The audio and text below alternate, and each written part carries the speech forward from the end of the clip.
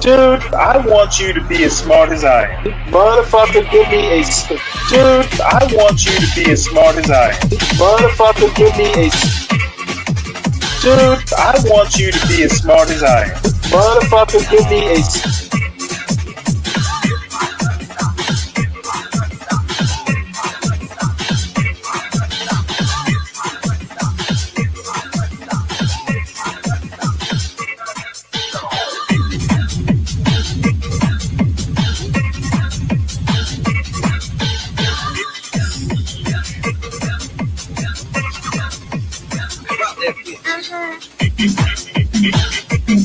Dude, I want you to be as smart as I am. Motherfucker, give me a specific...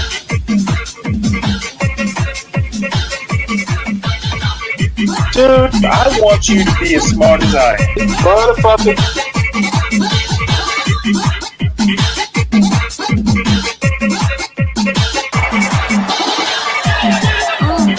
Come on out, you rapist!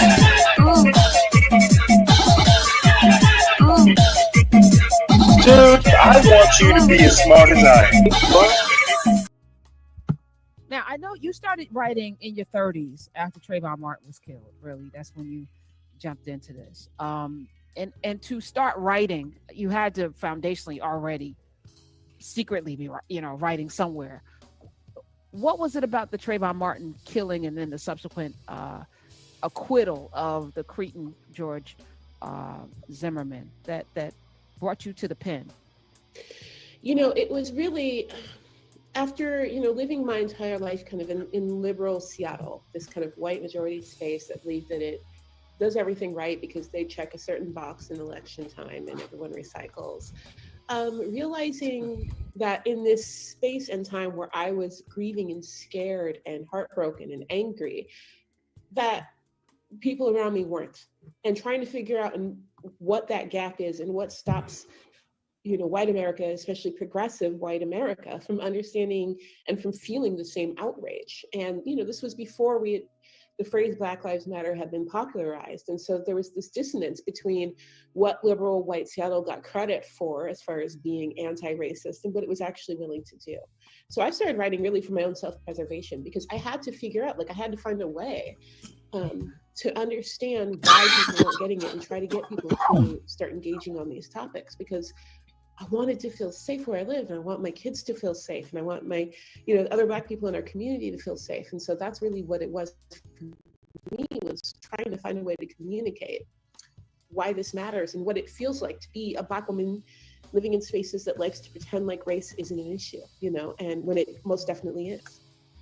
And in fact, the term Black Lives Matter was born out of the travesty of the taking a life of that 17-year-old and then the acquittal, because I think many of us were stunned. I remember, I was like, surely after Tamir Rice, surely after a 12-year-old, like Mike Brown, you can say, okay, Eric Garner, he had some run-ins before, but a 12-year-old playing with a toy gun in an open carry state is gunned down in 3 seconds. Surely America is going to be outraged by that. Surely. And it didn't happen. And then you start to realize, man, we really do live in two Americas where somebody could look at the exact same thing. I mean, but we saw it before that with Rodney King, right? So let me take it all the way back. Surely we watched the police beat the brakes off of Rodney King. Surely they're going to be found guilty. Surely people are going to be outraged by this. This man's face looked like, like a dog attacked him. And then they were acquitted and it was okay. It wasn't until OJ that I realized that we really lived in two Americas, because I remember running around the New York Daily News like I had won the sweepstakes or something, like I'd hit the lotto when they said not guilty. And not because I liked OJ, I thought he was trash, but that for the first time in my lived history that a Black man got off. And I saw white women huddled and crying. Sina Ijeoma holding each other, looking at me like I was crazy. And I thought everyone would have the same reaction that I did. Like OJ was going to come after them? I don't know. No, they were upset, boy. And I was like, what? I was in my 20s or something. I was like, this is weird. Why aren't they feeling what I'm feeling? So we live in two Americas. Your book, The Dangerous Legacy of White Male America. Why'd you start with white male America? Because 55% of white women are problematic. I'm just going to say it, put it out there. Yeah, so absolutely. So the full title is Mediocre, The Dangerous Legacy of White Male America. And I think that it's important to recognize, because what we're looking at is that phenomenon of the people we choose to lead us. And so that's something that a lot of people are indicted in that phenomenon. It's about how we consistently say that, this is serious. I can swear on here, right? Yes. Okay. So like we just had a whole episode. We had a whole episode about Kegels and farts before you got here. So there you go. So, like the idea that we should be led by these incompetent, shitty, violent, oppressive white men is a concept. It's an idea that we're all complicit in, some more than others, right? Mm-hmm. So what I wanted to look at was the power structure, that identity that we all play a part in, and within it, recognize who's upholding this. And so white women, where white women have been extreme oppressors, have been violent in our history, especially around race, has been where they have tied their future to white male power, right? Where they have decided to call in white male power to defend them, to give them their own relative power. And so they play a part in it, but it's all upholding this system of white male supremacy, right? Mm-hmm. So it's where white women have decided, this is the closest I'm gonna get to power, is by leaning into white male violence. I'm gonna call the police, who are, the armed faction of white male supremacy in America. I'm going to do these things to give myself more power, to make, to center myself where I can. And so that's what I wanted to look at, was the structure itself. And hopefully readers will see where, oh shit, I played a part of this. I've been upholding this as well, and start to break away from those harmful patterns. Who is the most mediocre in your book? Who is the king of the mediocres? It's so hard. There's so many. It's like, what's your favorite movie? Right. Yeah. There's so many mediocre white men throughout the book that you're just sitting there like, oh, wow. Some of the ones where it's like. And how far back did you go, by the way? So we went back to Buffalo Bill is about where. Okay. All right. Yeah. So we've covered some ground. A mediocre white man. George Preston Marshall probably is one of the most mediocre. So he was the founder of the Washington Skins, the racial slur name. Oh, right. And the way in which he clung to his refusal to desegregate his team, even when it was costing him wins, even when white sportscasters were mocking him because he was like allergic to winning, because he didn't want to admit that Black football players maybe could win some games. And if he, and then of course, when he was forced to bring in Black players, he had a stroke and died. And I like to think that's what did it. I'm sorry. That was. I should laugh at that. So, that to me stands out as one of the stories where it's like, oh man, you committed yourself to a crappy, failing team because you loved racism so much, and it actually maybe killed you when you were forced to step away from it. And he even put in his will that none of the money in his will could be used towards desegregation. Imagine being that committed to something where you're like, even when I die, Okay, so tell me about Buffalo Bill Cody.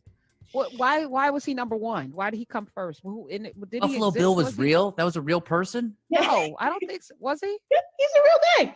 Yeah, he's a real guy. And Cody, Wyoming is named after him. He's considered one of the founders of the city, Cody, Wyoming. Huh. He was a real person. So I knew that was probably a chapter I knew from the beginning of the book was going to be in the book. When I stumbled upon the Buffalo Bill Museum, which is a whole city block museum dedicated to the legacy of this dude, and walked in and saw their Zulu warrior exhibit where they had Zulu warriors that would travel with this, which was the most popular show in the world in its time. Wait, pause. Yeah. What is it like? Because I know they had human zoos in America and in France and in other places. But why would they have a Zulu warriors are not they're not, this is not the country where a Zulu warrior would be even captured. Yeah, What so was that it's about? definitely, it's a fascinating, way. But yeah, it started out, Buffalo Bill was like one of those guys, William Cody was one of those guys who had like 10 careers, but really wanted to be an actor. But he would do, at the time, which was engage in white male violence of joining these militias to help force native populations off their land. And he became famous because he was known for slaughtering buffalo, which was a way to control native populations. It was a tool of genocide to get rid of their food source. And so he was named the Buffalo Bill by bragging about killing thousands of buffalo for sport. That's where the name came from. So this is a guy that the whole West, like the whole generations, of, especially in the 50s and 60s, of young white men, basically from his time through the 60s and 70s, wanted to be like. And so then he started a stage show, and his first prop was the actual scalp of a native individual that he had killed in battle that he would pull on stage. But from then the show grew, and he wanted it to be a history show, a living history. And he would have his Zulu warriors that would come in. Sometimes there would be like pardon deals made with captured native leaders saying, if you participate in the show and ride around on a horse in a full headdress, then you won't be on the reservation or you won't be in jail. And so it was this show that was the most popular show on earth, made him incredibly wealthy, contributed to a lot of violent stereotypes about Native people and other people of color, contributed directly to the mass genocide of the buffalo population in this country. And he has whole cities throughout the West named after him, whole city block museums named after him. And let me assuage the feelings. It is a stereotype. Mediocre white males is a stereotype, Ryan. If you didn't personally design that building, don't be one of those mediocre white males, and don't get your feelings hurt if you're not mediocre. Don't fucking worry about it. Damn. Helped shape an entire generation of white manhood. And he's thought of today, like you'll read articles that say he was a friend of the Indian, that he was a conservationist, that he was a feminist. And his legacy, what he actually was incredibly violent and mediocre. And, half of his legacy was built on lies, and stories he would make up about himself. But it's how we define white manhood throughout the West. Isn't that American, though? We're talking about Ijeoma Oluo, and her book is called Mediocre: The Dangerous Legacy of White Male America. I've been talking about this from George Washington all the way through. This country's built on hypocrisy, lies, mythology, and this creation of whiteness, which was just simply to create a power structure where they always stay in power. It's genius at the same time. At the same time as it's mediocre to build a fake construct called whiteness and blackness to create race to stay, and it has worked. It has worked. So who's reading this book? Because if you're a mediocre ass white person right now, you're not trying to change the narrative. Ijeoma, that you don't want to admit to this. You're not going to buy into this. So who's this book for? I've had to build a writing career with no desire whatsoever to have white men read my book. Like, that's something I have to throw out the window right away, right? Where I start aiming and going, what can I do to get white men to read this? I've lost the plot. Absolutely. I know some will, but that'll be a bonus, right? Because I do hear from some white men who feel trapped, who feel very much like, hey, this deal isn't working out for me the way it was supposed to. I don't feel, like I'm going to be as powerful or successful as was promised to me. What do I need to do? But for me, that's not my goal. My goal is that there's a whole hell of a lot of people who know something's wrong. And there aren't actually enough white men in this country to uphold white male supremacy on their own. If we all stopped participating in it and said, this is unacceptable, we want something better, we could actually make some real systemic change that can help everyone. And that's what I want people to recognize. So I want people to read this history and say, oh, okay, this is a pattern. And this is a pattern that I've been subjected to, that I have the right to demand change. But it's also a pattern I've participated in where I needed to change in my communities and in myself. And that's what I want people to see. So, you know, for people of color, I want this to counteract the gaslighting that tells us that this isn't really happening, that it's not a pattern, that it's all individual actions. If something bad happens to you, it's because you did a bad thing. And instead, no, this is a system we've built. But I also want maybe white women who understand something's wrong to say, oh, this is actually a system I play a part in as well. I don't get to just say, yeah, white men suck, like I'm not connected to white men. I don't get to act like, you know, we're separate. And liberal areas like where I live in Seattle don't get to say, well, we vote Democrats and we're not a part of the problem. I want people to understand that this is a pattern of history that's not defined to one particular area, not defined to one particular political ideology. And we have to be really conscious and make a real effort to break away from it. But that means we have to know what it looks like. 866-801-8255. As you're talking, I'm grateful because I think we've been woefully miseducated on purpose. So that's part of the other flip to this, is that our school system codifies the mediocrity. We learned all about these mediocre people and we put them on pedestals. We have monuments to them. We have statues. We have holidays. And so we grow up believing in Santa Claus, you know, in the form of our leaders. The hardest thing, I was just having this conversation today, is to, everything that you believe is wrong is to admit that. That's one of the hardest things. It's like, now what do I do with all of this? I've learned this and I know it for the last 40 years, 50 years. What do I do with this? How do I rethink the things that I've been taught? Mm-hmm. And I think that is something where I think right now white America is caught in a lot of fear, right? To realize that you've sold out your community, your friends, you've sold out human beings and your own ideals for this reward that was never coming to you, for this belief that, you know, in an ideal that never existed. That's got to be incredibly painful. And I think, you know, the older we get and the more we've built our lives around it, the more harmful that can be. And I'd say that's harmful in every community, but I'd say right now, the white community, the pain, the pushback we're seeing right now, you know, and seeing what the Trump administration is saying, that we're not allowed to talk about systemic racism, it's to avoid that, right? That knowledge that, oh, the system was unfair, and not just unfair to populations of color, but like that white men have been screwing themselves over by signing on to this system as well. And that is something, you know, I call white supremacy a pyramid scheme because that's how it acts, right? It gets people to sign in saying that their payday's coming. It's never going to come.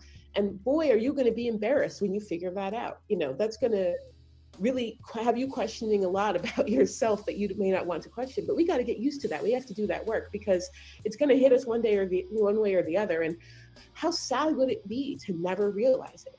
That you've been caught, to live your whole life just think, oh, you know, one day this whole white manhood thing is going to really, you know, I'm going to be a king one day. And you're not going to be a king. What you're going to do is just participate in brutality and violence and then die. And so I would rather we figure this out and separate from it, even if it's painful, than live our whole lives in ignorance and hurting each other because we don't want to admit it. Mm-hmm.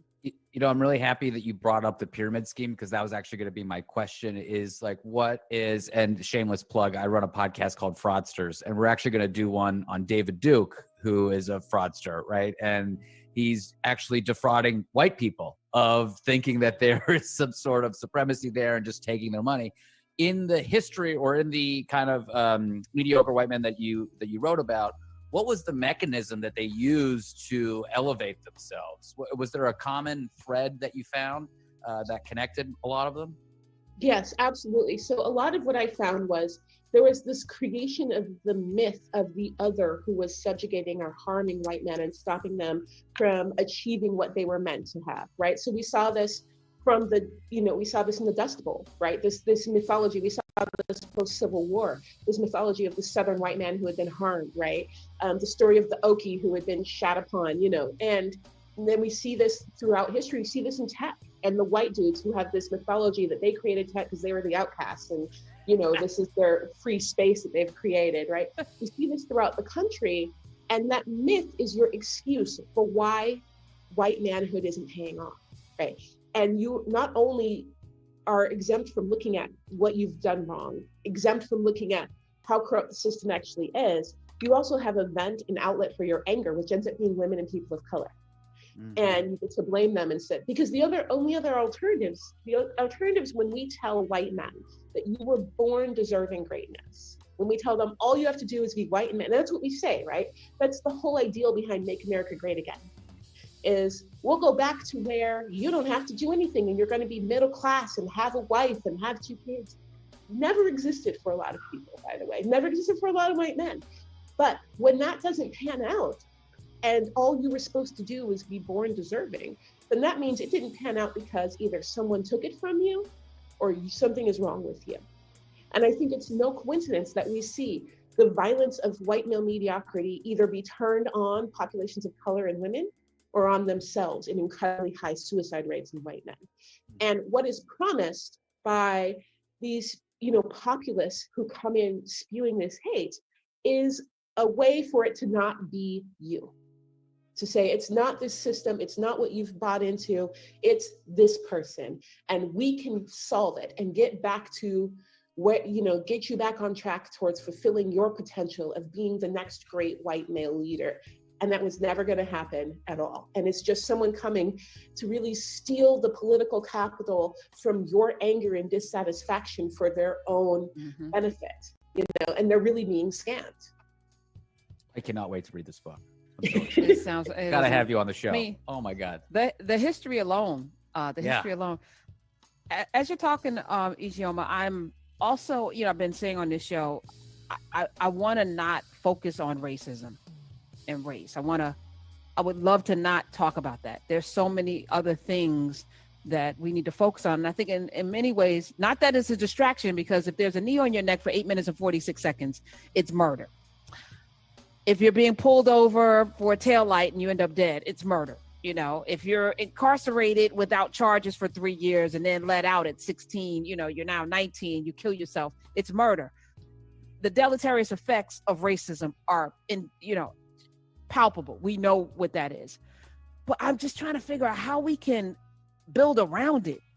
Like you said, if we all agreed, because anti-blackness lives in Black people, we're built, it's 400 years of being indoctrinated about your own hate, your own lack of work is powerful.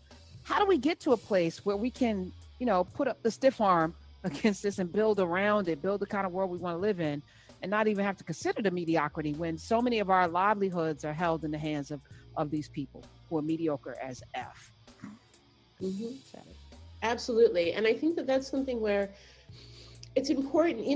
I think that we have so much work to do in understanding the issue of white supremacy and white male supremacy in this country and fighting it, but it has to be fought in different ways in different populations. And the idea that the Black population in particular is the population that's supposed to defeat white supremacy is an idea that needs to die, right? We need to understand it so that we know where we are and we can do the work in our communities and our healing and to fight where it has, gotten its hooks in us. But whiteness has to do its own work as well, and has to really do the powerful work of figuring out what it wants whiteness to be and whether it wants to continue on this suicidal path that it's on. And so the question I always want to ask myself is, what would Blackness in America be if white male supremacy disappeared?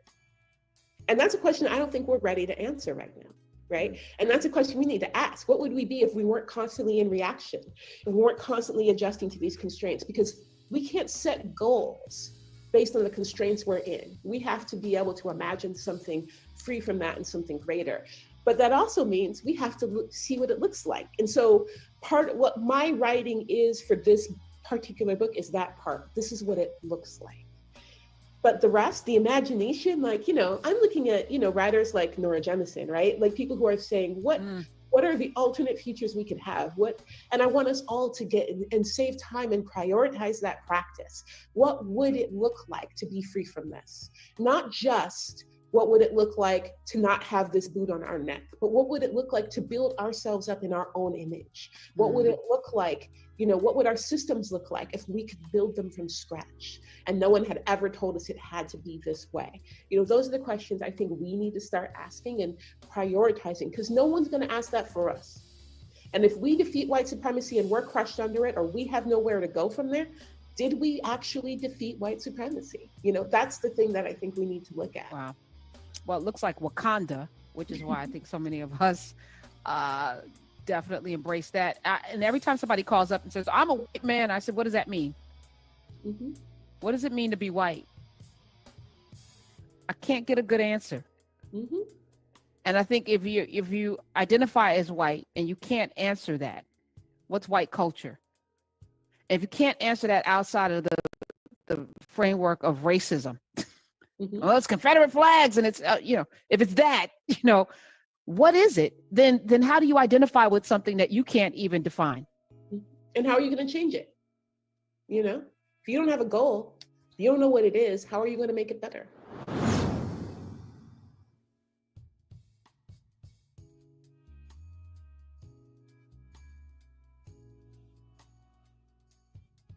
Good morning, everyone. Welcome to Stanley versus the World.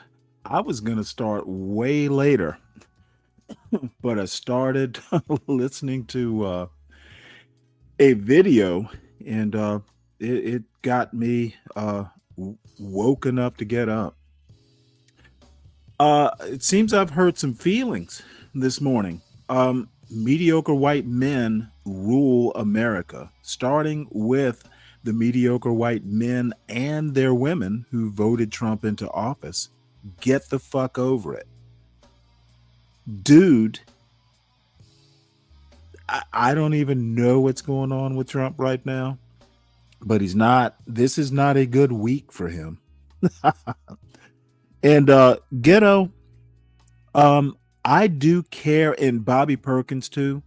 I do care about people. However, I am old enough and wise enough to know I can help the people I can help. I'm not going to worry so much about the theoretical Keishas and Ray Rays. I leave that for you. And by the way, Ghetto point of view, of course, you are helping your community. You are that kind of person. You're a quality person. So this video wasn't about you. You're not white and mediocre. Of course you help people. And quite frankly, from what I know of you, the interactions we've had on YouTube, dude, you're a quality guy. So thank you for your service. And I if I can ever help, please, dude, we can do a show about your work. I will help where I can. So salute to his Ghetto point of view, making a fucking difference. It's not a surprise that you make differences. Good for you. Ryan, stop. I would say a hit dog hollers. I don't think you're mediocre. Was the video about you, Ryan? I doubt it. Get over it.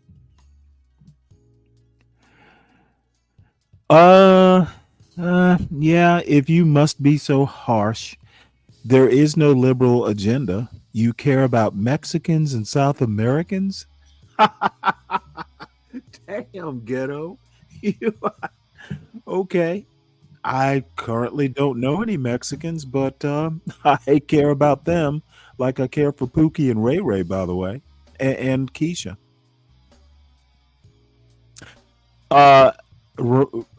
Ryan, don't get me down that road. There are other videos I will be showing in a few minutes.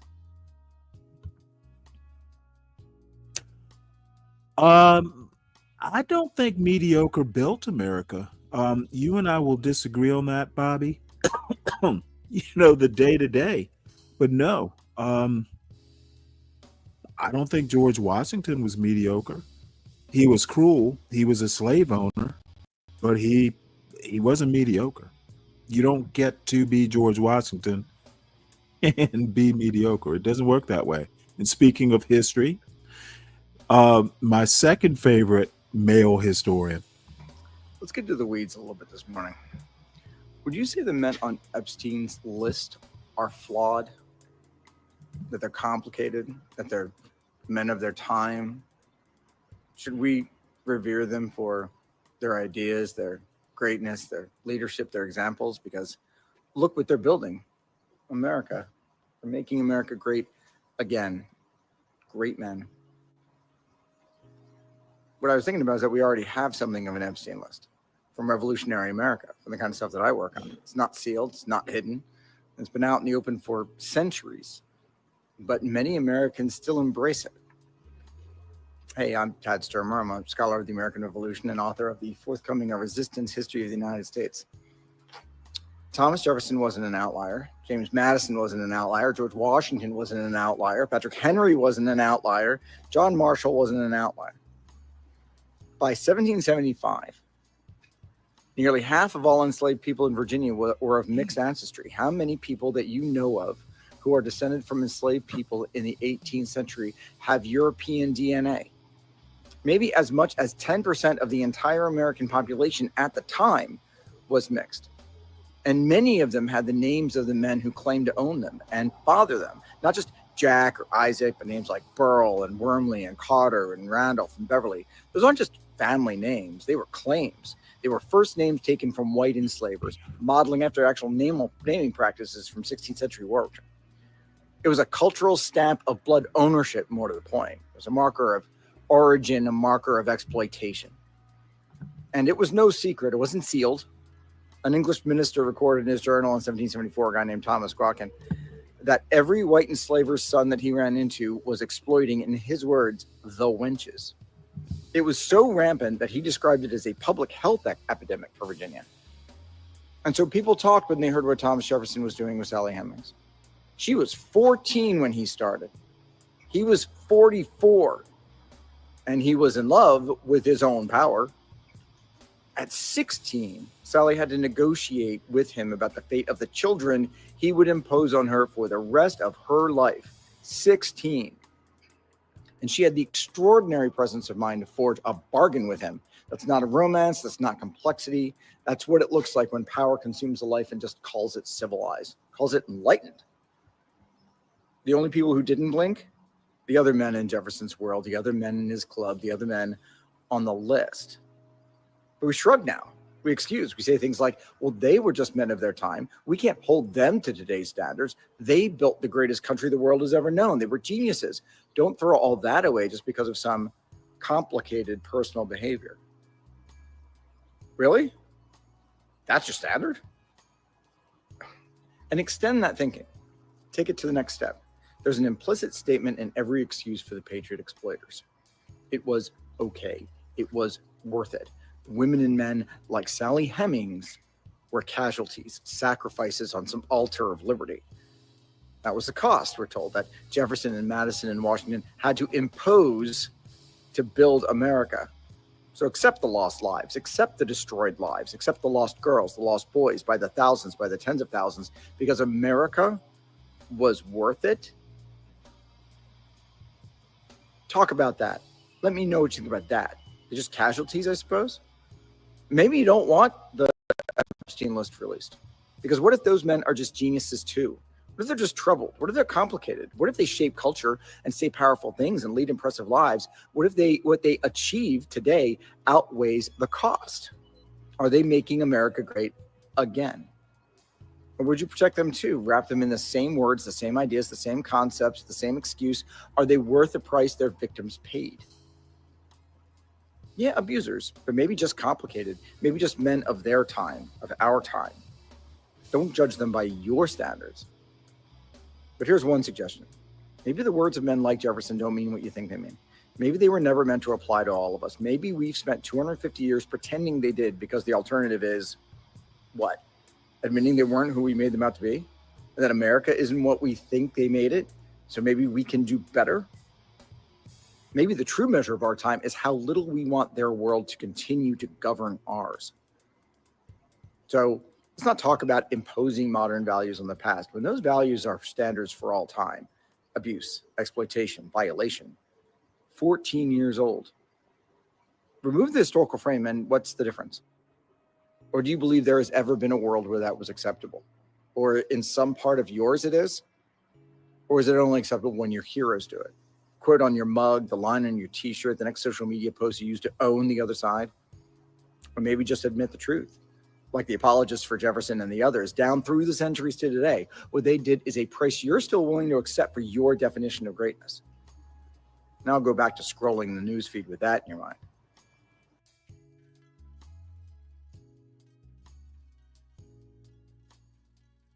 Well, we've got a lively bunch today. Bobby, you are absolutely right that mediocrity keeps the country running. And there's absolutely nothing wrong with mediocrity. The problem with mediocrity starts when it's confused with being exceptional or great. Mediocrity is fine, but it's mediocre white men telling us they are great, that they are geniuses. So nothing wrong with mediocrity or being mediocre. There's something wrong with confusing mediocrity with greatness, confusing effort with results. And let's see, his ghetto point of view.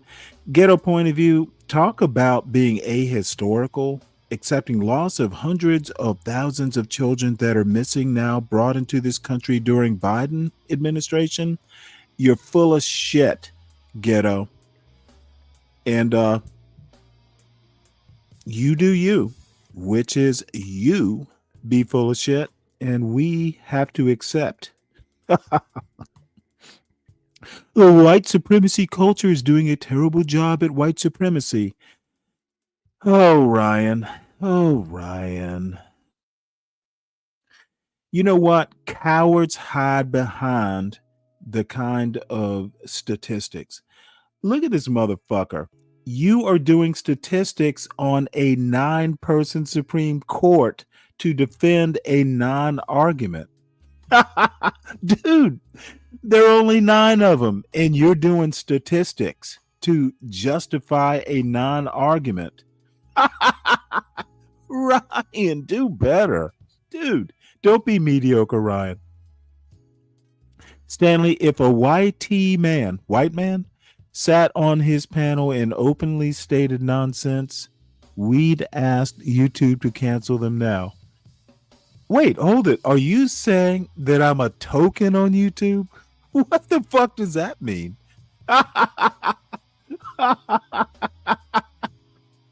Dude, you know what? This has got to be a show title. Stanley, if a white man sat on his panel and openly stated nonsense, we'd ask YouTube to cancel them now. That's going to be a show title, motherfucker. Oh, that is now that statement is not mediocre. I'm not going to say it's great. It's something, but it's not mediocre. What's up, Mela? How you doing? So let's get on to the next video. Thank you for making me laugh, Ryan. First laugh of the day. So this is David Blight. He wrote the last biography of Frederick Douglass. And I happen to like David Blight. I think he's Good evening a and funny welcome man. everyone. And he won a Pulitzer Prize for his biography of Frederick Douglass. And he helped me learn there was or is a black surgeon, retired black surgeon in Savannah, who had the biggest collection of Frederick Douglass like memorabilia. Like he collected Frederick Douglass stuff. And David Blight, who teaches history at Yale, convinced him after years to donate that stuff to a Yale museum. And I don't know the details of which museum, but it really was cool that an exceptional black man, retired surgeon, living in downtown Savannah, got to donate the largest collection of actual Frederick Douglass museum pieces to a Yale museum. It was totally cool, totally appropriate that an excellent Black man collected the memorabilia of an exceptional Black man. Okay, good evening and welcome everyone. My name is Loretta Lyons. I'm the programming librarian at Guilford Free Library. We're so happy to present tonight's talk, How the Aftermath of the Civil War Helps Us Understand Trumpism, with Yale professor David W. Blight. This talk is actually part of a series which is co-sponsored by the local initiative Witness to History, Slavery in Guilford. And now I'm going to turn it over to the initiative's co-founder, Doug Nygren. Doug? Thank you. I would like to begin by thanking the Guilford Free Library and Loretta Lyons in particular for allowing our group, Witness to History, Slavery in Guilford, to co-sponsor tonight's talk by Professor David Blight.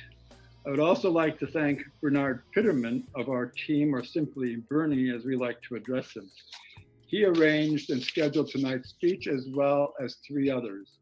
Please go to our website, Slavery in Guilford. Once again, Slavery in Guilford, one word, slaveryinguilford.org for details on these lectures. The library will also list them on their website. My name is Douglas Nygren. I am the chair of Witness to History. I am not a historian. I am a retired child therapist who treated abused children for nearly 30 years. In my work, I observed that trauma not treated tends to repeat in subsequent generations. I saw this many, many times. I think this is also true of nations. When I saw the Confederate flag waving inside the Capitol on January 6th, it made me think that we as a nation have not come to terms with the Civil War, our history of slavery, and racism. I've come to believe that this is as true of the North as it is the South. While in the South, the Confederate flag expresses that denial, in the North, the denial manifests itself through silence about the past and the absence of visual reminders, documenting that slavery once flourished here. Tonight, we hear Yale Sterling Professor of History David Blight, who is also director of Yale's Gilder Lehrman Center for the Study of Slavery, Resistance and Abolition. He has written numerous books and articles. His book, Race and Reunion, The Civil War in American History, in American Memory, won many awards, while his Frederick Douglass Prophet of Freedom received the Pulitzer Prize for History in 2019. The subject of his talk this evening is how the aftermath of the Civil War helps us understand Trumpism. It is my pleasure to present David Blight. Well, thank you very much, Doug. Thank you to Loretta and the Guilford Free Public Library and my friend Bernie Pitterman, who I know set this up. I'm going to put a couple of pictures up in just a couple of minutes. Let me just say at the outset that I will discuss tonight with you and welcome your questions about how the memory of the American Civil War era and of Reconstruction can help us, or warn us, if you like, about what has been happening in our country over the past, let's say, at least 4 to 5 years of the Trump era, but even a longer period back, I would suggest at least 20 years, back to the year 2000, then up through what happened with the Tea Party movement. There's a lot about Trumpism that was born in the Tea Party movement. But I'd also say this, I've done many interviews, been on many webinars, discussions of all kinds over this past year, because here we are confined to either our homes or our offices doing these things on Zoom. And I've been asked, I don't know how many times, lots of times, this kind of question we're facing here tonight. The only other election or inauguration transition of power to really compare, now that we've seen the aftermath of this election, the only one really to compare to in our history is probably 1860. That's unfortunate, because that's the one election in our history where the side that lost truly refused to accept the result. At least 11 states refused to accept the result. And when Abraham Lincoln was elected as the Republican candidate, a party based almost exclusively in the North, those 11 slave states of the Deep South chose to secede from the Union. Well, 7 did it first, and then 4 after the firing on Fort Sumter. We've never had another election that resulted in secession. We've never had another election that resulted in the refusal to accept its result. Now, we've had disputed elections, of course, in 1824, in 1876, and of course in 2000, an election most of us remember. That certainly was disputed. It was disputed only in one state and settled, one might say ironically, and one could still argue unconstitutionally, by the Supreme Court, rather than in the House of Representatives, which is what the Constitution actually says. At any rate, but we've never had one where the candidate who truly lost the election developed a narrative, a story over and over and over and over. In fact, he had rehearsed it for months and months and months before the election, and then rehearsed it again and again and again after the election, that it was rigged, that it was fraudulent, that there were millions of votes altered or stolen, and that he was the true winner. We had no idea that it was going to result, or at least I don't think most people did. Maybe some people in the intelligence services did, but we had very little idea that we knew there'd be a rally in Washington, but we did not know they were so organized and prepared to assault the U.S. Capitol and try to physically stop the count of the electoral ballots. This has never happened before. So it's a genuine marker in our history. Now, I will suggest several ways here that how the memory of the Civil War and Reconstruction took shape in America over the first 50 years and even the first 100 years and right on down to today, more than 150 years later, can help us understand what we've been living through and what may be yet to come in terms of whether Trumpism, this following, this extraordinary following, that this argument of a stolen election and this candidate that, or this president who developed a kind of a cult following, broad cult following, that simply believes the stories and the conspiracies that he tells them. Now, he's not solely responsible, of course, for all these conspiracies. No one person could be. But we've got a lot to learn here about how, after the American Civil War, a society struggled desperately after a vast bloodletting, a huge scale of slaughter like Americans have never experienced before that or any time since. How this country put itself back together, or did it put itself back together, and how did it try to find a balance? And this is our challenge now too, a balance between justice on the one hand, which had many definitions, and healing on the other hand, which also had many definitions. We are living in a circumstance right now where we are trying to understand if there is any kind of path to unity in this country, and it often seems daily now that there's not much of a good path, but if there's a path to unity, how do we do it? And how do we find unity and healing, if you like, and still have justice? How do we find that balance? Well, let me go back. First of all, I want to show you two images of two Civil War monuments that are very different. And yes, thank you, Loretta. If you could put up that first one from Charleston. I'll be brief with these images, but I just want to show you a contrast between that's great right there. That'd be fine, because I want them to see the base of the monument in particular. This is a monument in Charleston, South Carolina. If you're familiar with Charleston, it's in Battery Park, right down on the harbor. It looks out directly at Fort Sumter, which is well over a mile out in the mouth of the harbor. It is called the Monument to the Confederate Defenders of Charleston. It was erected late in the Confederate monument building process. I believe it was the 1930s. But the most important thing on this, and you can see it's a it's a completely classical sculpture. I guess an angel of some sort, a guardian behind the Roman soldier, I suppose, a naked soldier with shield and sword, reaching for, ancient classical meanings and roots. But it's the inscription around the bottom that I want to point to.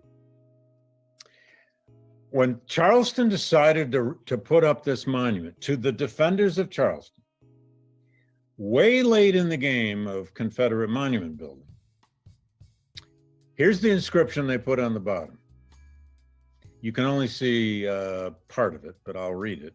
It reads, "Count them happy who for their faith and courage endured a great fight." Once more. Count them happy who for their faith and courage endured a great fight. Now, it doesn't tell you anything else about Fort Sumter, where the Civil War started. It didn't tell you anything more about how many people from Charleston died in this war. It gives you no details whatsoever. It's just a stunning monument.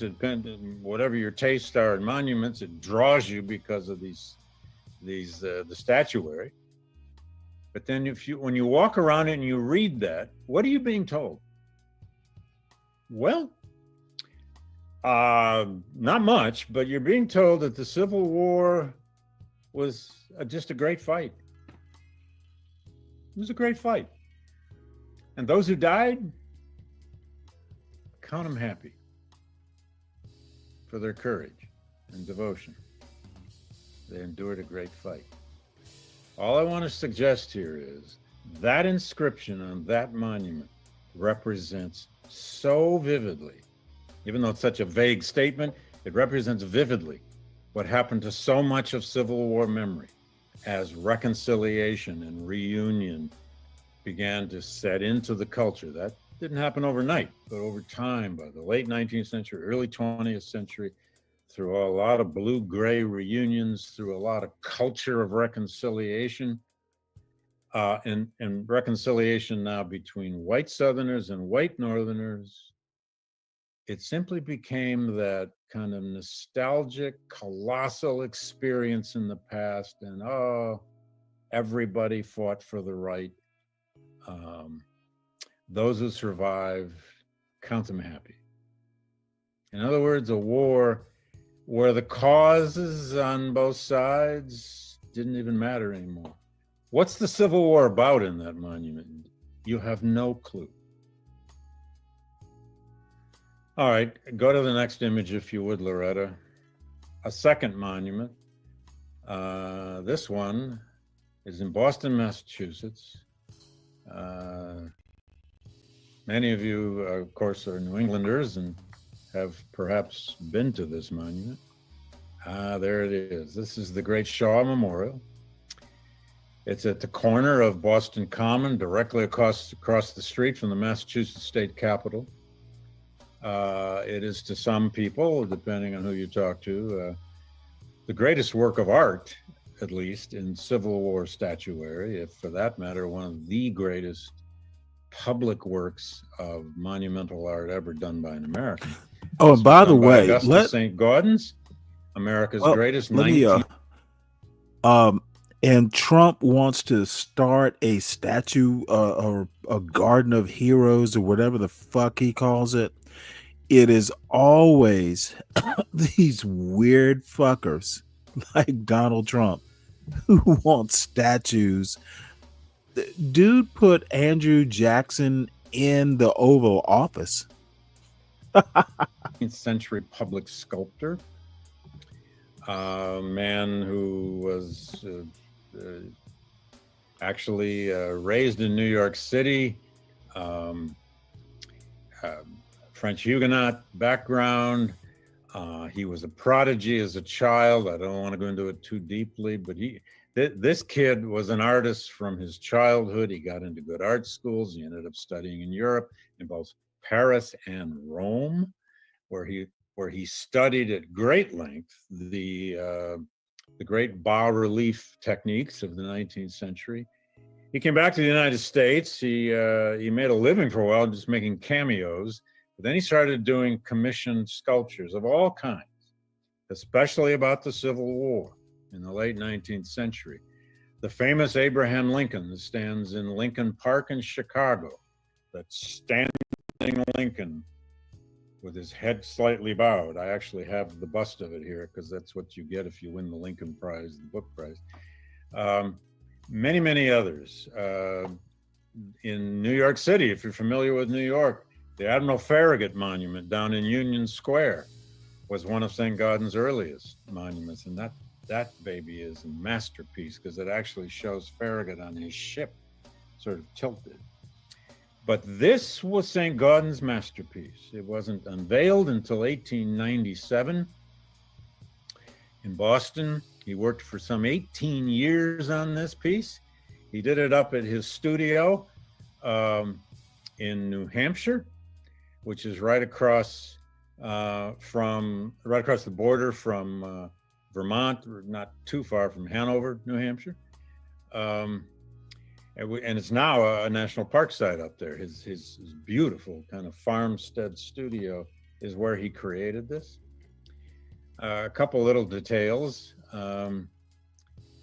You'll note the black soldiers behind the man on the horseback. The man on the horseback is Colonel Robert Shaw, who was the commander of the famous 54th Massachusetts Black Regiment, the first black regiment in the Civil War to be recruited in the North. It wasn't the first black regiment, but this regiment was recruited from all over the northern states, and even some of them came from the Caribbean.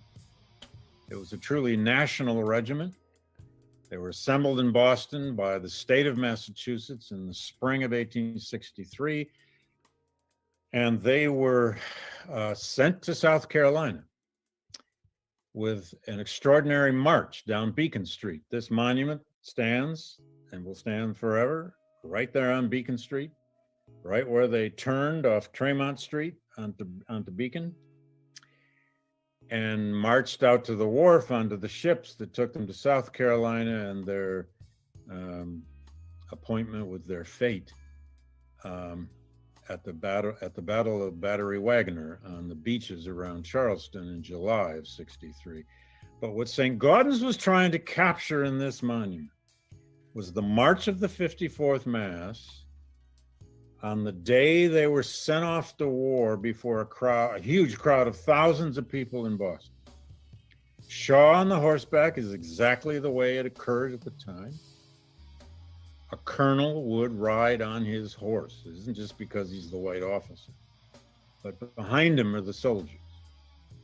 There are 22 individual faces in this monument of black men and very young boys. If you look at the front of that line, you see the drummer boy. That kid couldn't be more than 14 at most.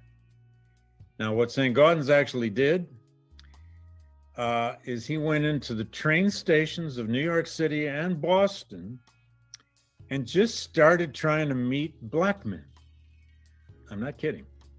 He recruited them of all ages, because he knew in the 54th there were men of all ages.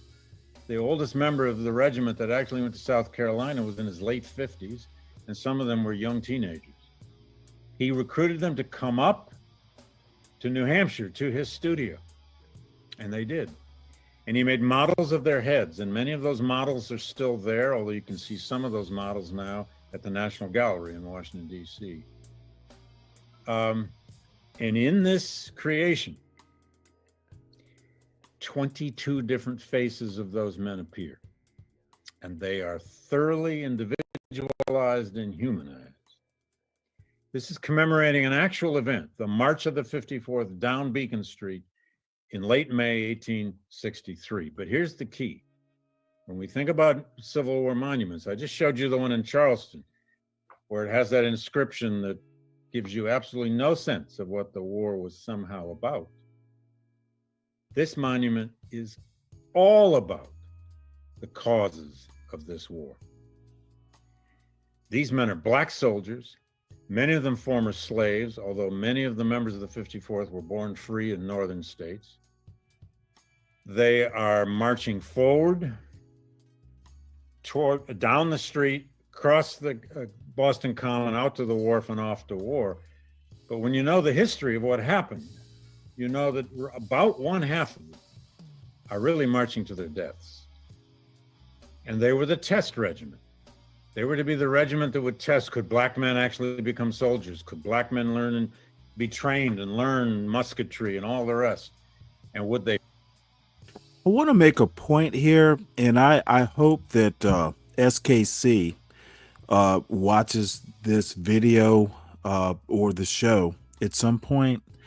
When I say Black people fought for their own freedom, and SKC and all these motherfuckers want to worship whiteness to an extent that, ooh, Black people couldn't have been free without, motherfucker, we earned our freedom. And when I say we, I mean like the historical we, the royal we. I didn't fight in the Civil War. However, there is pride in knowing that there were Black men who got up off their ass and fucking bled to free other Black people from slavery. Y'all motherfuckers like SKC, and I know I'm being excessively mean here, but I think all of y'all motherfuckers are dumb. I think Ryan, you're dumb. Motherfucking SKC is dumb. John Galt is perfectly stupid. You can't think conceptually, and y'all are motherfucking boring. Black people got their own freedom because they wanted to motherfucking be free, and the dumb fucks who want to, and look, Dirty Dude, you are my brother. Ryan, you are my brother. I'm talking about white people. I'm not talking about individuals. The concept of white people, the conceptual white people. So don't call me a motherfucking racist. Ryan, you and Dirty Dude, y'all would fight. Y'all are good people. I'm talking about the conceptual whiteness. And therefore, when I say white people, I don't mean the people in this motherfucking chat. Black people in America wanted to be free, and it took centuries. Therefore, we were free, though. And that Black people, Black men specifically, fought for their freedom. It disturbs me that his ghetto points of view are so limited to what happens in the ghetto and don't really get American history. Fuck the motherfuckers who don't understand concepts. I get bored. John Galt, boring. His ghetto point of view, boring. SKC, boring. Deacon Dave, boring. And good morning, Deacon Dave. I see you. Stop being boring fucks. Start reading books. Start thinking conceptually. Not everything's about your own personal experience. When I say mediocre white men, am I talking about you, Ryan? Probably not. But if you feel offended for all the white men, feel free to do it. But I'm not. I don't think she knows you, Ryan. She's probably not talking about you, Ryan. Dude, get a fucking life. Fight. Well, the 54th definitely fought, and they were sent into a situation where they had no chance, an almost suicidal slaughter. Dirty. You know what? I've got beat up in the last day around the harbor of Charleston. But what you really see here are the movement of the bodies. This is a great artistic achievement. And the depth of that monument from, say, out at the point of Shaw's sword and his boot to the rear of the wall of the monument is barely 2.5 feet, maybe 3. I don't even think it's 3 feet. But what St. Gaudens achieved in this monument artistically is just magnificent. But the most important point here is, what is the Civil War about? Well, by the summer of 1863, it was a war to destroy slavery. And it was now also being fought, not just by white soldiers, but by black soldiers, who, in the sensibilities of most Americans, had to die to be recognized as men. This monument tells a story, a deep story. This story of Civil War memory is not the one that caught on most deeply in most of American culture in the 50 years and more after the American Civil War. It did in Boston, it did on this monument, and it still does. Okay, Loretta, you can remove the pictures now, and I'll just carry on a bit here. Thank you. So I want to just discuss briefly what I did with that book called Race and Reunion, which is frighteningly now almost 20 years ago. I did kind of what historians do. I did a vast amount of research for years, all over the South, all over the North. But then I boiled things down to 3 kinds of Civil War memory. And there may actually be a 4th. There have been other books written since. I've had a few critics who suggested I might have left one out. That's fine, and I'll mention that. But the first form of Civil War memory that took hold in this culture, I called a reconciliationist memory. This took root in the process of dealing with the dead on a scale Americans had never imagined. Approximately 750,000 Americans died in the Civil War. Most of them in graves that were never marked, unknown. The second kind of memory I called the emancipationist memory. That Shaw Memorial, that's emancipationist memory. That's the kind of memory that was embodied in the way the war came to ultimately destroy slavery, had to destroy slavery in order to defeat the Confederacy, to conquer the South.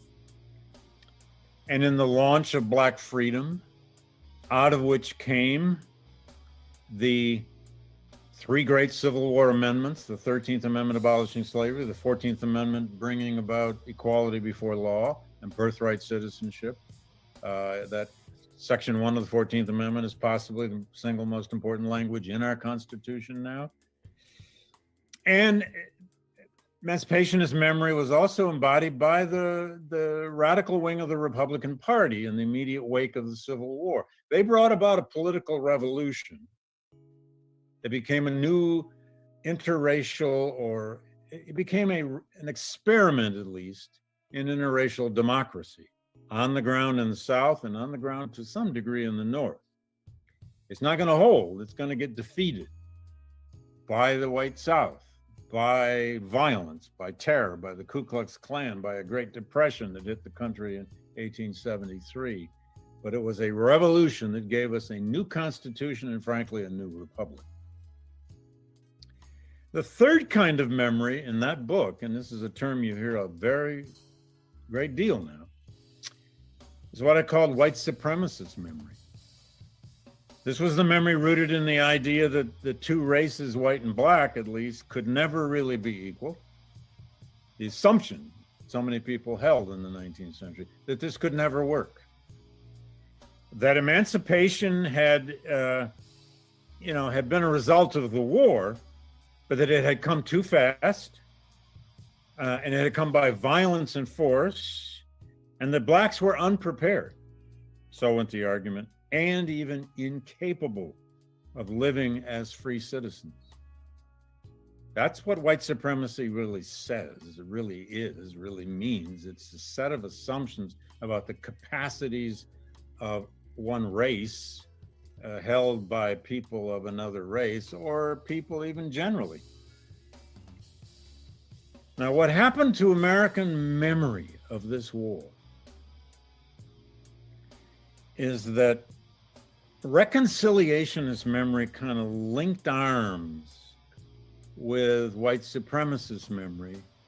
They became kind of the same thing in some settings by the 1880s, 90s, turn of the 20th century, that they delivered the country a, by and large, racially segregated meaning and memory of the Civil War by 1900, and certainly by 1913, at its 50th anniversary. There is a fourth kind of memory that a few of my colleagues and fellow scholars have suggested over time, and I'll at least name it. And that is, some people say there was also this large, and for a while at least powerful, kind of Union victory memory. That is, Northerners, every chance they got, saying, we won, we saved the Union, we gave it new life, and yes, we freed the slaves. Now, we freed the slaves, though, was not always the same thing as a commitment to African-American civil or political rights, or to any kind of racial equality, or even to working against the problem of violence and eventually lynching in the southern states. But there certainly was a culture of Union victory practiced by veterans organizations and by many other people. But again, as I hinted earlier, the problem this country faced, and here's where we can begin to think ahead as we try to live out of this era of Trumpism, however one defines that. And I can provide some definitions if you wish. As we live out of this era of Trumpism, as we live beyond this second impeachment trial, as we live with the growing legacy of 6 January and what happened with the assault on the US Capitol, as we will begin to see prosecutions of hopefully at least the 150 or so people who've been arrested, and one would hope even 200, 300, 400, 500 more. How will we find a balance from our own recent traumas between healing and justice? What will justice mean in the wake of the Trump presidency? Justice for whom? Justice how? Justice how enacted? In law, in policy, and in courtrooms. What will healing mean? Does it just mean neighbors learning to talk to each other again? Maybe. I doubt that that's enough in my own view. Is healing going to mean a president like Joe Biden who is almost congenital? Let me tell, I hate to pick on Ryan here. The answer, nope, I vote on policy. Oh my Lord. Is that how you absolve yourself? Dude, you vote for people who have policies. The notion that you vote on policy, oh my God, is that how you absolve yourself, Ryan? Ugh. It's, dude, I could do a whole show on just this statement. You vote on policy, not the person? Oh my Lord. Oh my God. Is that how white mediocrity justifies mediocrity? Oh, Ryan. Dude, you have met. Dude. You know what? I'm just going to let that go. A man who wants to build unity, who has lived his life in a bipartisan world of the United States Senate. And even when he was vice president, part of his job was to go to Capitol Hill and find some Republicans who would talk. Now, they didn't find many, did they? The Affordable Care Act was passed, don't forget, through that reconciliation process because not a single Republican would support it. What will healing and justice be? There were so many different warring definitions in the wake of the American Civil War of what healing or justice was supposed to mean.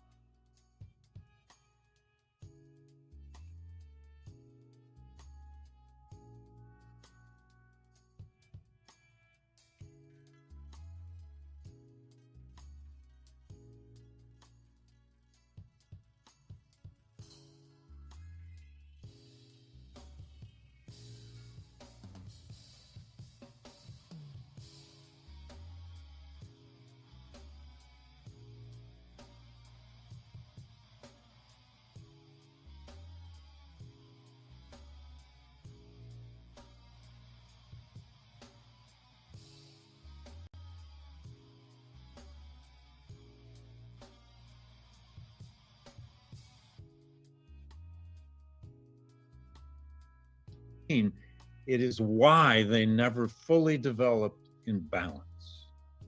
And that is the tragedy of the memory of the Civil War. How many warring definitions do we have right now of what justice and healing will be or would be in balance? Will we find that balance in some policies to come out of Congress? Will we find some balance between healing and justice in the in the COVID relief package, when and if it finally ever gets passed? Will we find some balance between healing justice and action taken about the climate crisis? Will we find healing and justice and action taken to try to rebuild America's infrastructure? And what about our oldest, deepest, most vexing problem of all? Race. What kind of policies will bring us together, to use that overused phrase, but there really isn't a better one, around the question of racial equality, genuine equality, genuine dignity, dignity in action, dignity in practice, dignity in law. There's a reason these things are not easy. It's because you're trying to reconcile tremendous conflict.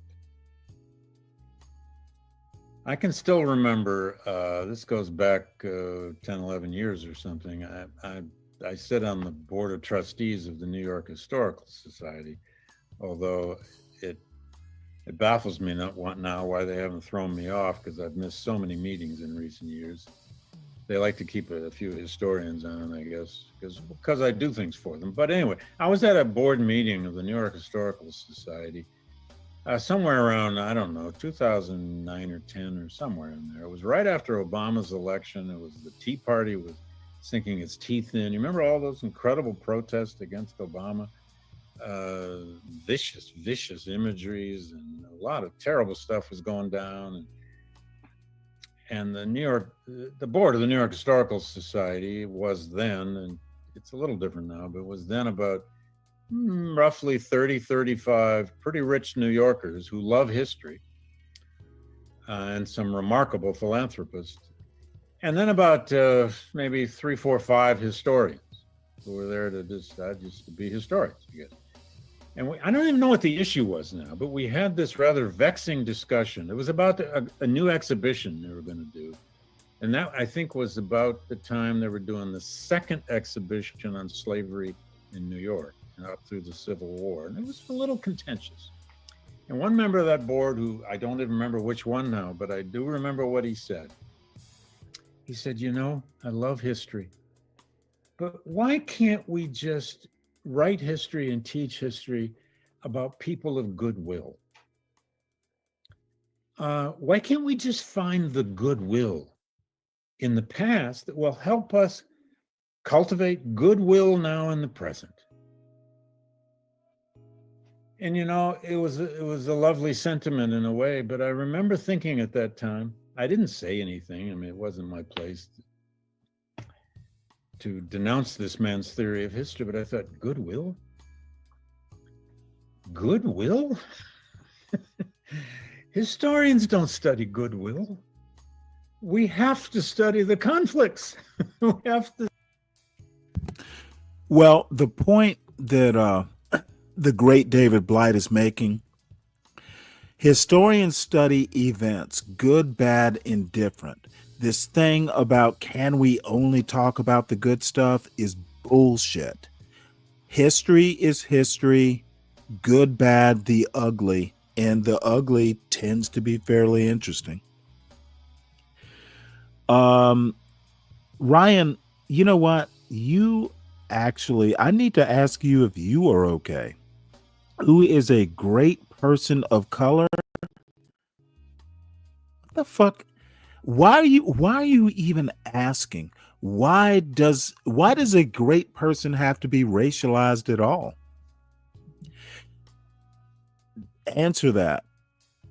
We're talking white mediocrity for a reason. And I usually do news stories, but I'm breaking the format just to make a point. White mediocre males are a problem when they start thinking they are excellent and actually run the country.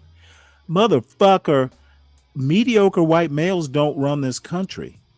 Notice that, Ryan?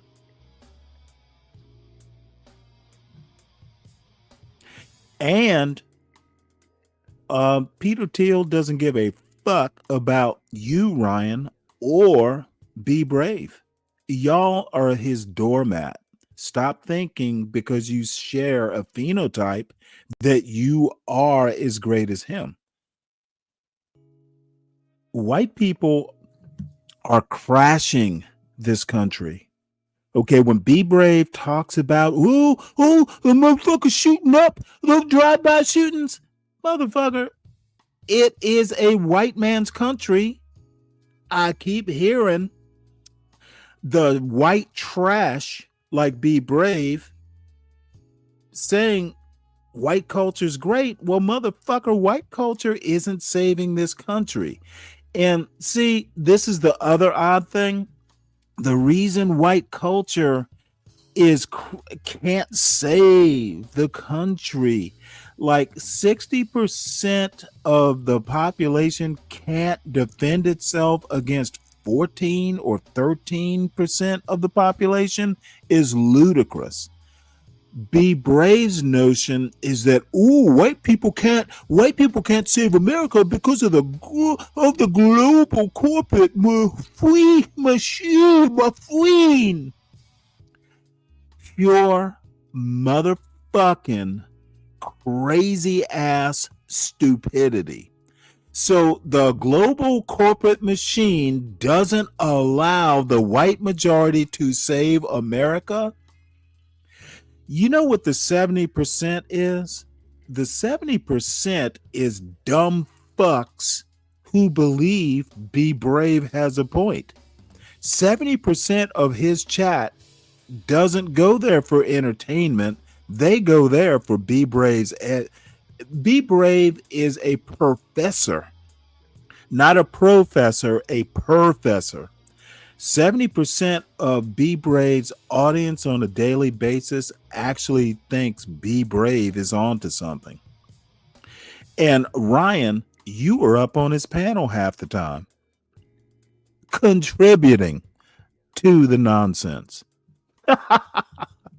Dude, don't talk to me about white mediocrity. I won't get personal. Be Brave is a motherfucking menace. And the menace, what disturbs me, and I've said this several times, is that most of his audience are anti-black blacks. It is the John Galts who think Be Brave is not mediocre or absolute white trash that are the threat to the quote black community. It is the motherfucking moronic blacks who worship white mediocrity that are the huge problem to the black community. Now, mediocre white men, they don't run the country. They are the shopkeepers. John Galt is John Galt is funny. He is funny. Especially when he gets drunk and high as a kite. Of course he's funny. Who wouldn't be? Study the blood. We have to study the struggle. And if there'd been goodwill to find, we might not have had that bloodletting in the 1860s. And what followed in the aftermath, a lot more bloodletting across the South. An estimated around 3,000 to 3,500 people killed by the Ku Klux Klan alone. And goodwill? Come on. It's not what history's about. So, here we are. I want to say a few more things about this problem of Civil War memory, and then help perhaps transition for us into our own present and our own struggles with these issues. Now, first of all, there's a difference between history and memory. It's very important to try to keep this in mind. History tends to be what historians do, the histories we write, and then the teaching of history.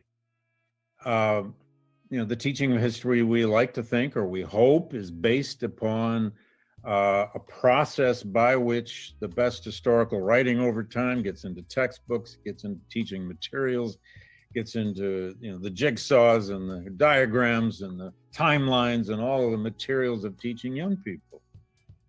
We hope. And great strides have been made in this in the past half century. I know that from working for 25 years and more with secondary teachers and summer institutes, from being a co-author on a college level American history textbook. Things are very different now in some ways from when I started as a high school teacher in 1971. History tends to be the process by which we go from libraries and archives to historians to teachers, and then a narrative, a story, a sense of history into the minds of youth and into the minds of adults. Memory, however, is in some ways, many ways, a very different thing. Collective memory, historical memory. Think about how we talk about history. Well, history gets revised, right, by historians. Some people hate that word revision, although that's exactly what history is. You don't want your doctor not to be a revisionist, do you? You don't want him to remain an alchemist from the Middle Ages. You want him to learn. Well, historians learn too, and we sometimes change our interpretations. Well, what do we do with memory? We don't usually revise memory much. Memory comes down to us from family. It comes down to us from institutions like church and schooling. It comes to us from popular culture. It comes to us from the movies. It comes to us through images.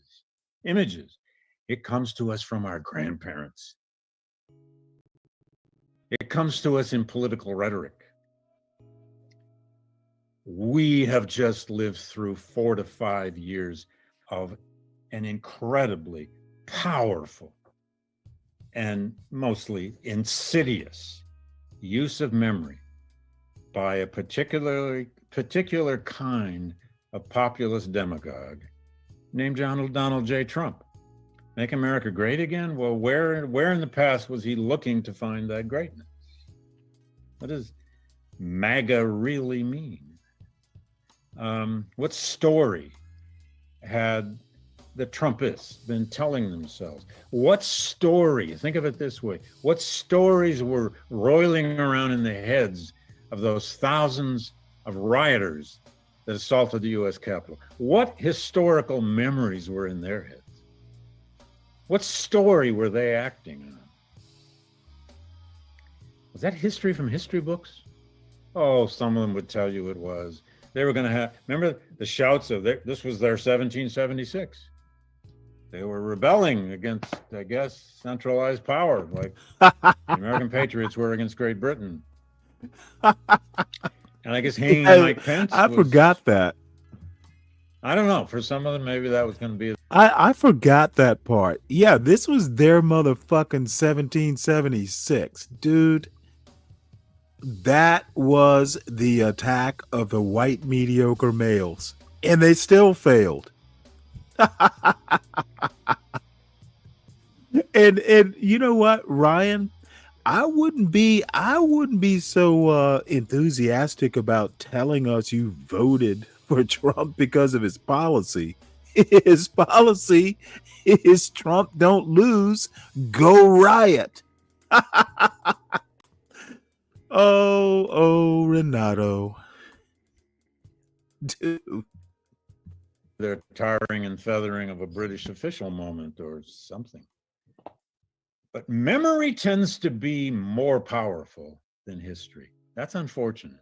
I'm a historian. You know, I believe in evidence. I believe in facts. I believe in trying to find the stuff and then write my story based on that. And if I can't say I believe this is the truth, I shouldn't write it. Yeah, we all have a point of view. Of course we do. And many of us write history that we want to persuade people with. Your favorite historians are those who persuade you. They're also those who probably write the best. But memory comes to us as told through the generations Memory tends to be what people want to possess. People want to give it over to their children, their grandchildren. It is sometimes sacred. History, on the other hand, is essentially secular. It can be done by anyone. It can be written by anyone. It can belong to everyone. Memory, though, is often closed off. You're part of a memory community. You're part of a memory group. Irish Americans, Italian Americans, African Americans, Mormon Americans, make your list, go on and on and on. Here's our story. And here's our link to the larger story.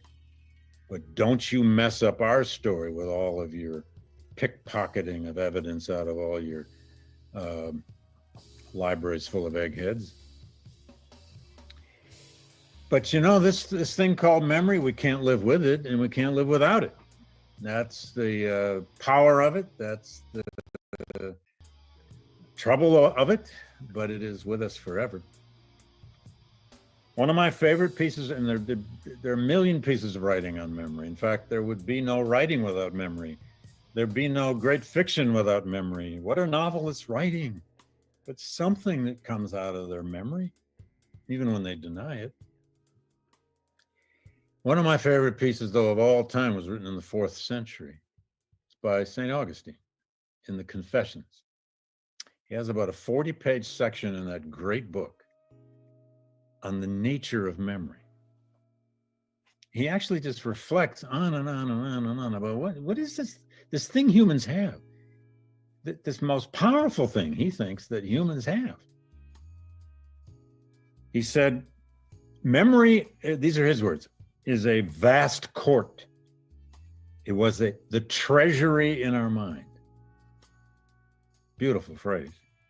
Also, it can be dangerous. He said it was a great chamber. And he said, no one, this is St. Augustine's words, no one has sounded the bottom thereof. In other words, memory is potentially limitless. Even though we all know we forget a lot, don't we? Every day we forget things. We know that from neuroscience research. And then Augustine said, quote, great is the power of memory, a fearful thing. Oh my God, he said, a deep and boundless manifoldness. And this thing is the mind, and this am I myself. It was Augustine's way of saying, I think, that we are our memories. They speak to us, they define us. We sometimes resist them. They sometimes, our memories may feel like they control us. We try to control them back.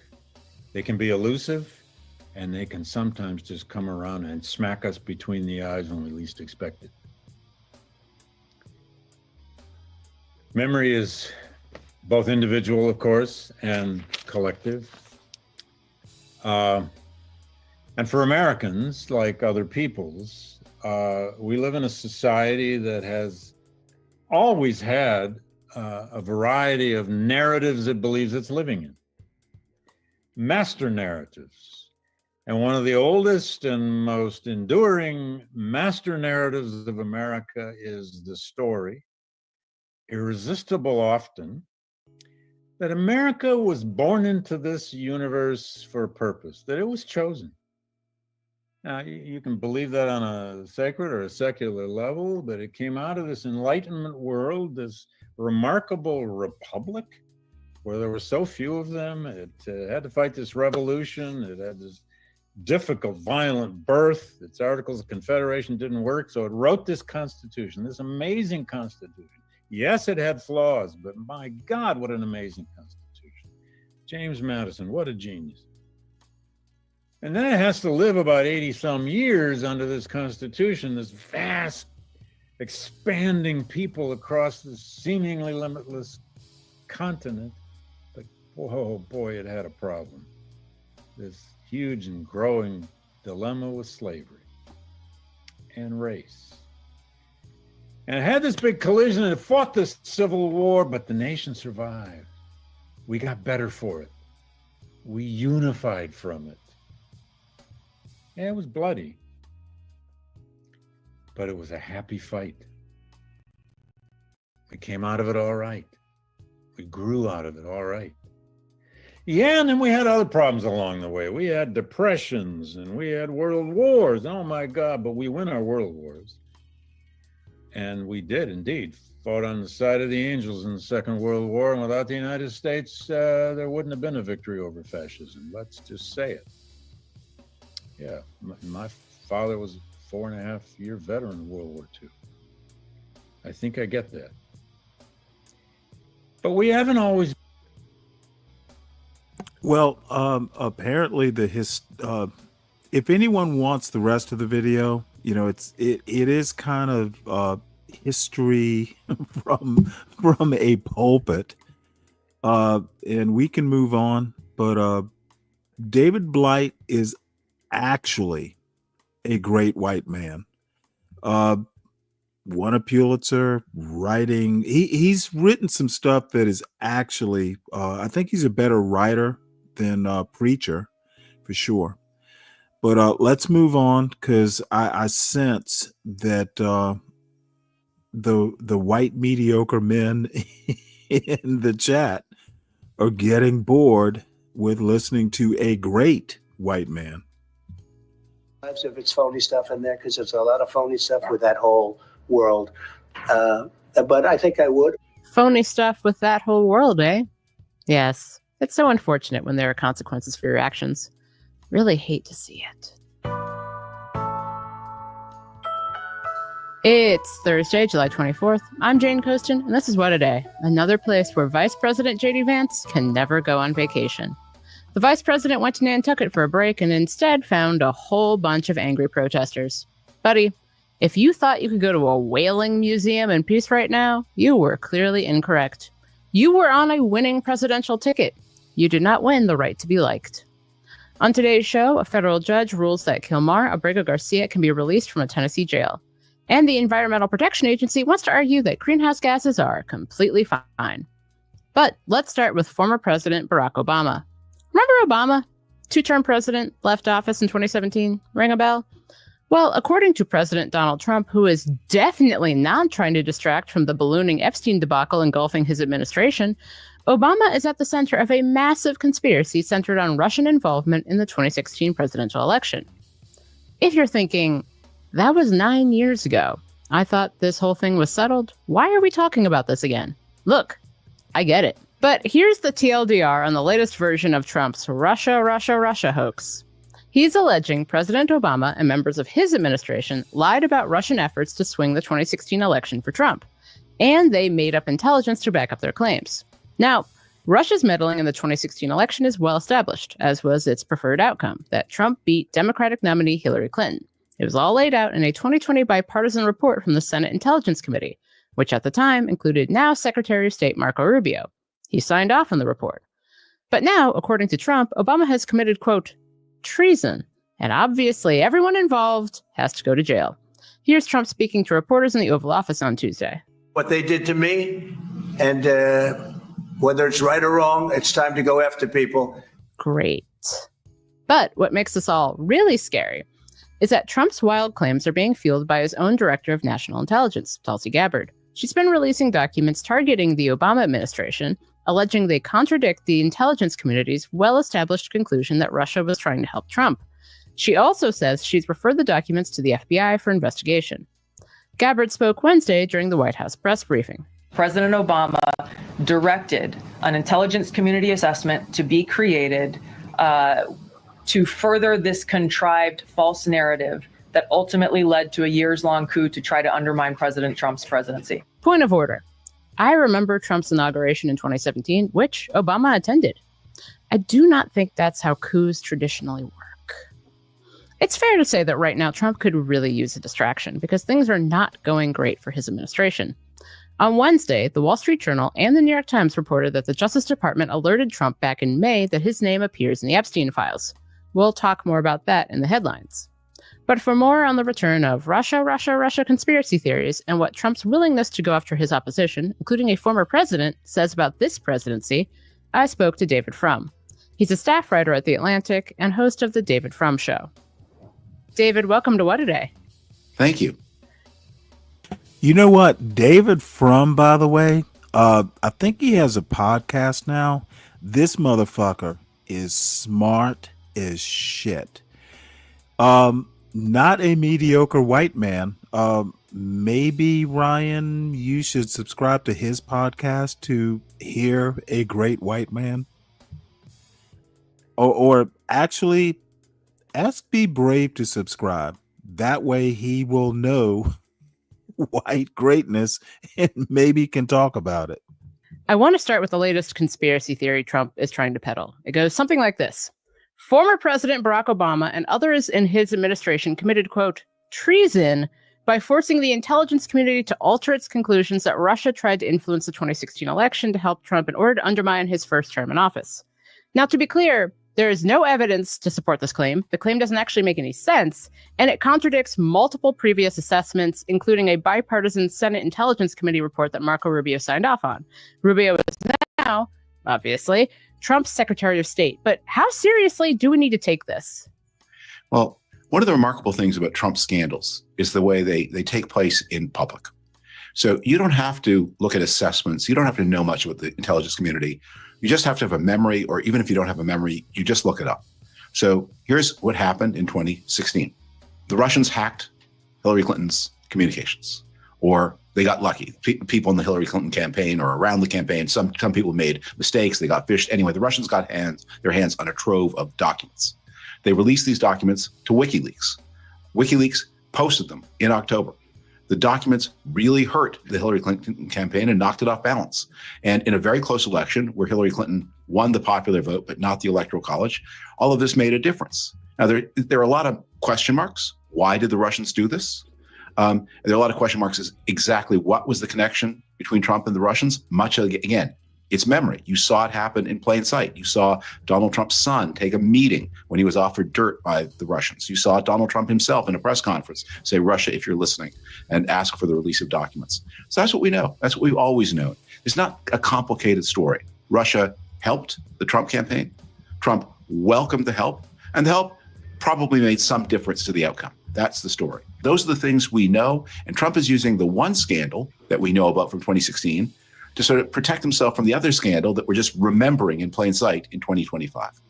But how seriously do you think we need to take Trump's threats? Because clearly, yes, the timing of this is bananas suspect. Trump is definitely trying to distract from mounting pressure he and his administration are under over the Epstein files, which is, again, their own fault.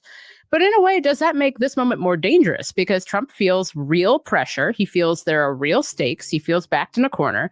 And we've seen what happens when he's backed into a corner. You get January 6th. How worried should we actually be? I think when Trump says things, they're indicators of direction. When he says, I'm going to invade Greenland and conquer Danish territory and annex it to the United States, he's probably not actually going to do that. But it tells you what he's thinking about and what he's planning and the direction in which his mind is going. So when he threatens to use the power of the state against political opponents, you should take that seriously. One of the things about this that is especially bonkers is Trump went to court to get the Supreme Court to say, you know what, former president, almost no aspect of criminal law applies to you. You have this vast domain of big, if fuzzy immunity. Unless you're Obama, then you have no immunity. Then the president can throw you in jail. Right. And I think that goes to Trump's director of national intelligence, Tulsi Gabbard, said she'd be making a criminal referral to the Justice Department. And we don't have a ton of specifics about that. And she was even asked in a press conference about that Supreme Court ruling. And that was something she was like, oh, Pam Bondi will explain. But What are the risks of having the top U.S. intelligence official trying to rewrite history to serve the president's narrative to get him out of a jam he got himself in? What does it signify about how far this administration is willing to go to protect Donald Trump and serve its own ends? Look, the list of things that are wrong with Tulsi Gabbard as director of national intelligence doesn't end with what you just said. You have a list of people with very extreme views who have often showed their enthusiasm for foreign dictators. Tulsi Gabbard was a huge enthusiast of the Assad regime in Syria, now mercifully gone. You have other people who have been very hostile to Ukraine, other people have other kinds of enthusiasms.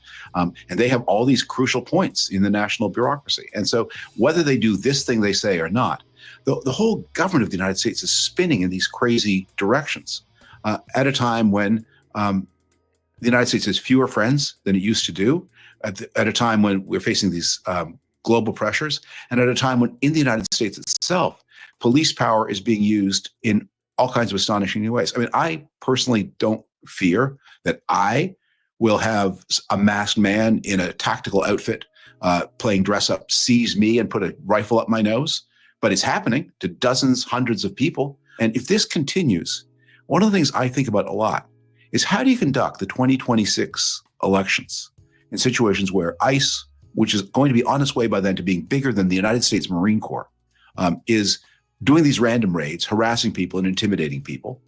There are a lot of people who are American citizens entitled to vote who have spouses who may not be American citizens entitled to vote. Do they go into the line? Are they afraid for their relatives?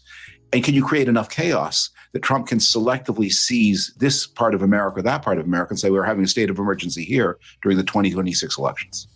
It's interesting also because members of Trump's MAGA base have been demanding for years to see former Secretary of State Hillary Clinton and Obama imprisoned. Like, I remember Lock Her Up. I was alive in 2016. Those people have long bought into Trump's narrative that the investigations around Russian meddling were all a hoax and everyone they don't like should go to jail. So the base is primed for this. What is actually stopping the administration from acting on these threats? Yeah. Well, in the past, you would have said the integrity of the federal Justice Department. You would have said the character of the Attorney General. You would have said the threat of resignations throughout the Attorney General's office and the Department of Justice, but those things are less real. The Trump base also has, for a long time, been fed a story that the Jeffrey Epstein scandals conceal a vast morass of elite wrongdoing, and that only Trump can bring them truth. And the question, I think the question of all the things you're asking is to what extent can he pivot his base, or at least the parts of the base that he most needs, into agreeing with him, yeah, suddenly, we've spent all these years being promised a huge revelation about a global conspiracy behind Jeffrey Epstein, and now we're told, forget about it. So you've started a podcast in the last few months where you're talking to a wide range of guests in politics and business, and for your most recent episode, you talked with former FBI official Peter Strzok. He was fired from the Bureau during Trump's first term after disparaging texts he made about Trump were made public. And you talked about how Trump is destroying U.S. counterintelligence apparatus. So how does what we're seeing right now with Epstein, with these conspiracies about Obama, fit into that conversation? Well, 2 points. The first is, if you follow the news, a lot of these names become very familiar, but they become familiar as names and causes. And I've had the privilege and the pleasure of getting to know Peter Strzok, not intimately, but well, and having a chance to see this is someone who went into public service for exactly the reasons you would wish, who turned down more lucrative opportunities. He loves the country. He wants to protect it. He's not that political. But the thing that I had in mind when we talked about this is the Trump administration struck Iran with a series of bomb attacks. By the way, that's a decision I think was probably right. I supported that action. But when you do something like that, you're opening a door to a very complicated chain of events. And one of the obvious things the Iranians might do that they have done in the past is strike back in a terrorist way against targets inside the United States and US-linked targets all over the world. They have a long history of doing this. You need every counterterrorism resource in the FBI and other agencies to be deployed to protect Americans against Iranian retaliation that may be to come. And instead, they are turning off the counterintelligence systems. They're turning off counterterrorism. They're letting people go. They're forcing people into early retirement.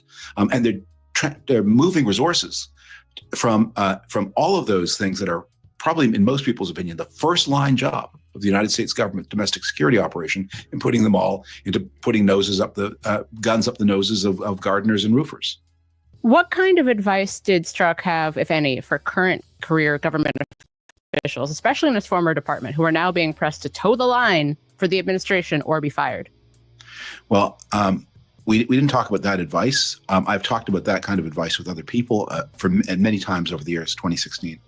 And I think the advice that I would give is always, you have to be very clear in your own mind about where your red lines are and your own ability to execute your red lines. And I wrote something at the very beginning of the first Trump administration where I said, just imagine the Oval Office. It is an awe-inspiring place. It's designed to be awe-inspiring. And there's the president of the United States, and he's asking you to do something wrong. If you're going to take the job, you need to know that you will be able to say no. And you need to be sure that you may walk into that room intending to say no, but when you're there, your mouth may say something different. So you need to know yourself. And you need to keep one more thing in mind. If Trump thought you would say no, you wouldn't be in the room in the first place. David, thank you so much for your time. Thank you for having me. Bye-bye. Let's be real. Following the news cycle during this flood the zone era can feel like chasing a garbage can and trying to get more garbage out of the garbage can into your brain. But people like you tuning out is what the Trump media machine is counting on. On What a Day, we take this large garbage can of a timeline and compress it into something irreverent, engaging, and fast. Subscribe to our channel. It means you won't miss an episode, and it helps more people find our show. What a Day is brought to you by Z-Biotics Pre-Alcohol. Let's face it, after a night of drinks, I do not bounce back the next day like I used to. I have to make a choice. I can either have a great night or a great next day. That is, until I found pre-alcohol. Z-Biotics Pre-Alcohol Probiotic Drink is the world's first genetically engineered probiotic. It was invented by PhD scientists to tackle rough mornings after drinking. Here's how it works. When you drink, alcohol gets converted into a toxic byproduct in the gut.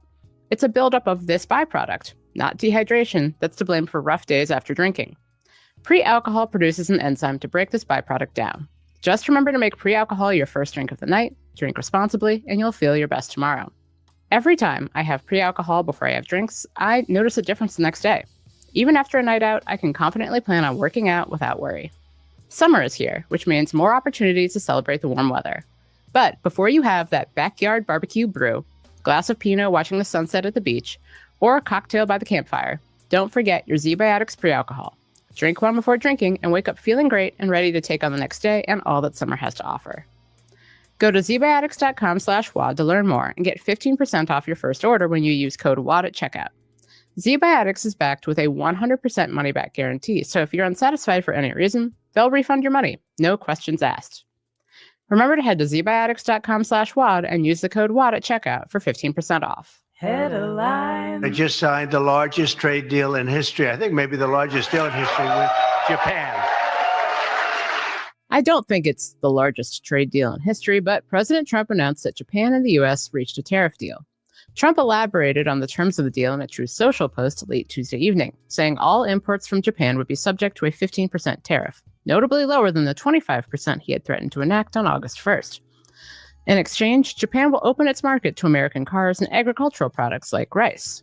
Trump also claimed Japan agreed to invest $550 billion in the U.S. Japan's top tariff negotiator, Ryosei Akazawa, told reporters that the money would largely take the form of loans to Japanese businesses investing in the U.S. Akazawa also confirmed that this deal does not include new terms for Japanese aluminum or steel, which is still subject to a 50% tariff, but that discussions there would continue. After facing massive backlash from his party for failing to release the so-called Epstein files, the Trump administration asked federal judges in Florida and New York City to release grand jury testimony related to Epstein. On Wednesday, the judge in Florida denied that request. The Wall Street Journal was first to report on Wednesday that President Trump's name appeared multiple times in documents related to Epstein, and that Attorney General Pam Bondi told Trump so in May.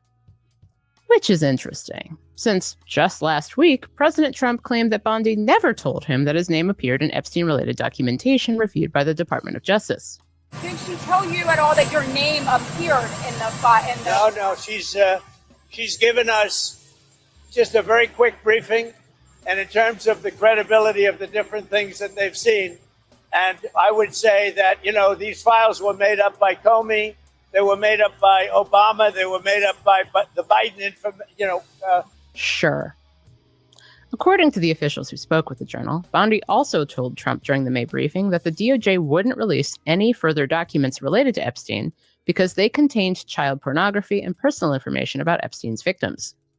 The officials say that Trump agreed to defer to the DOJ's decision despite claiming repeatedly over the course of his presidential campaign that he would declassify the Epstein files, like this time on Fox and Friends in 2024. Would you declassify the Epstein files? Yeah, I would. All right. I guess I would. I think that less so because, you don't know it. You don't want to affect people's lives if it's phony stuff in there because there's a lot of phony stuff with that whole world. But I think I would. Phony stuff with that whole world, eh? Yes. It's so unfortunate when there are consequences for your actions. Really hate to see it. A federal judge has ruled that Kilmar Abrega Garcia should be freed from custody at the Tennessee jail where he's currently being held, awaiting trial for smuggling charges. At the same time on Wednesday, another judge in Maryland officially blocked ICE from taking him into custody again if he's released before said trial, meaning he could potentially be reunited with his family soon. Here's a little refresher on the situation in case you've been distracted by the many, many other insanely horrific things happening in America over the last few months. In March, Garcia, who had protected legal status in the U.S., was arrested by ICE in Baltimore and sent to a notorious detention center in El Salvador. The Trump administration was like, oopsie, that was a mistake, but we can't really do anything about it. Sorry, not sorry. And then, after multiple court battles, Garcia was allowed to come back to the U.S. and is now facing charges for a years-long conspiracy to smuggle immigrants across the border for MS-13, the Salvadoran gang, which he and his lawyers vehemently deny. The federal judge in Maryland had a few additional demands for the Trump administration. Give at least 3 days' notice if ICE plans to detain him again, and restore the federal supervision he was under before being wrongfully deported in the first place. Meanwhile, Trump's team is really pushing hard for Garcia to lose that trial. Here's Department of Homeland Security Secretary Kristi Noem sharing her extremely subtle and unbiased take on the issue. He's standing trial now, and I hope he faces consequences for his crimes, and that will be something that we will be able to deliver for the people that have been victimized by him and his actions over the years. And then when that is done and that process is over, he should never be allowed to be free in the United States of America. Remember, the trial has not even happened yet, and in the United States of America, you are innocent until proven guilty. U.S. officials also say they could potentially skirt the rules by simply deporting Garcia to a totally different country like Mexico or South Sudan. Cool. The Environmental Protection Agency is working on a plan to reverse a 2009 legal decision that greenhouse gases endanger public health by driving global warming. That legal decision, known as the endangerment finding, has served as the basis for the EPA's ability to regulate greenhouse gas emissions from cars, power plants, factories, and more. In March, EPA Administrator Lee Zeldin announced that the agency would reevaluate the endangerment finding, saying that the EPA would, quote, follow the science, the law, and common sense wherever it leads. It's hard to imagine common sense leading to the conclusion that actually greenhouse gases are truly no biggie and regulating them is for chumps who hate freedom. But Lee, I can't wait to see what you have in store for the future of our planet. Two anonymous sources with knowledge of the plan told the New York Times the proposal argues that it's not really the greenhouse gases that hurt us. What we're actually suffering from is the, quote, reduced consumer choice that climate regulations create. On Wednesday afternoon, Zeldin confirmed in an interview with Newsmax that he'd sent the proposal to reverse the endangerment finding to the Office of Management and Budget. And that's the news. That's all for today. If you like the show, make sure you subscribe, leave a review, contemplate how Donald Trump's polling has pretty much cratered, and tell your friends to listen. And if you're into reading, and not just about how Trump's polling on pretty much every issue, including immigration, is very bad, like me, What A Day is also a nightly newsletter. Check it out and subscribe at crooked.com/subscribe. I'm Jane Kostin, and I'm sure one more weird press conference yelling about how no one cares about Jeffrey Epstein will help.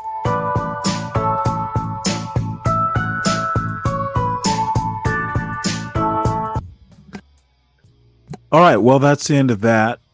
Please make sure, let's do some housekeeping. Please make sure you subscribe to the Stanley Cross channel at Stanley Cross 6000. If you are in the John Galt chat, please do me a favor. Hop over to at Stanley Cross 6000, hit the like button. Please subscribe to the show. If you are new anywhere, please subscribe to the Stanley Cross channel and the John Galt Urban Landlord channel. Please make sure you also subscribe to Urban Landlord Clips, where a lot of John's street interviews and other tidbits of entertainment get clipped and posted. Don't miss out on those clips. Also, make sure you support the channel host, which happens to be me. And I also have to thank everyone who has supported the show, especially in the last week. Y'all have been kind, and it is appreciated. I actually have a new subscription, which I really need to be looking at today. The Washington Examiner, even though it tends to lean right, I actually like that newspaper. They're not going to pay me to hype them, though I really should start asking for sponsors. You know what? I haven't thought to do that. I will have to get with my executive producer, Portia J, who needs your support. And you gotta support her because she puts up with Stanley Cross. It is a chore, folks. So I do have to actually talk to her. You know what? Other channels get hosts, especially if you subscribe to, some of these journals. That might be an avenue we need to pursue. And let us move on. This is White Male Mediocrity Protest Day. I got plenty of videos talking about it. And you know what? I hadn't planned on protesting against white mediocrity, but here we are. It was top of mind, and we need to talk about it. And I don't care if you don't like it. It is a thing. Lit us up the last time you were here, and the idea. I don't mean to hurt anyone's feelings, but if your feelings are hurt, let's talk about it. Hit the link. I think Portia posted it. It was just so empowering to have someone give us permission to be able to name these things. A lot of times we are experiencing something, we know something is off, but you giving us permission to name it, to call it what it is, and to be able to then formulate a response around it was just extraordinarily helpful. For those who might have missed that initial conversation, can you talk with us about what you mean when you say know your place aggression? Oh, absolutely. So I define know your place aggression as the flexible, dynamic array of forces that answer the achievements of marginalized groups such that their success brings aggression as often as praise. So I won't try to claim that we only get aggression, but we're going to get that aggression at least as often as the praise. And the crucial way to think about this is that the success of a straight white man doesn't inspire aggression. It just inspires respect, acceptance into the professional fold, those kinds of expected outcomes. But anyone who's in a marginalized group, their success is going to inspire a backlash, whether it is physical or discursive, right? Last time we talked about discursive violence being best exemplified by a stereotype, right? That it's a symbolic kind of violence that I'm walking in that store and the stereotype has more power than I do to determine how I am treated. That is symbolic, but it is also violent. It makes my behavior a non-issue and I get treated as if I am some figure that someone has in their head. I call that discursive violence. It's a way for us to understand how the symbolic and language itself can exert violent pressure. And, when we hear that, and every time you say it, I get a little chill. But when we hear that, one of the things that instantly pops into mind is I walk into a store, a white person sees me, and they are instantly suspicious. And yet we have other scenarios and situations where I walk into a store and I'm seen and I'm determined to be suspicious. And yet my suspicions or the person who's viewing me as suspicious is not white. Perhaps they look just like me. Perhaps they're a bank teller. And I am a Black man who is a very wealthy Black man, a very successful Black man. And perhaps this bank teller sees me attempting to take out a lot of money that we typically don't necessarily associate with Black skin, for better or worse. And perhaps that bank teller, who is not white, she looks like me, she is perhaps from my community, but she too might engage in some of these behaviors that are that discursive violence. Talk with us about what it means when know your place aggression is based on white supremacist ideals, but they are being filtered through the Black gaze. Oh, wow. You just gonna go there. We just gonna go there. Ryan Coogler gave us a perfect example of this. For those of you who were like, where did that example come from? Ryan Coogler experiences this. He goes to take $12,000 out of the bank. He has his withdrawal slip. He puts in his debit card. He types in the PIN number, gives over the ID, and then he finds himself in handcuffs because the perception was he was there to rob a bank. But that was with a black bank teller. Professor Mitchell, talk with us about this. Thank you for this example. What you're making me first do is go back to the beautiful way that you allowed me to begin when I visited you the last time, which is you said you're talking in terms of Black literary theory. Tell us about what that is. So the thing that I'll underscore here is that what's crucial about my research and how I approach things is that I'm invested in discourses and practices. I am invested in making sure we have the tools we need to be able to interpret discourses and practices, words and deeds, what is most commonly said and done. So understanding that is exactly how we can understand what happened in that scenario, right? That we are all susceptible to the discourses and practices that have shaped our cultural spaces, whether that cultural space is a workplace, whether that cultural space is a nation. We do not get to be made out of Teflon just because we have melanin. So what is most commonly said and done will have an effect. Why? Because we are human, Laree. We don't get to just have the racism and sexism and homophobia and ableism and all of those things bounce off of us because of our melanin.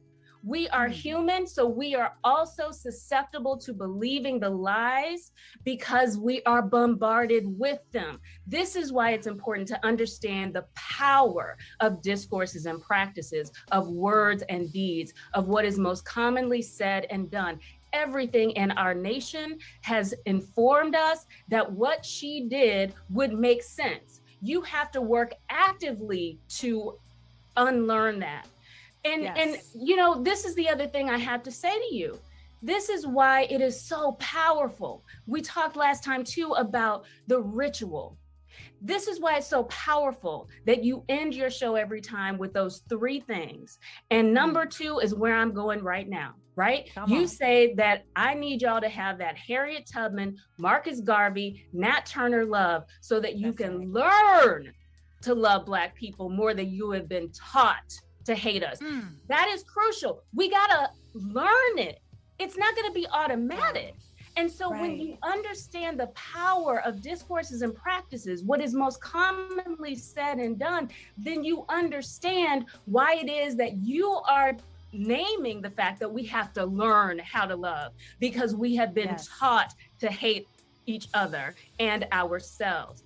That, to my mind, is the power of discourses and practices, what is most commonly said and done. That right there, you gave me chills and you used my own words against me because I got chilled off of hearing you say it. So that I got to be honest with you. I have always believed that one of the most powerful weapons we have is the cultivation of Black love. And I don't just mean Black love and, ooh, the king found his queen and the queen found her king and they gonna sit on there. No. I mean, that's good. Don't get me wrong. It's good when one has that type of Black love. But that's not the type of love I'm talking about. I'm talking about the type of Black love that would say, I, a young Harriet Tubman, want to run away. And maybe I want to bring my beloved husband with me, or maybe I want to run away with my brothers, but neither of them, those group of people, neither my husband, nor my brother's first husband, nor my brothers are willing to take the journey. Or maybe the brothers come with me and we take the journey, but they're so fearful that we end up going back because they couldn't quite see freedom as committedly as, or they were not as committed to the same vision of freedom that I had. Now, a lot of us would have been like, trifling brothers. I don't try to get them off this plantation. I don't have a plan. I knew where to follow the North Star. I knew what the river was telling me. I knew where to go. They didn't want to listen. I got to go next time. And I ain't coming back for them no more because they get on my nerves and they drag me back into slavery. There's this idea that a Harriet Tubman kind of love recognizes that if your brothers drug you back into slavery because of their own fear and their own inability to see freedom, that's not their fault. we do not blame someone who does not have a leg for not being able to walk on two legs. We provide for them the support that they need so that they will be able to walk and manipulate the ground nimbly enough that they can carry themselves from one place to another. The Harriet Tubman love, one of the reasons I find that to be so compelling is because she was somebody who knew how flawed we had been made. It wasn't our fault, but our circumstances had created a series of flaws within our thinking, within our movement with each other. And her love for her people was enough to cover for that. You know, in the Christian tradition, we say, what is that phrase? His grace is sufficient for me, or the love of Jesus covers a multitude of sins. That's the type of love that I think we need to tap into when it comes to Black love as a weapon. And I do mean weapon, and weaponizing that love element so that we will have enough grace and enough mercy to say, yes, we are a flawed people by conditions that we did not create, but my love and my commitment to who we are as a people is going to be such that I will create a way for my brothers to come out of slavery, even though the first time I tried it, they drugged me back in. I will create a way for my family members to come out of slavery, because even though the first time we tried it, it wasn't successful, my love for them recognizes it's not their fault.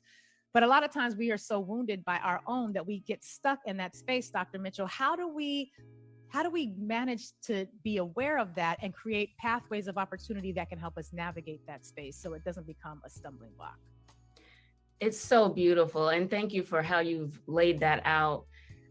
You know, I think that part of what you've laid out, part of what it makes me think about is we talked about the power of practices last time. And part of what I emphasized is how powerful it has been for me to look around myself and see how not impressive white people are, even though they are celebrated as being excellent. And what I will admit to you is that part of what that has done is it allows me to see the fullness of Black people and other people of color, because it has taken away that anxiety that we are taught to have about, well, if I, kind of support this person of color a little too eagerly, they may end up showing me up. If they end up down the road not quite coming up to the standard. What I want you to understand is that because I see how lackluster white people are, that fear is completely gone from me, because I notice how exceptional the people of color are all the time.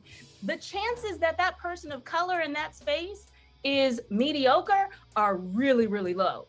And so I've gotten rid completely of that fear, because I know how much more they had to come up to a standard to be in the position in the first place. We all know that those objective standards come out the most when the person who is being evaluated is not a straight white man. As long as they're white, everything is all about a perfect fit, and they just get along with it. Like, they just get all these 4th, 5th, and 6th chances.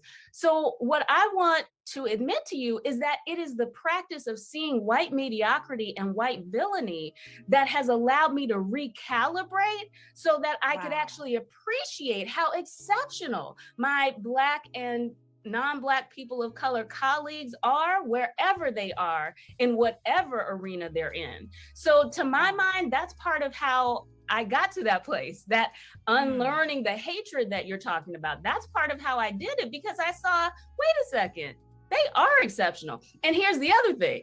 If they happen to have survived and been mediocre, I say, oh, wow, finally a little equality, that a person of color could be not exceptional and could still have a chance. Well, shoot, that's what's happening with the white people all the time. So, wow, a little equality. Good to see. You know what? in a completely different context, that's how I feel about Black movies that kind of suck. Like, we all got to have a Wakanda movie. Like, everybody Black doesn't have to be an Oscar winner. Sometimes we can have mediocre movies that just make you snicker a little bit, and it's okay. Everything, it's all right to just have average in Blackness. We don't always have to be superb, excellent, overwhelming. So I know that was not what you were exactly talking about, but that is one of the reasons I have a little grace for corny Black movies. But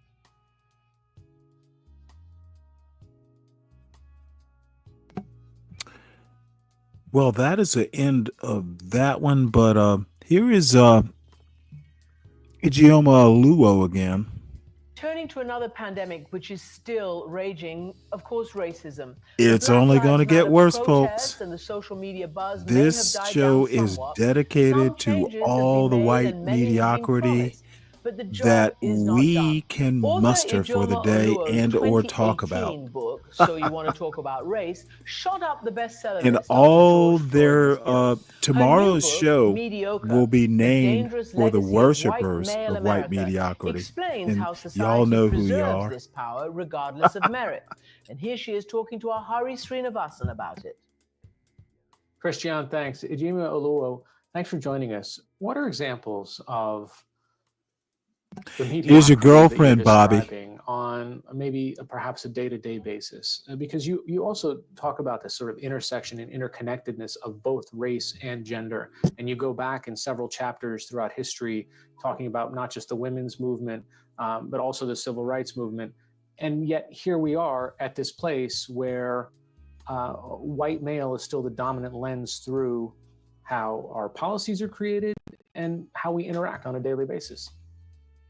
Yes, and it's every day. If you are, let's say a Black woman or a woman of color in any kind of workspace, you absolutely are familiar with this phenomenon of the mediocre white male. And when Sarah Hagi tweeted about having the confidence of a mediocre white man, the reason why it took off was because anyone who's been in any kind of public environment or voted someone into office and been through elections recognizes what it looks like to have someone who seems to have that management material that has nothing to do with their actual qualifications, their leadership skills, their knowledge.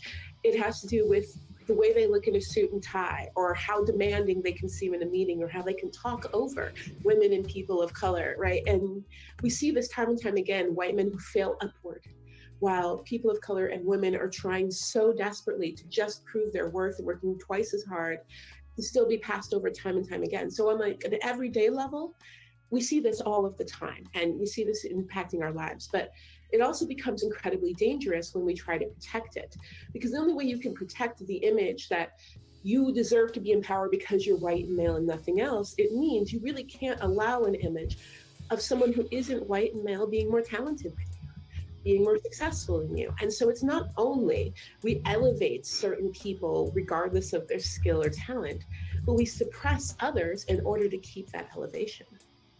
So it's not explicit then, it's just that you have to stay better than someone else. Exactly, and it's this measurement, right? It's the idea, and there have been studies that have shown this, that there's a really great book called White Identity Politics by Ashley Jardina that also shows that many white Americans, and especially white men, don't even think of themselves as white most of the time until there's a change in the status quo for women and people of color. And then suddenly they're like, what does it mean? What does it mean to me? What does this mean? Because when you have a comparative identity that's defined not by what you bring into the world, but instead how much better you are than others, then a change in how others doing is the primary threat to your identity. There's a passage in your book about the corporate world. It says, a funny thing happens when a woman or a person of color is promoted to the head of the company.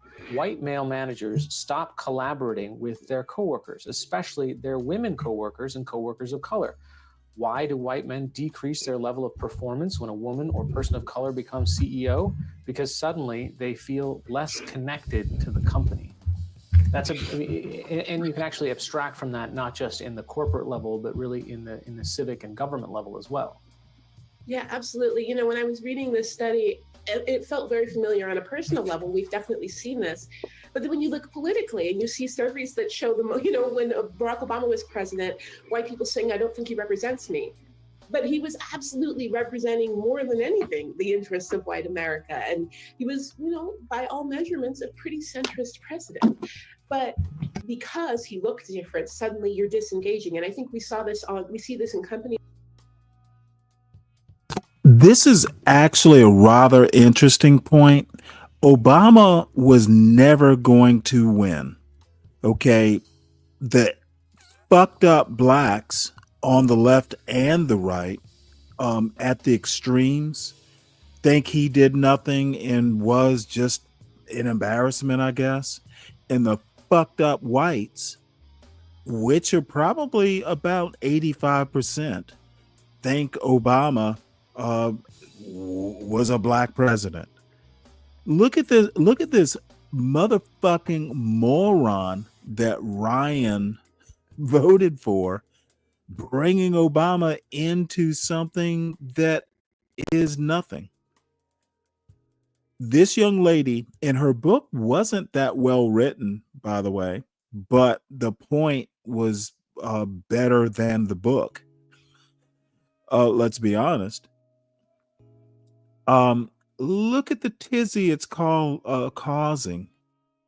Dude, calling out white men, and look, there are great white men, there are great black men, there are great men, but calling out the mediocre, dude, Ryan, you're not a great man. You are Ryan. I'm not a great man. Very few of us are great men. The problem is glorifying mediocrity. Okay, that's really the whole point. Don't think motherfucking Donald Trump is a great president. He can barely talk. He can barely form a full sentence. Yet, and populism is actually great for taking mediocrity and pretending that it's great. MAGA is full of Be Brave and Thanks and John Galt's. Hey, you know what? They're the majority. They are a majority, but they're not great men. Be who you are, accept who you are, and stop pretending greatness when it's actually just meh. And I don't give a fuck if I piss some people off. There's some people in this fucking chat who need to be pissed off and stop talking bullshit. And I am not claiming that. I'm just calling it out. I might be one of y'all in the chat. All of the time. We see this in film when suddenly there's more people of color in film, suddenly becomes a black film or an Asian film and not a film that white people feel like they can relate to. Oh, motherfucker. Oh, dude. Oh, this is a great question. This is an awesome question, Deacon Dave. I can call a majority view fucked up. There are a myriad of examples. Nazi Germany, the fucking United States of America, the majority voted people who held slaves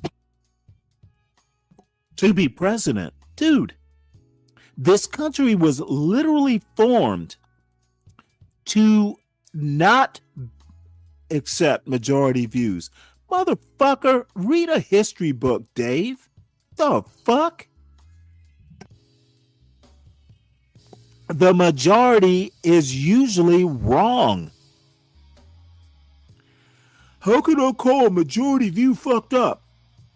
Motherfucker. Dave, it's a great question, but dude, do your fucking homework. Sort of prominence or power in our government, suddenly there are people in the white populace who feel I'm perfectly okay, Bobby. Calling out mediocrity for what it is the purpose of this show. Majority views are supporters who felt intrinsically like fucked up. and they were saying it means there's no dudes allowed anywhere, simply because we were trying to address issues that didn't always center them. So just the slightest shift can cause some white men to completely disengage. Not only disengage, Juan, but really you know what, dude? hinder You don't want to go. Do you really want to talk politics with me? Obama won because John McCain introduced us to Sarah Palin. Okay, so you are saying that John McCain, a hero, naval hero, by the way. Okay, John McCain fucked up. Is that why Obama won? Okay, I'll take it. So a fuck up lost John McCain an election. Isn't that what fuck ups do? If you fuck up, you lose an election or you lose a job. dude, Juan, thank you, attorney obvious. If you fuck up a case, the judgment goes against you. Thank you, Juan. Thanks for the reality check. And look at this response. This response is this response is Juan haha facts. Like, you spoke some truth, Renato. Of course you appreciate facts. Thank you, Juan, for stating the obvious. Facts are usually obvious. Damn, dudes. Y'all act like Systems that before wisdom they is felt like you afloat were a part of. How do in we this change chat. that in the corporate environment where we can say, you know what, the pattern of practice here has been looking at running this company through one particular lens? Yeah, I think part of it first starts with being really honest and figuring out where you stand. I speak to corporations and schools and government entities all over the country. And when I ask them,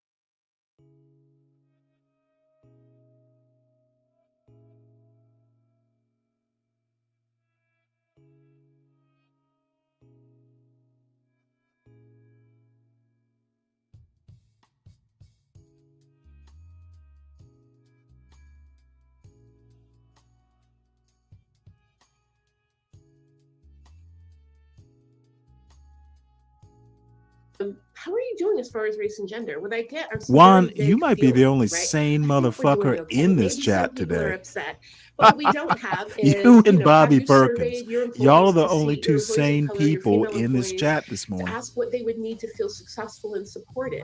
Have you taken analysis of the issues you've already documented and had as far as race and gender in your workplace? Do you know where people are likely to slip up? Because we have to stop assuming everything's fine unless the problems rise to the level that you're being made aware of it. You have to instead assume, because the data shows that these things are happening. And so then you build systemic solutions to prevent it from happening, and so that people can get used to a different way of doing things. It's not just, let's sit down and convince people we have to do it differently. It's, let's make policies that account for the fact that people are less likely to be supportive when we have a woman at the head of a company. So what does it look like then to tie someone's level of performance, to how much they continue to engage, to how they support, to how they reach out and mentor and work with other people of different races and genders? You have to, account for what's already happening, that the data shows is already happening, instead of just assuming everything's fine until it gets to the point that it rises to HR or somebody's fired. Are there inherent threats to whiteness, to masculinity that drive this mediocre behavior? There are. Well, I think part of it too is just, this is in part a function of capitalism. The idea is, this is the deal. This is what you get for participating in this system. You will get this, comfortable life. You will get your house with the 2-car garage and your wife and your kids. And this is the promise, and you deserve it. You were born deserving it. This is your, this is your right. And the truth is that never fully works out for everyone. We don't have enough to go around in this system that extracts most of the profits to those at the very top. And so what happens then? Well, you say, well, look around, you were going to have it, but this person took it and that person took it. And who? The people who we've always said are supposed to be lower on the ladder. So you could say, oh, well, look, we did all this affirmative action and that's why you don't have a job. Instead of saying, oh, 80% of the profits for this corporation went to the, to stockholders, and that's why you don't have a job, right? And so we have to look at this and see that, people are being played. It really is a manipulation that ties into, people's biases and really forces that, makes them think that their biggest competition are the people that they've been told they're supposed to be above, and that their biggest problem are the rises and the gains for people that they were told they would never have to compete with. There was, I want to say, I think it's Raj Chetty that does this work on social mobility, that the people who are most likely to oppose an increase in the minimum wage are the people who make just a little bit above where that level would be now, because they fear all these new people getting to their state, right? So it's almost like that I'm cool with a rise in minimum wage, but wait a minute, now you're making me part of the bottom, and I don't like that very much.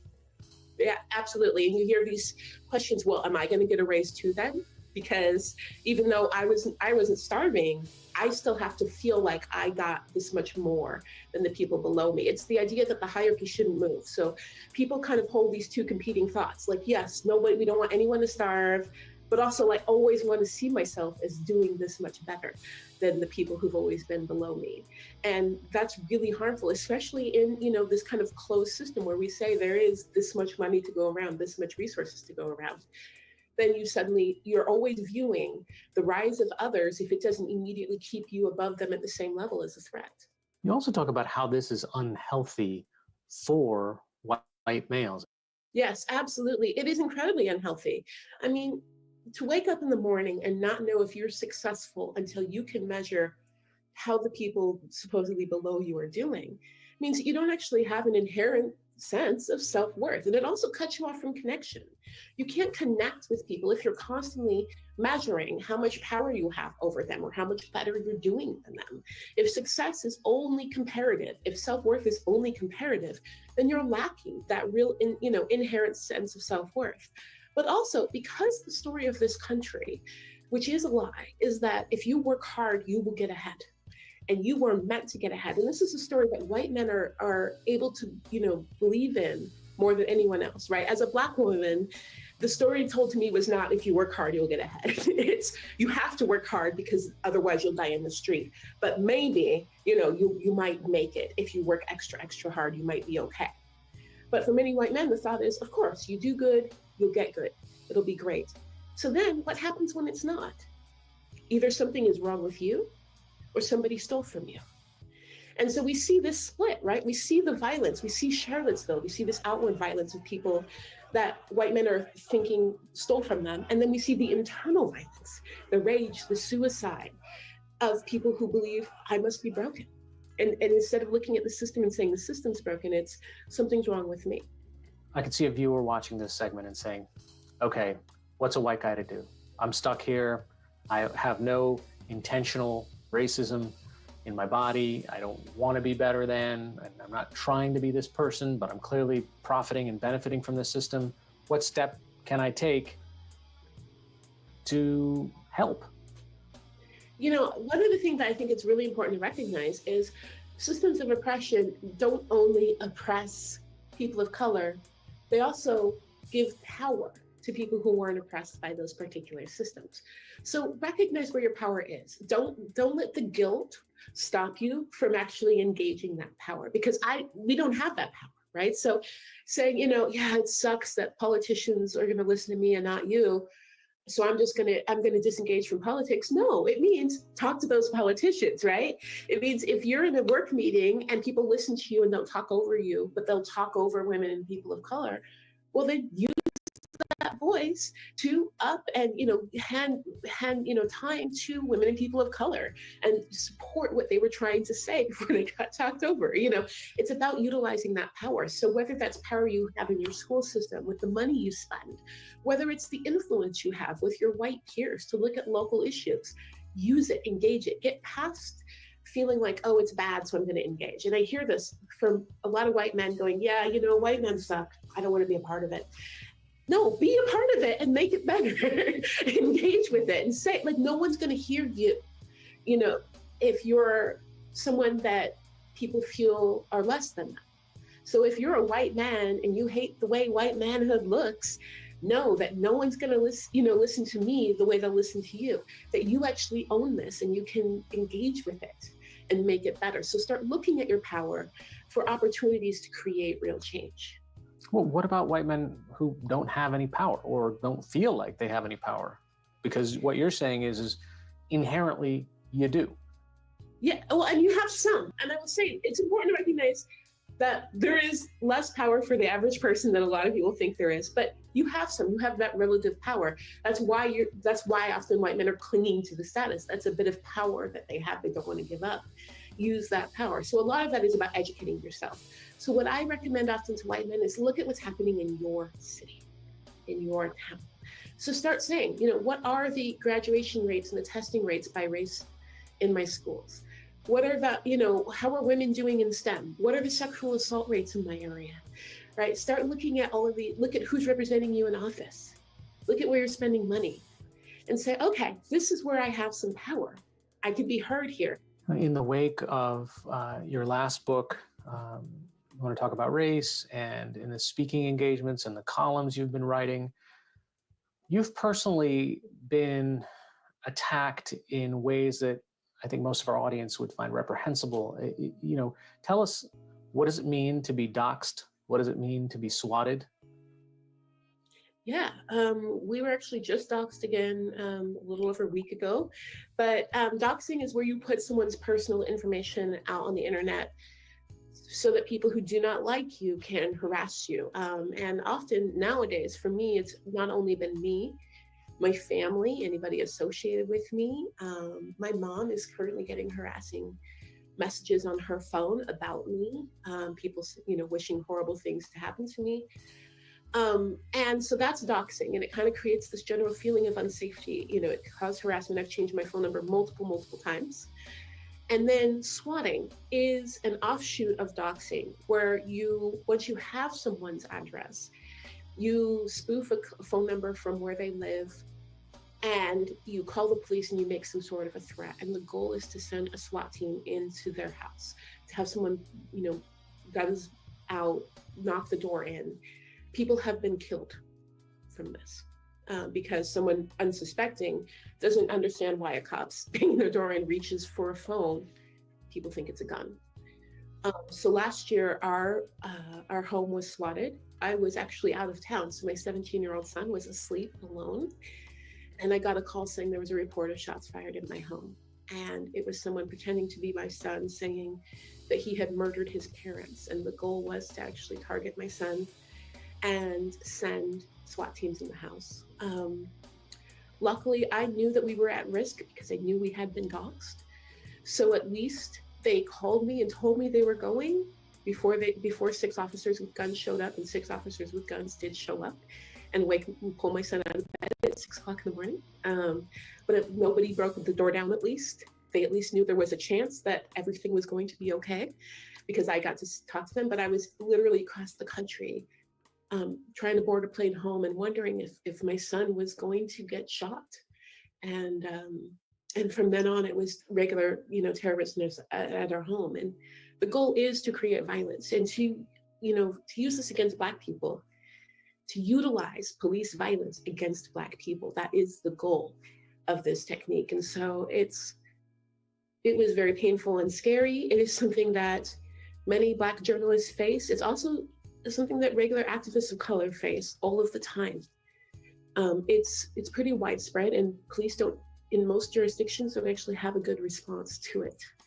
So yeah, that's the terrorism kind of you face for being a Black woman in this country who speaks out and takes up space that people believe you shouldn't have. Going into this new administration, what are you watching out for? What are you hopeful for? I am not naive enough to say this is going to be a revolutionary administration that's suddenly going to be, you know, embracing the language of like Black activists across the country. But I do hope to have a little more space to work within. when we are out doing our protests, to be heard a little bit more, to be able to maneuver a little bit more. That is my hope, that maybe we will have that grace. And instead of, working with an administration that was actively trying to make it, against the law to do the work that we've been doing, and instead to be able to operate it. The work remains the same. It's just how hard is it to accomplish these goals? And I'm hoping it will be a little bit easier. Ijeoma Oluo, thanks so much for joining us. Thanks for having me.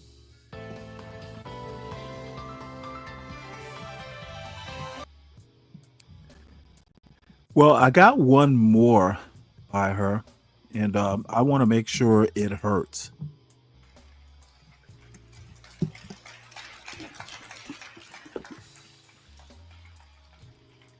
I'm excited to get to read how other folks are engaging work and thinking about organizing community and building spaces and navigating the nuance and the contradictions and thinking about how do we build the world that we want to live in. I feel like so many books that I get to read on praxis are always devoid of the stories of the people who are actually engaging in the work.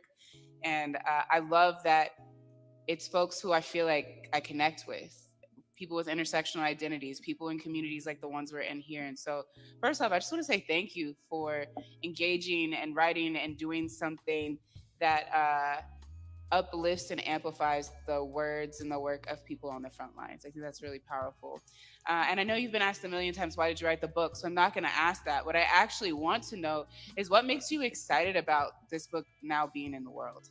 Yeah, I mean, thank you, first of all. And thank you for sitting down with me and talking with me for the book, because you were definitely one of the first people I thought of when trying to think of who I wanted to talk to. And, I know the generosity of that, to take that time. And, I think what makes me excited, one, is like you said, I think every time that, we had this kind of cycle of strife where things are in a news cycle, people want to invent a new way of getting out in the world, and people are like, what if I did this? Or people are just completely frozen, right? And the idea that people have been doing this work, and that what you see in the headlines, even when we're making progress, is the culmination of years of labor that often is unappreciated, unseen, unsupported. I really wanted to bring that to people, because this is, I guess, story. And so when is first this and from? foremost, it's been so exciting. This is more recent, 1 year ago. Are profiled in the book, like, see themselves seen, and like getting messages from people saying, like, I've never really felt seen in the work I've done until this year. And so seeing that pride and excitement, but then watching community members get excited. And so getting, like, I get messages, or people will tag me and saying, this is in my town. I had no idea this is happening in my town, and I'm so excited to find it and support it. And so that's been really fun. People supporting the businesses that are featured, people supporting the orgs that are featured, going out and meeting people, going to meetings, like, it's been very, very. You know what? This is literally, let me ask you a question, Deacon Dave. She wrote a book called White Mediocrity, and she got swatted. So your version is, it's not, swatting is not racial. Dave, swatting as a concept, sure, it's not racial until it happens to the author of a book about race. Do better, Dave. Do better. Don't be black and mediocre, Dave.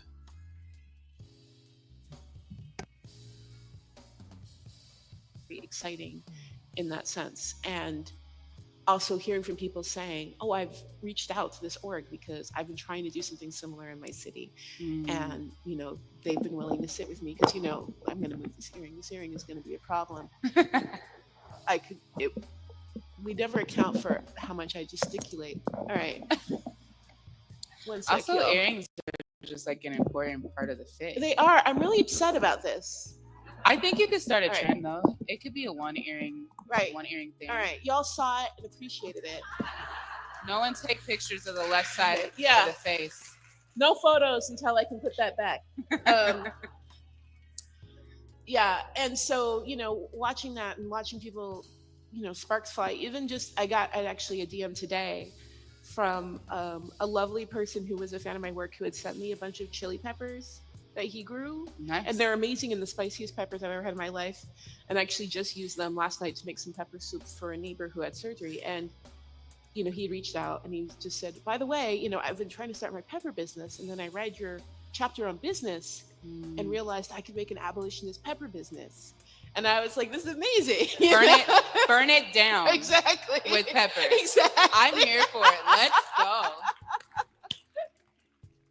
Trademark that one right there. Like, that's amazing. I'm ready. So yeah, that's been really fun to watch where people go with it. I wasn't expecting to get a DM saying I'm going to start an abolitionist pepper business, but I'm all for it. Yeah, it feels like it's meant to be. Right. There's like so many different types of stories and so many different people doing work. How did you decide what stories to tell? I can't imagine like even how you decided what not to include, because just our conversation alone was probably an hour and 15 minutes and I talk fast, so there's a lot of words. Yeah, no, that was the conversations I had, the reams of paper of transcripts from the conversations was huge. And it was really difficult to actually really narrow it down. It was sort of an organic process. I had some people I knew right away I wanted to talk with, but then I always tried to ask people like, who would you like to see? Who's inspiring you? And that introduced me to a lot of different people. My research process is wild. I have ADHD and I'm always trying to work with that in my writing. And so I really do have like a funnel process, because I've learned if I try to constrain all of the avenues my brain wants to go into, I'm doomed from the start. And so my research is like, let me spend months researching everything. So I have like a full drawer filled with hundreds and hundreds of articles on every possible topic that intersects with race. Here for it. Yeah, and do that. And then it's like searching for story and then trying to find the themes in the conversations. So the hard part really for me was realizing like I couldn't go down every avenue I wanted to. Otherwise the book was going to be like 500, 600 pages long, and people don't read books that long these days. So we're ready for part 2 then. Yeah. And there's a whole chapter I had to cut in the end, which was really, tough, but we, I don't know, the internet, like it's really hard when you get to a certain page count. People just aren't gonna, they'll pretend to read it if you're an Obama, but I read it either. It's too long. But like after a while, you have to have it there. So that was, for me, it was once I started interviewing people and I started looking at themes. And so I learned early on, I couldn't write the book until I was done talking with everyone. And so once I started to find themes around things, it helped shape where the chapters were going to be, and then where I needed to talk with more people, where I didn't, where I couldn't. And a lot of this book was really shaped by what people were telling me. And so the themes ended up being a lot broader than I thought. I really had real specifics I was digging into in my research. And then what I realized is, no one works in one field. Like if, people were to say you're a lawyer, like people have an idea of what a lawyer is or does, right? But when it comes to the work you do, it's so broad and you could go into a million areas. Exactly. And so that was really where, it ended up being like, okay, does this fit in this overall theme, this picture that's emerging in these segments of society?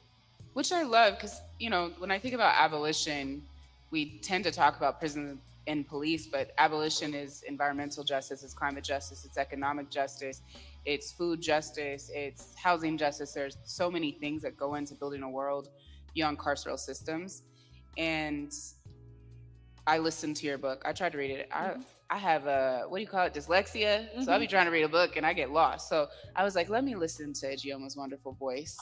I did put it at 2 times the speed. It's the trick, y'all.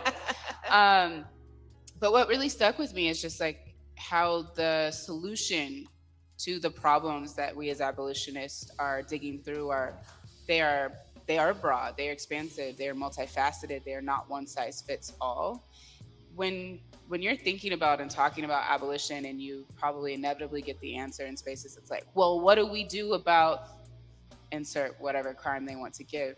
How do you talk about abolition now, having had so many robust conversations with people that are approaching it from so many different angles? That's a great question. And yeah, that kind of fear mongering of we don't want to take this step until we know exactly how it's going to work out.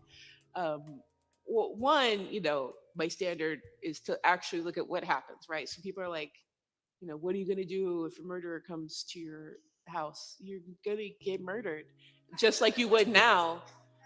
A cop is not actually going to magically show up at the same time as the murderer and stop that from happening. This is true. Cops respond to crime if they do, at most. Not in this city. Right. And when they don't feel like it, when they want to prove a point of some sort, they won't at all. Or if they don't like the neighborhood or the people, Long list. Yeah, it's a long list of reasons. But at best, police officers will respond to a crime after it's already happened.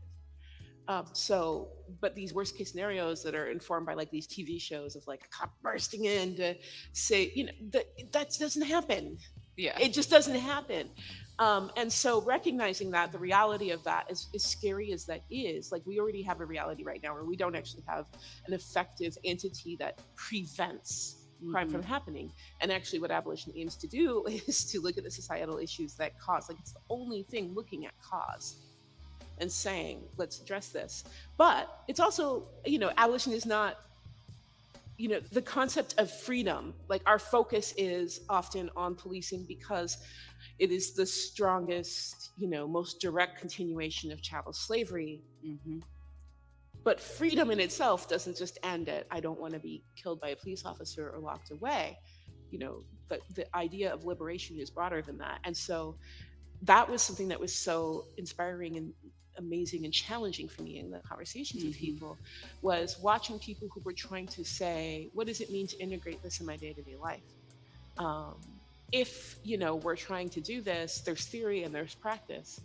And if we can't snap our fingers and create a world without police, we can at least make sure that we're not the police in our family, in our business, in our schools, in our community, right? And so what does it look like to look at our relationships, to look at how we're structuring business and our intimate relationships and, all of these sorts of things. And so that for me is really inspiring because you can point to what a carceral mentality looks like and the way in which it fills all of our lives and how we can get a little more free by addressing all of it and building alternatives. And that, there is the thing you want to get rid of, and then there's the thing you want to build. Absolutely. And we often forget the thing we want to build. And even if we can't get rid of the thing we want to get rid of, we can still build. And in building, it makes it easier to get rid of the thing we want to get rid of. Can render that obsolete. Exactly. Like there's the, I didn't actually have to call the police because we have the services in place where this isn't happening, or we already knew who to call who could actually come in and interrupt harm. And that is the part that often gets ignored, that that doesn't make headlines. And yet it's the part that people are really trying to figure out day in and day out. And it's the biggest challenge because that's where we've all been, we've all been brought up in this system to believe that power is your ability to exact revenge upon people and to punish people, and not collective power to be able to protect each other and stand up with each other and, heal together and, build something together. That's not how we've defined power in the United States, especially. And so looking at that and looking at how powerful everyone was who really leaned into that and how vital that was. I think that's the story of abolition we don't talk about enough. Absolutely.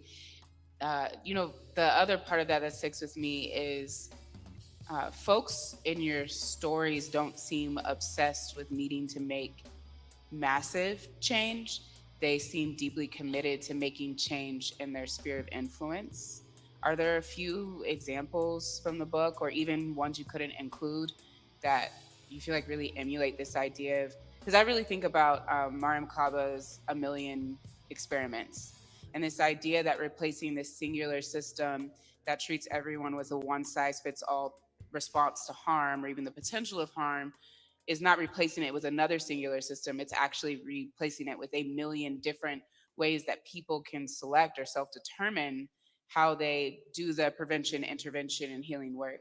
Are there, what is a story or two that really stuck with you as you were developing this? Yeah, I think that is such an important thing, and I do think that's something where, like, when I was in conversation with Il from Complex Movements, that they were really clear about. Shout out to Detroit. Right, absolutely. And we had to include some Detroit workers, and there was no way we could skip Detroit in a book about a revolution. And they were talking about how you can have the same problem, the same overarching evil, like hypercapitalism, white supremacy, and it will look different in all of the areas it touches down and all the ways it acts. But also you can have the same idea of freedom or even the same concept around a movement, and it will look different in every place it's being enacted, because the needs of each community, the needs of how communities being impacted is all different. And so you can work together, you can find that, you can learn from each other, but you also have to be able to adapt and keep things hyper local. And I love the idea of that, of how we can actually see this similar problem, and then not say, let me prescribe a solution for you, but instead say, let me stand in solidarity with you, support what you need in your space, and if you want advice, anything like that, I'm here. And that's so beautiful. And I feel almost like the book is a constellation of that as well. Like, I hope people will look through that and say, oh, this is what this looks like in this community. And so even looking at things like, when I was talking with Darnisha Weary about Black coffee, which will just be right up the street soon. Darnisha's here somewhere, right here. Shout out. And even just simple things that she talked about, adjustments, and realizing, like, oh, if you're going to be hiring high schoolers, uniforms actually aren't a great idea for a business. And why have kids feel stressed when they've already got to worry about sports clothes and school clothes and book bags? And, like, why is that a thing stopping young people from having a job? Absolutely. Like, why wouldn't we adjust to the workforce that we want and what they need, right? And, like, something that's simple, like, when we consider people going, oh, well, if you want the job, why though? Why? What's the point in that? Exactly. And really, prepping people for this really capitalist idea of don't question, just do what you have to do. And something that simple of, oh, this doesn't work for you? Okay. And we're not doing that, But then looking at all how hyperlocal a lot of these, like Freedom Inc., looking at the work that they've been doing in the Midwest, and like looking at how they were like, we are in these very specific communities, and their people's budget, I think, is such a beautiful example. And so if you read in the book, they talk about how at the same time that the city, I believe I'm trying to remember what city they're in. At the same time that the city that they're in releases their budget, they release a people's budget, which is the result of them going and surveying underrepresented communities in their area and asking them what their priorities are. And then they release the people's budget, and they release how they're going to spend their funds based on what the community said is a priority. And they do it at the same time with their little area to try to show the city what impact even a small org can make when you're listening to people and their priorities, right? And so instead of having these national conversations, and I have a political science degree, I spent years listening to white dudes argue over which economic theory was better than what economic theory. And it's all, in this weird fake world they made up where, oh, I'm a Keynesian, no, and it's, none of it actually applies to how people live in the world. They live in a theoretical world. And that's why I swore I would never debate a white man again in my life. And I refuse. I already had to do it in college, and it was insufferable then. And I was only, in my 20s. So it's just, but it's beautiful to watch, saying, hey, when you listen to the people, like, you can come up with something that can make a measurable difference in the lives of people. And we can make more of a difference with this little budget than this city can make with their millions and millions of dollars. And so that was such a beautiful example to me of, like, not only trying something different, but making it very transparent and using it not only to be effective and trying to make a difference in their area, but then trying to be an example for the broader area as well. Yeah. And what I love about that is you're talking about, like, being descriptive and not, like, prescriptive. Because, like, here in Seattle, we have solidarity budget. And when the mayor releases his budget, they release a budget based on things that community-based organizations have identified and said, like, if the city really cared about us, here's what the budget would look like. And it's different. You got LA has their people's budget, New York has their people's budget. And I think what's dope about that is each area is able to take what aspect of that organizing tool, of that imagining a world that we want to live in, and make it work for the organizing and the work that they're doing in their space. And thinking about that, the world is in like such grave crisis. The world is always in crisis, and right now it's so visible and palpable as we think about Palestine and Congo and Sudan and all of the things that need to happen. The genocide of trans loved ones here on Turtle Island. How would you hope people look at this text and think about the ways they can engage in these larger struggles? Because I go to bed every night and I'm like, did I do enough? Right. Knowing that my tax dollars are being spent on weapons and war and genocide, did I do enough knowing that literally people in our communities, some have absolutely nowhere to go and will be criminalized that evening? And then I sit and I think about, like today I made sure 45 young people ate dinner. I made sure all of my staff had the resources that they need. We got young people housed. And by the end of these next 2 months, $65,000 will move into other people's families and homes. So we did something, right? But it's still, even in the midst of all that, too easy or maybe too hard, because sometimes it's our own like shame as opposed to our living in our hope of what we can do, that we go to bed in that place of like almost being defeated. When folks read this, how do you hope that will inspire them to engage in some of these larger movements, but from the sphere of influence that they personally have? You know, I think you voiced so much that I think a lot of people go through. You voiced some things that I think are really specific to movement workers, right? Which is that feeling of like you're doing this and it's not enough, and how much is enough. And then that feeling that I think everyone has, even just being like empathetic people absorbing what's happening in the world and not even knowing where to start. Mm-hmm. And one, I would say it's important to recognize the cost of that, of the feeling that it's all on you, that it's never enough, that you have to just keep pushing and pushing and pushing, and that you exist to do this work, and that joy isn't a thing you can have, that a feeling of accomplishment isn't a thing you can have. The cost of that was really clear in so many of the conversations I had with people, of what it cost people. And that was something that was so clear for me when talking with people. There were so many times where I wanted to just wrap my arms around people and be like, what you're doing is so amazing. Like, you are so precious and beautiful and important to our communities. And I wanted to be like, I wanted to hold them the way they hold community, right? And recognizing that, I think that's something that you'll recognize as you read it. Like, you love these people. You're like, there's so much love in them. Absolutely. And I just want everyone to know that's doing the work, like, you're one of those people, right? And so that means like people want that for you, the same, and you're as vital. And it's easy to forget that because we're always told that, you know, if there is struggle to be had, that you show how much you care by how much you're willing to struggle. And any joy means that you don't care enough about it, or rest means that you're not, you know, caring enough about it. But instead, it's an acknowledgement that you are part of the community you're fighting for, that you're trying to save, that you have that value. Yeah. And then the other thing that was really important to me that I saw that was, I think, Hey, Mela. hyper local, was when you're really connected to. Hey, baby.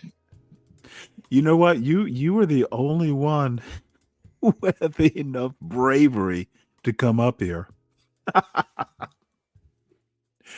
So today is, you know what? I literally woke up this morning and I was on a mission to deal. Well, I'm not going to deal with it, but I'm going to highlight white plus male mediocrity and white mediocrity in general. And there's no reason I'm doing it. You know what? I saw a video that it actually was a Trump video about this Epstein business, and the idea popped in my mind. I'm not doing news stories about Trump and his obviously running from his base, which has torches, pitchforks, and other farm implements chasing him. And Mike Johnson fucking he's starting the August recess early because he's hoping that, this Epstein business will die down. A bunch of white mediocrity. A bunch of it's white mediocre male motherfuckers having a problem with the white mediocre males they put into office, and me showing a little old black woman highlighting who wrote a book about white mediocrity. Look at these motherfuckers. And the bigger problem is they're black coon worshipers. Black coons defending white mediocrity. Oh, I'm getting a whole lot of enjoyment out of this. Oh, dude, I am literally laughing. All these motherfuckers. Oh, well, white males aren't mediocre. What about Biden? Motherfucker, what about Kamala? Motherfucker, the topic is not even that political. It's cultural today. So thank you, Mela, for the compliment, by the way. I love people who read books. And thank you for being here. Yeah, it's absolutely cultural, as opposed to political. And whenever you invite me to speak, that's when I'll talk. You are up here, and you might just have to carry the show, dude. I'm just roasting motherfuckers in this chat. You're in my chat. Yeah, yeah. When you start using the MF word, yeah, I'm bad about hold that. on, I'm not criticizing you. What I'm starting to discover is that you probably need a meal. Have you had breakfast? Not Yeah, yet. I'm a Actually, motherly person, right? And it's like I think he could probably use some nutrients, because well, I am. Guess what I'm going to make for dinner? Because my son isn't here, lamb, so I'm sweet just going to have potatoes, at and it. asparagus. No, Oh. I am soaking pinto beans. I'm literally going to make beanie weenies in a crock pot. Look, I have Hello? the Did I pinto think my beans. bandwidth? I'm gonna cut now. I'm gonna make a little bit elevated. I'm gonna fancy it up with spices and stuff, and I'll probably add frozen green beans to it. But no, I already have dinner planned out, That's and cool. yeah, I got one of those one pot things. Yeah, that's So cool. Yeah. don't worry, I will eat. Please do have a meal, suitable to your schedule of living. Because believe it or not, there are people that eat too much, and that becomes an issue. I'm a 1 meal a day person myself, and I eat when I'm hungry. yeah, that's the thing, right? That's the thing. It's but let me run this by you. The problem with that as Americans and us being finessed into believing that we're entitled to snacks, that's when the insulin issue comes into play. And so I'm a 1 meal a day person without snacks. Not many people can say that. They snack, waiting for that one big meal. And I don't do that. Right. I depend on that, and it's an ample meal. Don't get me wrong. Okay. We're not talking about like some salad eating girl. Okay. But I design, as one would say, my plate to satisfy the nutrients necessary to sustain me. And I look back on all the things I can afford to eat in terms of snacks. Like I can go here, there, and everywhere. I can snack my ass off, but it doesn't serve me as well as I would have thought, because I'm an advocate of nutrition. I study nutrition as hard as you study politics, and social behavior. I study nutrition hard. And I just found that you're using motherfucker so often in this live stream that I'm like, you need some nutrients. Well, I need a dictionary. No, you need some nutrients, not a dictionary, because, you know, there's a calmness that happens when you're nourished. And right Well, now that's you're true. mad at everybody, right? And it's like, No, actually, I swear to you, I would I am rather not, hear your I'm not, intelligence. look, I would rather hear your I'm not intelligence. mad or angry. I'm annoyed. And to me, at least, annoyed isn't the same thing as mad. Okay. Okay, I used You a can't be very mad. primitive It's word. Yeah, I use a you primitive word. honestly, well, hold on one second. Then I need to address a couple comments in the chat. You are annoyed at children. You can't really be mad at them because they don't know what they're doing.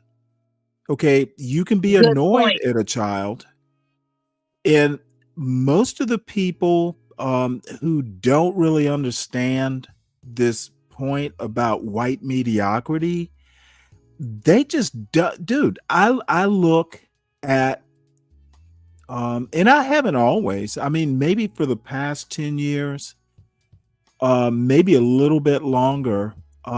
I started looking at American history as a lens for current day politics, Yes. and it was actually That's Heather why I Cox love this live Richardson. stream. Yes. You know, and the thing is there's nothing new under the sun in American politics. There is a Trump. Back if you study the administration of Andrew Jackson in particular. And again, I accept your concern. I accept your analysis, but I want to refine it to a point to where I'm annoyed. You can't be mad at children who don't know shit, who literally want to talk about. I heard Deacon Dave or saw. That's because you're intelligent. No, it's really not intelligent. It's just I've read some things. And but hold on, because I'm interested in what you're saying, but let me point out this comment up on the screen. Now, this motherfucker, and yes, I use the word, and I use it intentionally, literally will tell you he's not a racist. Yet, he comments, Stanley, you know white mediocrity is black excellence. How is that not racist? Can someone explain? That's a biased opinion. Well, it's not biased. It's literally racist. He brings race into it. Of course, I did black, too. yeah. But how about just say white mediocrity? Why are you comparing it to black excellence? It's like he wants to lay hold to the claim of black excellence through white supremacy, and that is racist. I agree. Well, I'm not disagreeing with your sentiment. He's basically saying he's actually buying into something that is very American. Especially these Caucasians, especially in populist movements. Look, back in the day, the planter class in the South and the white industrialists in the North, and even if you go back to James Madison, who literally talks about checks and balances. Look, the white elites, these back in the in the 18th century, George Washington, Thomas Jefferson, they feared the white hoi polloi. They feared Be Brave. They feared Palomino Ricky Z. They feared Ryan. Because if you did not keep these people satisfied, they would do a Shays Rebellion on your ass. And part of how they kept the hoi polloi, and I'm using that term specifically too, how they kept them kind of at bay is telling them, well, at least you're not a slave. At least you're not black. What's hoi Even if you're poor and you're white, you are still better than the best black. What's hoi That's what polloi, please? it's basically the masses. Oh, I see. But basically, look at this Ricky Z person in 2025 acting like po white trash. At least I'm not black, is what he's saying, because he's certainly white and mediocre. Absolutely. That's a good analogy. It reminds me of the Best Little Whorehouse in Texas movie I've with never seen it. yeah, with Dolly Parton, where Burt Reynolds told her, "At least I'm not a whore." You know, it's like it's the whole sweep you from up under your feet type of thing. It's like I'm gonna pull the rug from up under you by critiquing what is the propaganda against you, and that will shut you the fuck up.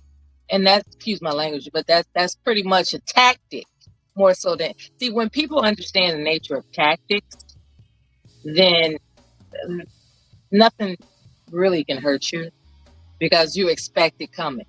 You expect people who have a defense mechanism to exercise tactics to so-called, as they say, put you in your place or shut you up and all these other kind of things. You know, just insulting terms that take you aback for a minute. It's like, where did that come from?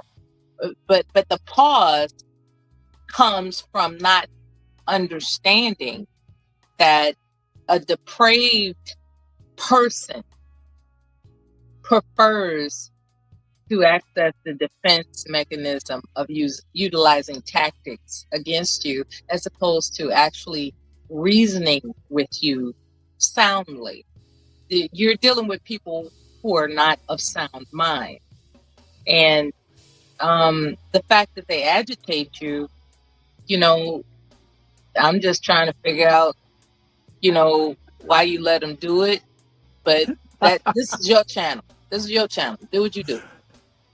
You know what? I look, I do what I do. I actually am having a good time. Look at Palomino Ricky Z is reaching out to you. Mel, I'm telling the truth. He's twisting my words. Of course I'm twisting your words. Dude, that's what I do. You missed the clip. I hope maybe you will watch it. I did. It turns out to be about 45 minutes, and I don't clip my shows much, but I clipped this about a young black man. And you know what? I literally, he said he's a Be Brave fan. So he told me that Be Brave told him that, yeah, Stanley will twist your words. Of course I'm going to twist your words. I love doing it. It's fun. I like taking words and points and logic and philosophies and twisting them to my advantage for a win. Duh. It's called, it's like these motherfuckers are great. Like, I'm not supposed to do that? Dude, in a debate or a match of wits, that's what you're supposed to do. And Mela, now these people want to talk about white culture and the glories of white culture and how literate they are. I know more about white culture than most of the white people who tune into this chat. I know more. That's what's pissing them off. Dude, I take the white man's English and I beat white men up with it. Mm-hmm. It's what you're supposed to do. And dude, Mela, I went to high school with these little wannabe elite white boys. And I beat them at their own game. They fucking hate Obama. Beat them at their own game. That's why they're all pissed off. The motherfucker became president because he knew white culture good enough to convince them to vote for him. And Trump and a lot of these anti-black blacks like a John Galt, they will be eternally pissed off. Now, you may not be an Obama fan, and he's problematic, but overall, an Obama fan. Overall, he was dude. He lived. You have to be twice as smart, and he won. Not only did he win, he won twice. And look at all the little Palomino Ricky Z's. They will be so pissy because Obama won. Yeah. Palomino Ricky Z, you are white trash, and you're just mad because I can call you white trash and twist your words. Dude, it makes me laugh to twist your words. Ricky Z, don't you go out there beating up no black folks just because you mad, okay? Don't do that. You might be imprisoned. And you be like, damn it. I'm mad. Look at Brian Nichols. Now, Brian Nichols, I do have respect for. He's my age. Obama was a tool. He didn't beat anybody. All the presidential tools. Except he did. Wait, hold it. And I was watching Fox News the night that Obama won over Mitt Romney. And Karl Rove literally couldn't believe that Obama won. I'm gonna have to find that clip and play it. Yeah, that would be a good clip. Karl Rove's feelings were hurt, and so was Mitt Romney's, for that matter. But Karl Rove is like, oh, we need to check Mitt Romney handled it better than his wife. You know, Mitt Romney's wife was just about to faint. You know, it was I have sympathy just like the next person that's a human being, but I mean, it was almost hilarious that she was about to faint. I was just like, look at this stressed out white woman. Damn, that's crazy. Hey, AAE, hit the link if you want. It's good to see you. Yeah, come up and chat with us. Come up and kibitz. As a matter of fact, this is going to be an all-woman panel today, just to spite the Deacon Daves of the world. Yeah, let's. You know what? You know what? The other thing that annoys me, hearing the hood conservatives of the world shit on black women. Dude, I'm gonna go all the fuck in. Y'all are fucking idiots. My mother was a black woman and she was fucking brilliant.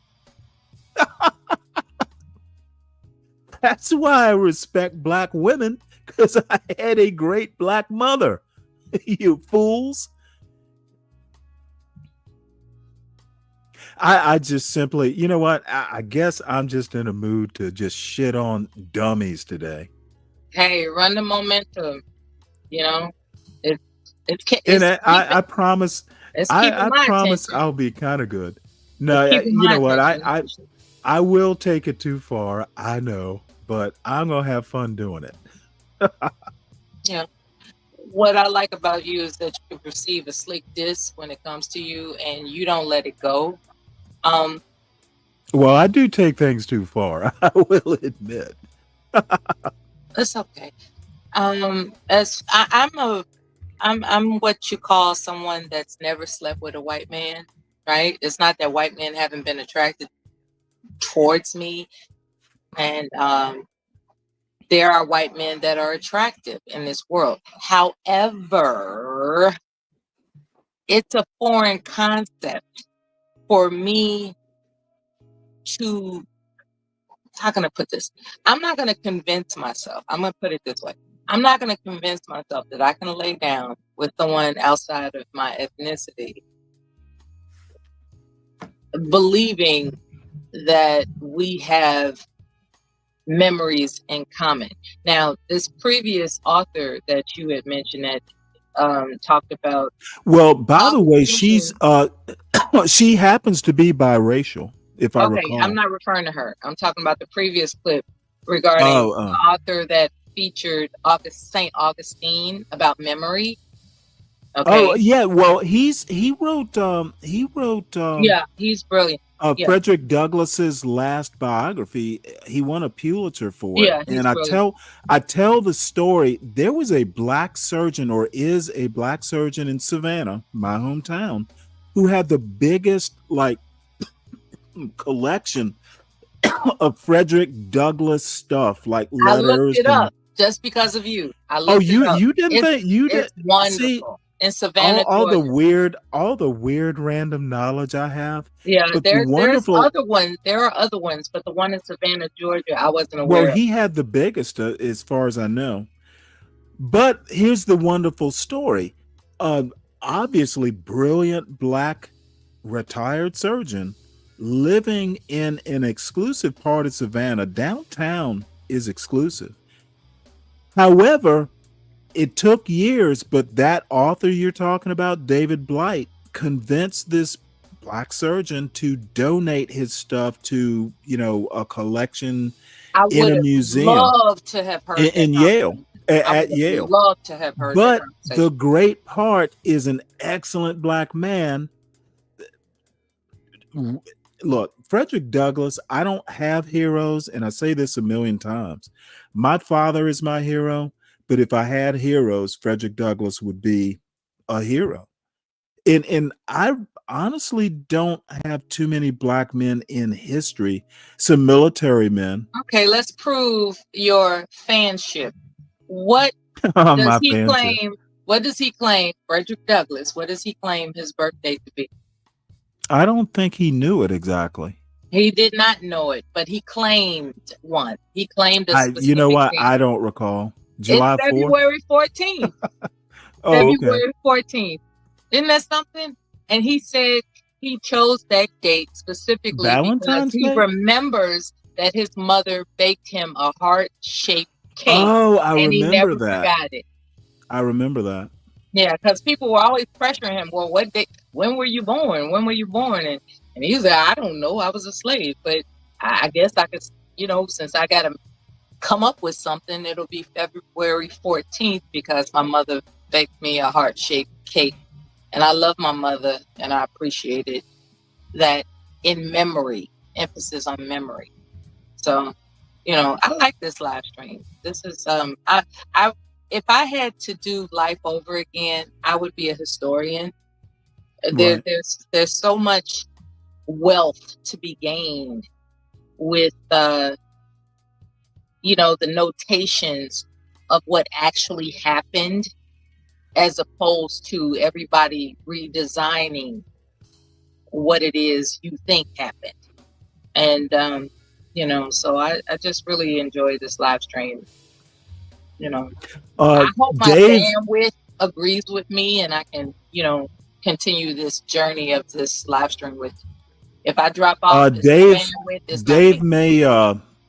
Deacon Dave may come up. I was looking at another tab and didn't notice that he'd hit the link.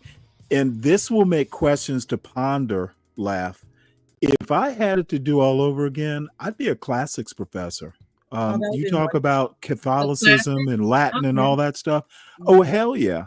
There aren't many black classics professors, obviously, but you know what? It's always, and not so much history's kind of my passion, but back in the day. So you would learn Latin, huh? Well, I've had college Latin. I took Latin the very first class of my very first day of my freshman year of high school was Father Anthony's Latin class. And of course I got an A in it. I loved Latin. Do you remember which text you used? You know what? I still have the textbook, but it's mostly Are you excerpts serious? from You like. still got the textbook? I still have I made flashcards from the little index cards. I still have that somewhere. Wow. I do those too. I have all my notes, everything saved, everything. Well, I don't have all my notes, but no, Latin was literally. Now, I was a chemistry major because Sister Johanna made me fall in love with chemistry. Oh, by the way, she would not let us use calculators. We either had to do the math in our head, That was back in the or day. Yeah. that was. But you know what? She also said, "Well, you can use a slide rule." So I had to fucking learn how to use a slide rule. So calculus, that's torture. No, it was like you better fucking be able to do math without a calculator. Yeah, you gotta High concentrate school on some chemistry other math. stuff. High school chemistry math. If you have to take it out a couple decimal places, it can, you have to kind of guesstimate. She would let you, she'd give you a decimal point. If you get out to one decimal place, it'll be okay. However, you know what? She was right. And by the way, I was governor's honors in chemistry. I was actually good. However, I met her years later. I had to have a major operation, and she had quit teaching. And her vocation after teaching was caring for the elderly. So I met her years later, like 10 years after high school. I heard from it was a Catholic hospital, St. Joseph's in Savannah. And it just so happens that the nurse who was prepping me for surgery, her last name I recognized. And I'm like, are you, my classmates? Are you related to my classmate? She's like, oh, yeah, I'm his aunt. So, we got to That's talking an about my amazing story. classmate. So I was hearing from all kinds of people, like, oh, we hear you're sick. We'll come visit you. Dude, it was enough to make you fucking cry. It's like, Yeah, that's beyond it was encouraging. That's it was serendipitous to another no, level. it was it That's warmed my amazing. heart. That's amazing. Well, I was kind of the Something about class your clown. spirit deserved that encouragement. I'm happy for you. Well, no, the bottom line is I had a wonderful childhood. And you know what? And by the way, part of the reason, my wife, she grew up Catholic. We had a lot in common culturally, believe it or not. And it is what it is. I couldn't live without her, and so we got married. And the rest is history. So, I was kind of like you, Mela. I dated white women, but marrying a white woman, I just kind of, I never dated white guys or white women. Oh well, of course, I dating is not marrying.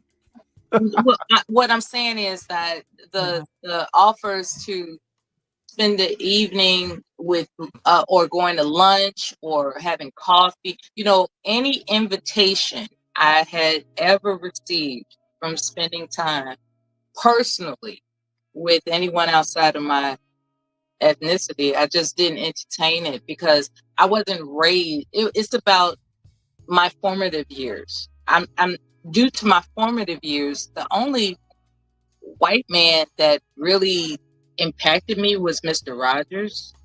And because we're talking about formative years where your TV is your babysitter during the You mean 70s.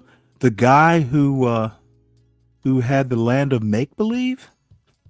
Well, that's what I'm saying is, and during my formative years, fortunately or unfortunately. Wait, hold it. Are you old enough to remember Captain Kangaroo?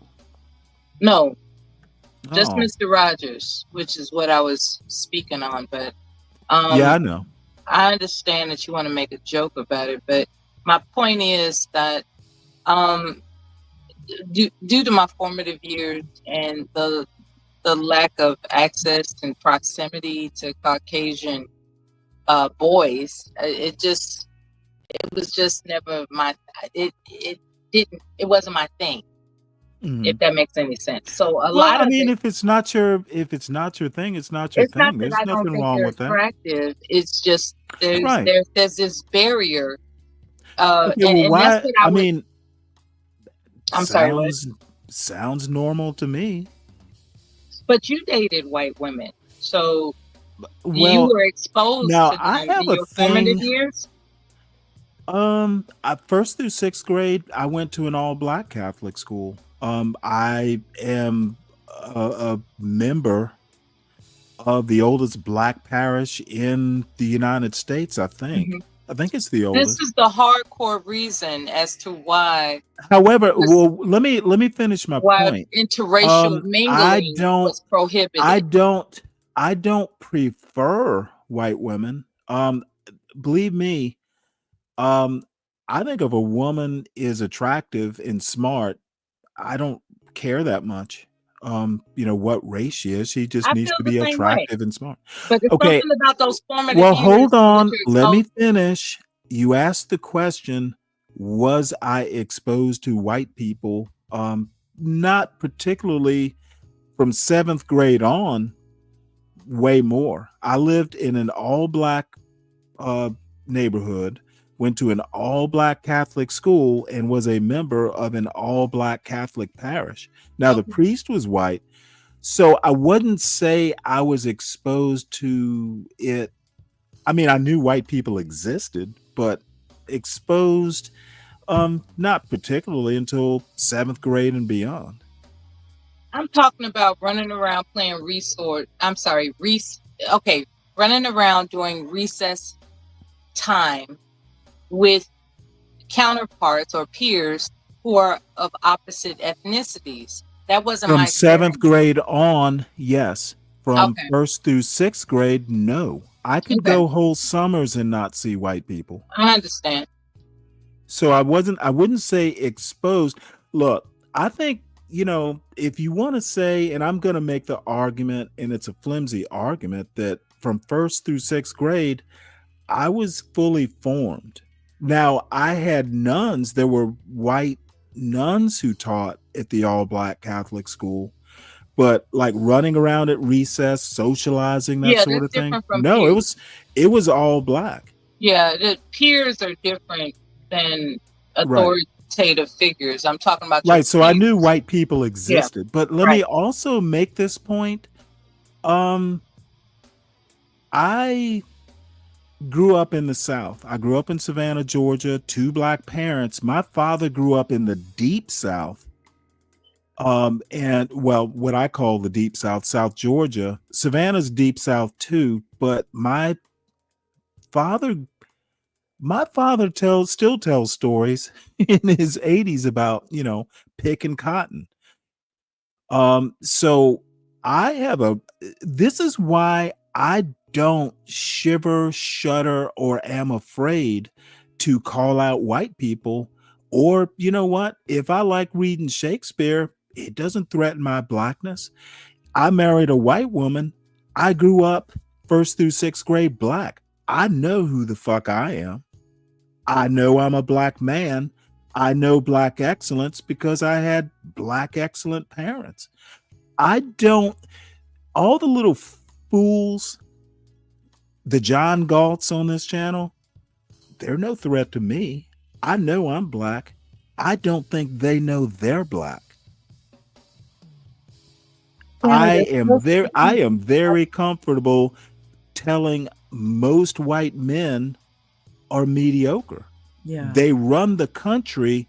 And when I hear someone like a Be Brave talk about how less than 14% of the population are bringing America down, I make the counterpoint that, dude, America, and I've heard Be Brave say it's a white man's country, 60% of the population is white.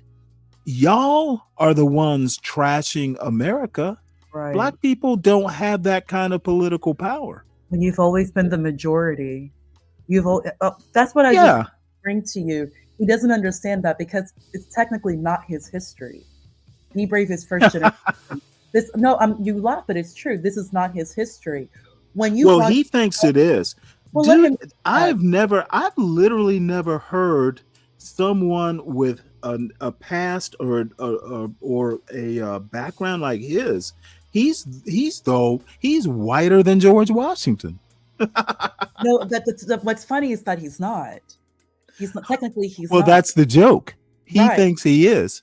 The funny thing is, I mean, Stanley, let's be honest. Your family is technically more white than his, and I say that, and I'm not even joking. I say that definitively. Your family is America. Your family is literally. You know what? I'm not going to even tell you there's some maternal things.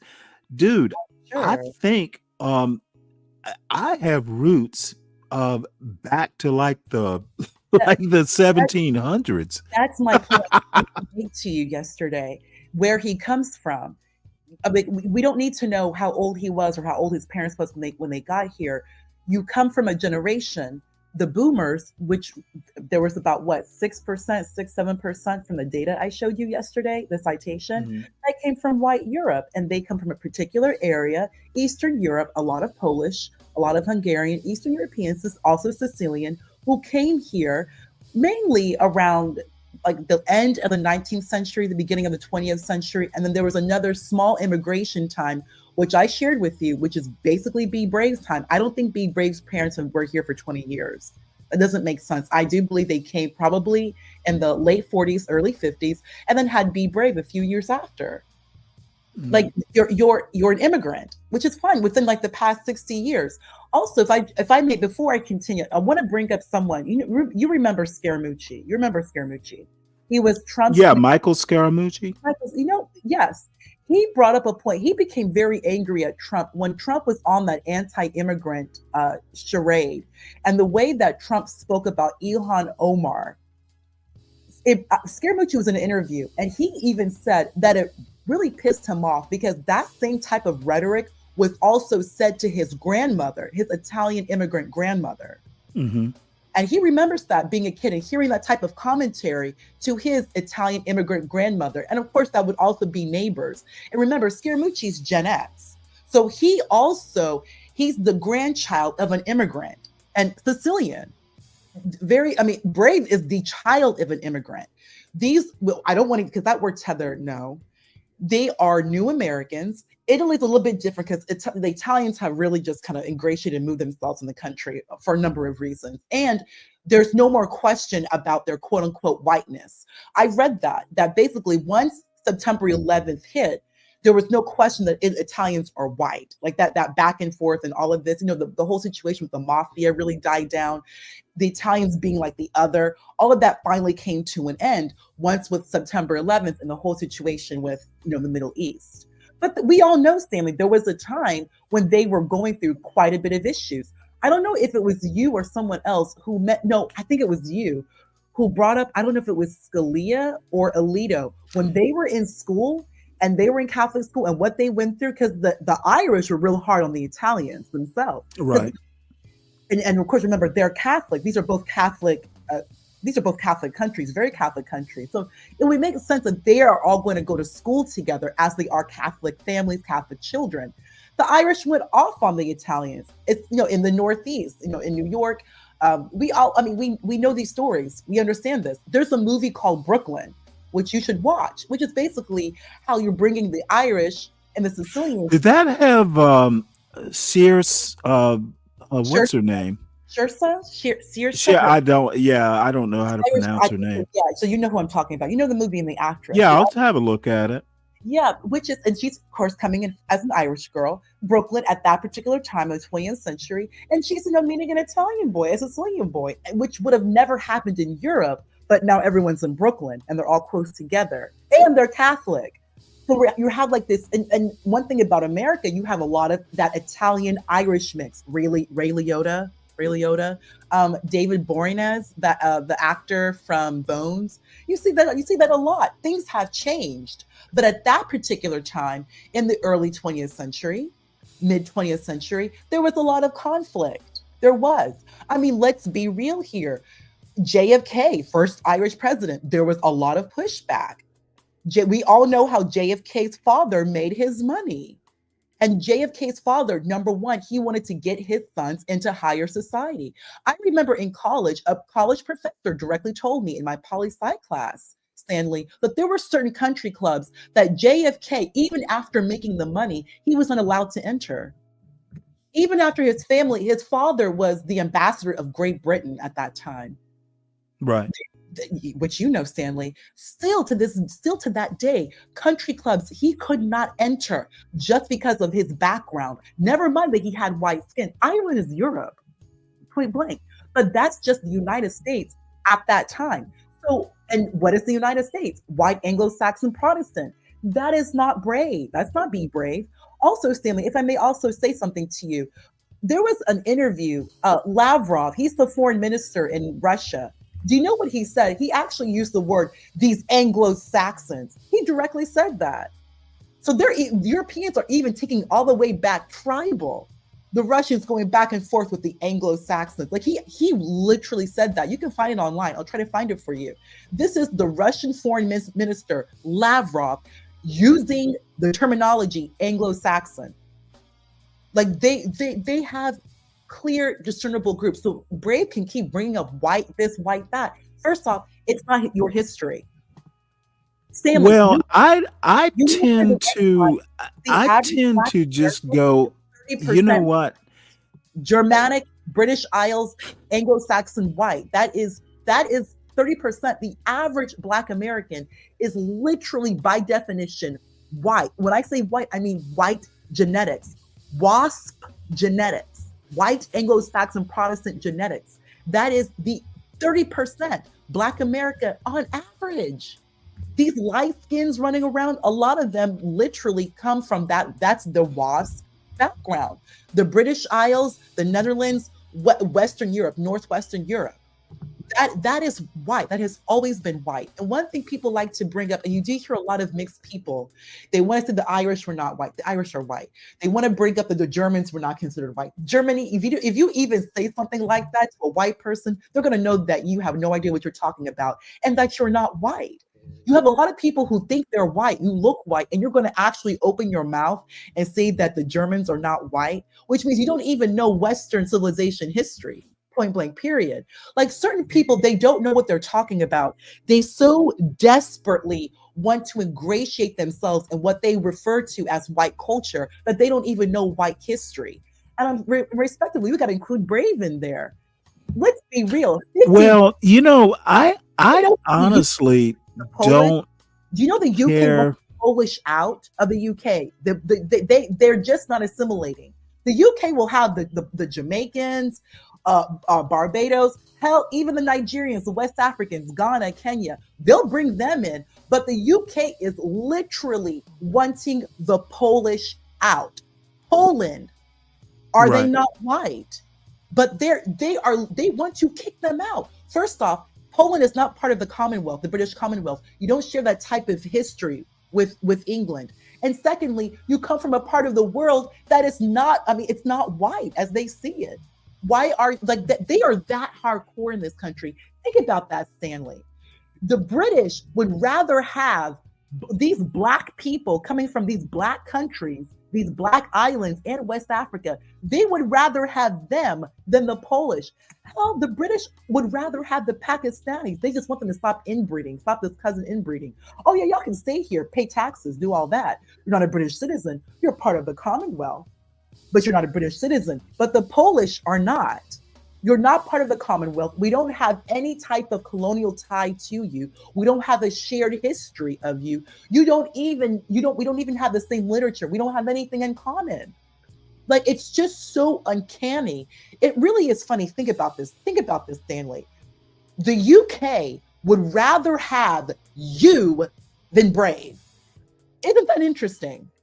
You can be there. Well, I would think it's because they don't let people that, that Sin, like polar bears are white. Okay. All right, Sin. No, but isn't that funny? Brave keeps saying white, white, white. He never says wasp. Think about that. He will say white, white, white. I Look, always look. grew up Well, wait, hold it. I've told Be Brave. You know who Ben? Oh, what's his name? Damn it. You know what? I am having a senior moment. I told Grace Thorpe, Ben Thorpe. Ben Thorpe is Grace Thorpe's father, Yeah, and they are from Rhode Island. yeah. And one day, I literally told him, Ben, because he's a motherfucking racist. Oh, big time. So he's going back and forth with me with his racist diatribe. And I told him, Ben, I lived in Newport when I was in the Navy. You aren't Newport.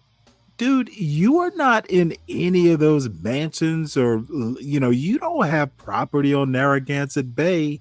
You aren't elite. You are not, your lineage doesn't go back to the Mayflower. And that's the same argument I make with Be Brave. Dude, you are talking about how you are white, and the whites and this and the whites that, and even trailer trash whites are somehow elite. Dude, you have bought into what the white elites have told you are. The only thing you have in common with them is you sunburn. That's the only thing you have in common with them. Dude, there is no white elite that would ever accept Be Brave as he is. He would have to pretend to be. All I'm saying is I love Be Brave talking bullshit. That's why I fuck with him in the chat. Dude, you know what? Nothing you're saying is even remotely erudite. That's why I just roast you from the chat. I don't even need to come up to Be Brave's panel. And for everyone's information, yeah, he's banned me from his channel. I didn't even, dude, well, hold on. I literally got banned from his chat for the comment, fill in the blank.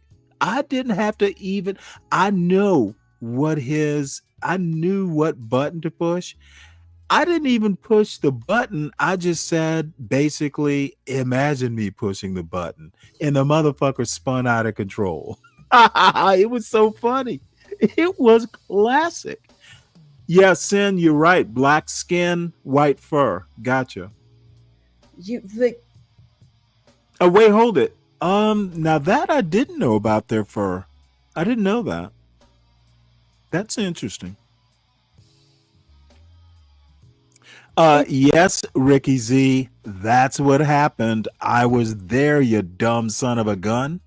Of course, see, Ricky Z is so unaware and so fucking, his mind is so warped by his racist attitudes. He doesn't even know reality. The reality is I literally said, hey, Be Brave. You sound like a fill in the blank when you talk about trans issues. Be Brave. You sound like a fill in the blank. And he got pissed off. That's what happened, Ricky Z. There was some guy on Be Brave talking about As a matter of fact, you were there. There's no such thing as new white people. What are you talking about? Like, what you really, you keep saying white. First off, this is not South America where just because you look white, that doesn't mean you are white. You can go ahead look, I don't need the education. I know what white is. Stanley, hold on. I know okay, I'm sorry. I thought you were talking to me. No, I was just speaking out loud. Like, I'm just literally, because it's just so uncanny. I'm just speaking out loud. just because I knew a girl in my school. This girl is a full Filipino girl. She, for some odd reason, she showed me her driver's license. Stanley, she marked she was white. And she put in like blue contacts, but they put like they were hazel. I don't know why she told me this, or she felt The bluest eye. I don't know. Like, but nobody in that school saw her as white ever, ever, ever, ever, ever, ever. You can say, and I'm going to an all-white school. I even remember some of the Irish girls. They were kind of like, they were kind of back and forth with some of the other girls, and there were a number of actual like white Hispanic people, like people who literally like looked white. That I would, yeah, okay, these are white Hispanic people. I leave school, and it's just so funny that everyone has like there's this acceptance of flat white, or you think people are going to accept flat white. You can think whatever you want to think. I don't need to even acknowledge your presence. That's what pisses them off. That's why they become very abusive towards Black people. Their white does not work unless they're able to physically be violent towards a Black person. And they think like like there's some type of trigger or ignition that puts their white into like reality. You have to stay away from these people. Like these be brave types, these like a lot of them, Stanley, I don't need to go into details. You know what I'm talking about. They really, really, really want to be white. They just bring up the word white. Anyone who just says white, they're not white. People who are white. Well, but here is the thing, though. I think there's nothing more evident to being white than just being white. You never have to say it. I don't have to say I'm Black. It is more than evident.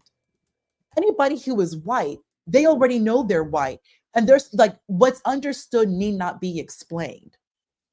If you have to keep pushing, reminding people that you're white. Well, you know what? I actually get your point. I get your point. Right. It's like telling people you're smart. Right. You have to tell them. Then you're trying to like prove something to yourself, and you think that other people agreeing with what you said is going to put into existence. No, it's not. You already know what you are. Then just be white. There really is something as being white and acting white. You don't even need to say the word white. And furthermore, if you're white, just like you said, Stanley, we all know your history and lineage. And that's one thing about Black people. Black people know who's white.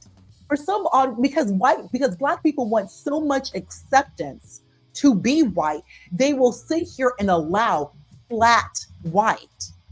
You will call people full damn well Black people are not white. You will just say that just because you want to be in that proximity of non-Black skin, which is what's been going on for decades now. Because Black people hate being Black, they will rather be an other. They would rather be not Black, even though they're not white. They would rather be not Black and live in that life, live vicariously through not being Black.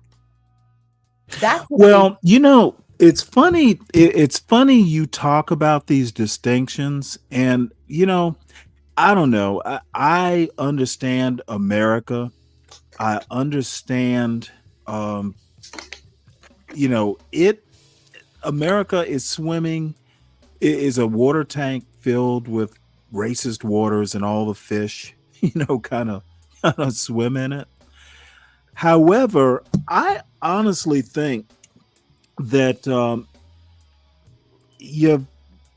I don't think you just need to understand the history of it. You need to understand that it is what it is, but you also need to understand that you don't have to necessarily be trapped by the rules. And I think people like Be Brave and John Galt are just trapped. And I talk a lot about race. I hope I talk about race in a more objective way. I like doing the history of it. I like American history, and it's inextricable. Race is inextricable from American history.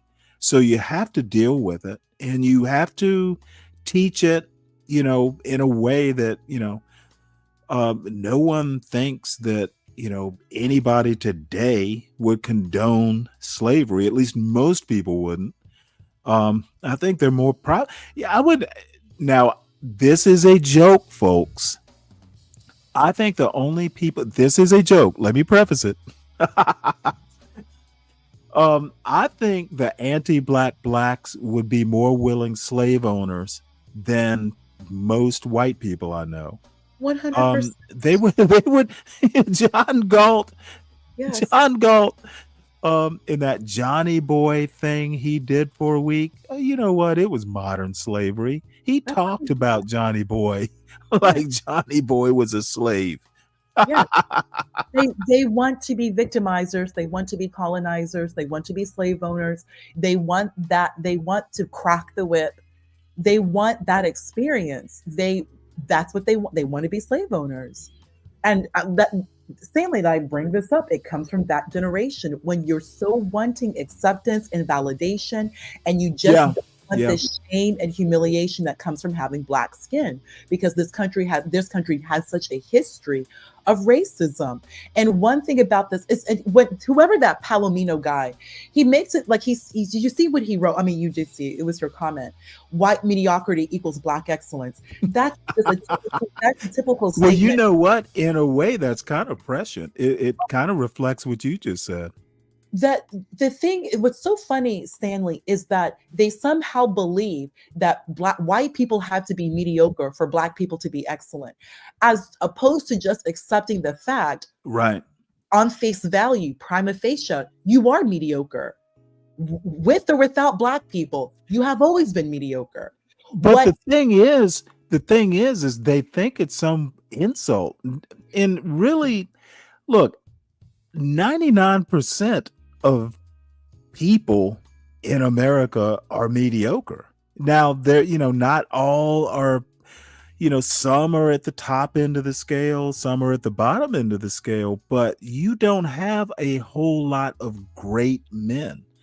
That's why they're called exceptional. There aren't many of them. However, I will argue that excellence isn't necessarily based on race. You are simply a great person. You've done great things. You've accomplished things. You're just excellent at what you do. You can be excellent at just particular skill. And one thing about these Palomino type people, they will see a black person who's just really good at whatever the black person does, not even just being great at everything, just being good at your task, at your skill, at your job. Maybe you're a blacksmith. Maybe you can type 200 words per minute. Maybe you're just really good at plumbing. You're just really good at something. You're a black person and you specialize. You will have white people so angry, so bitter, so destructive. They will do everything to just ensure your failure. And of course, these types of white people partner up with other black people who hate seeing any black person be successful at anything. And they will do everything to destroy operations. That's what's so Well, let me ask you a question based on what you just said. What do you make of people who, for some reason or another, think you aren't black if you're not from the hood? Or, I've outgrown this "you need to be a credit to your race" sort of philosophy. And that sort of thinking leads to whole shows about, say, a Carmelo Anthony, as if Carmelo Anthony is emblematic of black youth in America in general. Carmelo Anthony made a tragic mistake. The whole situation is a mess, but in no way, shape, or form is Carmelo Anthony an emblem for YNs, to use that term. And it's become a favorite term of mine, by the way. Carmelo Anthony is an individual case in a very tragic situation. But why is it like a lesson for all black youth? Ignore those people. Carmelo Anthony, there's a lot more to that story. That entire area, there's a lot going on. When you're speaking about Frisco, I'll tell you this, Frisco has a lot to answer to, and they will very soon. It's more than just Carmelo Anthony. There's other stories out of that particular area where that police force, they dropped the ball tremendously. So they want to say that if that, you know, Carmelo Anthony, and I don't know, like it's an example of YNs. Well, then Stanley, I'll discuss more with you offline. But that whole situation, there's a lot more going on in that area. Remember when at the end of the day, these groups are in law enforcement. They have an ability to paint the narrative, to create the dictum for the narrative. And they're always going to make it where they are either the authority or that they are the victims, and that, you know, YNs are the aggressors and this is all YN's fault. This paints Black people. No. There's so much more to this story than I don't even want to get into details, but that entire area, there's a lot going on and they look bad on their own. They want to bring up Carmelo Anthony. There's way more coming out about that particular area that they have to answer to law enforcement. Because if you want to bring up Austin, there's other stories of how they have completely dropped the ball. That's a needle in the haystack, and very sad to what happened to that young man and his family. But that entire area needs to be scrutinized. And that's that's an area with high tax dollars. Well, Sin has a question for you. She asks, what does the entire area have to do with this? Nothing, Cindy. You're not familiar with the area. Don't worry about it. Nothing to your knowledge. Well, I mean, I think I get what you mean. There's more to this. And Sin, wait, Sin is a good faith person. She doesn't ask facetious questions, at least in my experience. So there's more to the story, and that's what I'm trying to get at. So trying to make Carmelo and then all of YNs look bad. No, that entire area, Frisco, Collin County, all of it looks bad. And there's so much more about that area that will be, brought to transparency, I shall say. And let me answer Jihad. Jihad, I don't get this point. No, Carmelo has, and by the way, he spells his name with one L and a K. Like the basketball player. If I have any persnickety about this, I hope it all turns out well. Carmelo has parents and family and, probably supporters locally. I don't need to support Carmelo. I just hope everything turns out the way it should. I want justice to be done. But no, Carmelo doesn't need my support. It's good to know the story, but this is not a call to action for Black America. And I don't motherfucking have a code, son. My code on code, dude. There is no code except the code I choose to live by. There is no on code. And I have done this on code stuff with people who actually have a code. There's a podcast called the Black Betterment Broadcast. The guy who runs it is out of the UK. He's a Black Britisher. So I don't do code, son. The only code I live by is my code. So anyway, I'm not beating up on you, Jihad. You're a good guy. You are a smart young man. So I'm not fussing. Let's see. So victims of racism don't get your support. They don't need my support, Jihad. Victims of racism. Okay.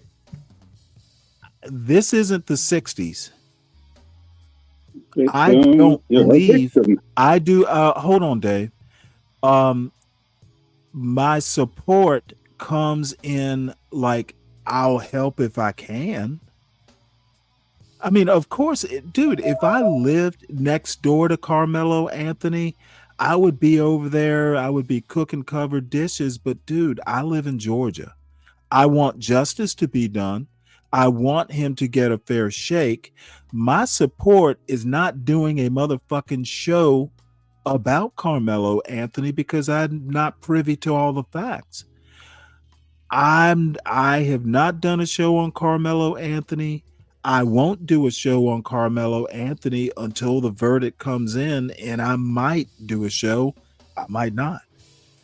Carmelo Anthony has very capable parents. He doesn't need my help. He does have my sympathy. I've got a 19-year-old. He does have my sympathy, but he doesn't necessarily need my support. And if he did, hey, call me. I'll do what I can. But he doesn't need my support. And racism in America is not a black people problem other than, being victims of it. We need better white people. It's white people who have a problem. They should be the ones to fix it. Black people should point it out. They should protest it. They should resist it. But don't get it wrong. It's a white people problem. Irami Ose Frimpong says it best. We need better white people. They've had a problem for centuries. Here's the funny thing is, you will have the vast. I'm just speaking for myself. My opinion. I do believe the vast majority white people really just want to be left alone. They live their own lives. They could care less about black people. Well, the problem with that, and it's a very arguable point. Complacency is basically condoning it. It's a very debatable point. Right. I think, and you basically jumped ahead what I was saying, the complacency. They won't start it, but when they see it, they say nothing. And they say Right. nothing. They say absolutely. And they'll never Well, but see, the problem, if you're going to tell me how you feel about that statement, and then I have a response. Do you agree with it? What statement, Stanley? Well, the one about complacency is basically condoning. How do you feel about it? Yeah, it kind of goes back to that Edmund Burke comment. Mhm. The perpetuation of evil is when good people do nothing. Mhm. I've always believed in that. I know I'm paraphrasing Edmund Burke, but I mean, yes, that's true. You know what's going on. You directly know. You've seen it. You say nothing. Mhm. You have we bring up lynchings. These lynchings happened in the 60s. No, they did not. No, they did not. I actually know a white family who left. I believe it was Iowa because there was a lynching. He was a pastor. The father was a pastor. Was it in the 60s? No, no, late 80s. Late 80s. Well, but let me respond to that. That Edmund Burke quote is a dual-edged sword because that is basically B. Bray's argument in the black community. We know evil is happening and we aren't doing anything about it. And he's correct. Let me finish my statement though. I think that is painting a whole race of people, if let's just use the word race of people, with a broad brush. I don't think all white people are complacent. There's a whole woke movement where, there's a whole DEI. There was a whole affirmative action. I think there are white people who fit that description. I would never deign to say all white people are like that. I don't even know if it's a majority or not. Okay. Same thing. All black people don't live in the hood. We are not all responsible for the evil that goes on there. You have to be very careful. And I'm not fussing, of course. I just painting with that broader brush, it kind of gives me the willies. Well, the good thing is that those who engage in evil, eventually it does become transparent and come to the surface. One thing that we know is that without the federal government, a lot of this abuse, this racial abuse, racial violence that has been going on since the end of the Civil War, they're the ones who expose it. And one thing I know is that a lot of white people, some, not all, they look for easy targets. They look for easy targets, and that anger, that insecurity, because one thing is a lot of white people, they like N-words. They like YNs. They do. They serve a purpose and they're entertaining. You're right. But and I'm gonna be blunt, very blunt, and probably piss some folks off. And then we have to let Deacon Dave speak because he just joined us. I think John Galt is the perfect example of that. Oh, big time. He's a YN while criticizing YNs. I think Ock Nation is a YN while criticizing YNs. CT did a whole show, and I literally had someone earlier in this show talking about, well, he was painting CT to be a hero, and I'm like, dude, there are no heroes in that story. You know what? I know a little bit about that story, enough, and I'm touching it with a 10-foot pole, but CT's not a hero in that story. Where he got into a back and forth with a student? I didn't watch the show. I'm not going to get into details. I kind of know enough to say, well, he didn't keep his job. I'll put it that way. Okay. So, Dave, welcome aboard. Welcome aboard this crazy train that's in honor of Ozzy Osbourne. Rest in peace. Crazy. If that's how we go. What up? You're lucky I'm coming I'm not up a now. big fan of Ozzy Osbourne, but he had a couple good songs. You're lucky I'm up here now and not earlier. I was gonna roast your motherfucking ass. You know what? The time is nigh. You're Crazy here now. Mama's song. They had some good songs. He and Black Sabbath. They made some good music. And he's also, I don't know about his background, but he just kind of did his own thing. He never bothered anybody. Except his only enemy were bats. It's Ozzy. And Randy Rhoads. I mean, he lived I think ultimately whatever you do, Stanley, live a good life, find a good woman, build a family, whatever. I'm like, as a man, whatever you do, stop letting that bitterness and hatred that you have for others or others that you think are better than you or they think they're better than you, which is the biggest problem. You have a lot of people in this country. You mentioned like 99% are mediocre. They don't work, but there's still that 1%. Well, but there's nothing wrong with being mediocre. There's nothing wrong with being mediocre. The problem is you have to realize that there are going to be others better than you. If you want to live the life of just getting on by, just living life, not challenging yourself, not willing to engage and take risks, other people will. But what comes fundamentally, the problem is that when they see someone of color, or especially someone Black, who's willing to engage, take those risks, take on complex roles in life, in their work, a lot of these mediocre people become very, very bitter and they will destroy. That's the problem with the mediocre people, Stanley. It's not the fact that they're mediocre. It's the fact that they will destroy. They will destroy. They will go after the person that they deem as a problem. And being a problem is just basically, you think you're better. And you've heard this before, Stanley. You think you're better. You're acting white. Who do you think you are? Oh, you're smarty arty. Like these. Well, can you guess what my response always was? Stanley, you're a man. I guess you didn't. My response is nice. Thanks for noticing. It's just that, like, I'm just saying from my own perspective, especially being a woman, a Black woman, that it's way, way harder because these Black women become abusive and they always work together. And, many of them, Stanley, let's be real. They say that 100,000 Black women have jobs. Well, that's a situation now. Black women, a lot of Black women cause a lot of trouble in the workplace. Black men is sexual discipline, but Black women, there is a level of disruption. And any Black woman who tells you otherwise, oh no, that's not true. She's an aggressor. She's a victimizer. Like that's what's so disturbing, Stanley. Either you're a victim of a Black woman's abuse in the workplace, or you're the victimizer towards Black women as a Black woman. It's binary. And it's been this way for decades. What you mean, as a Black man? I'm not speaking about Black men. No. Oh, well, who are you talking about?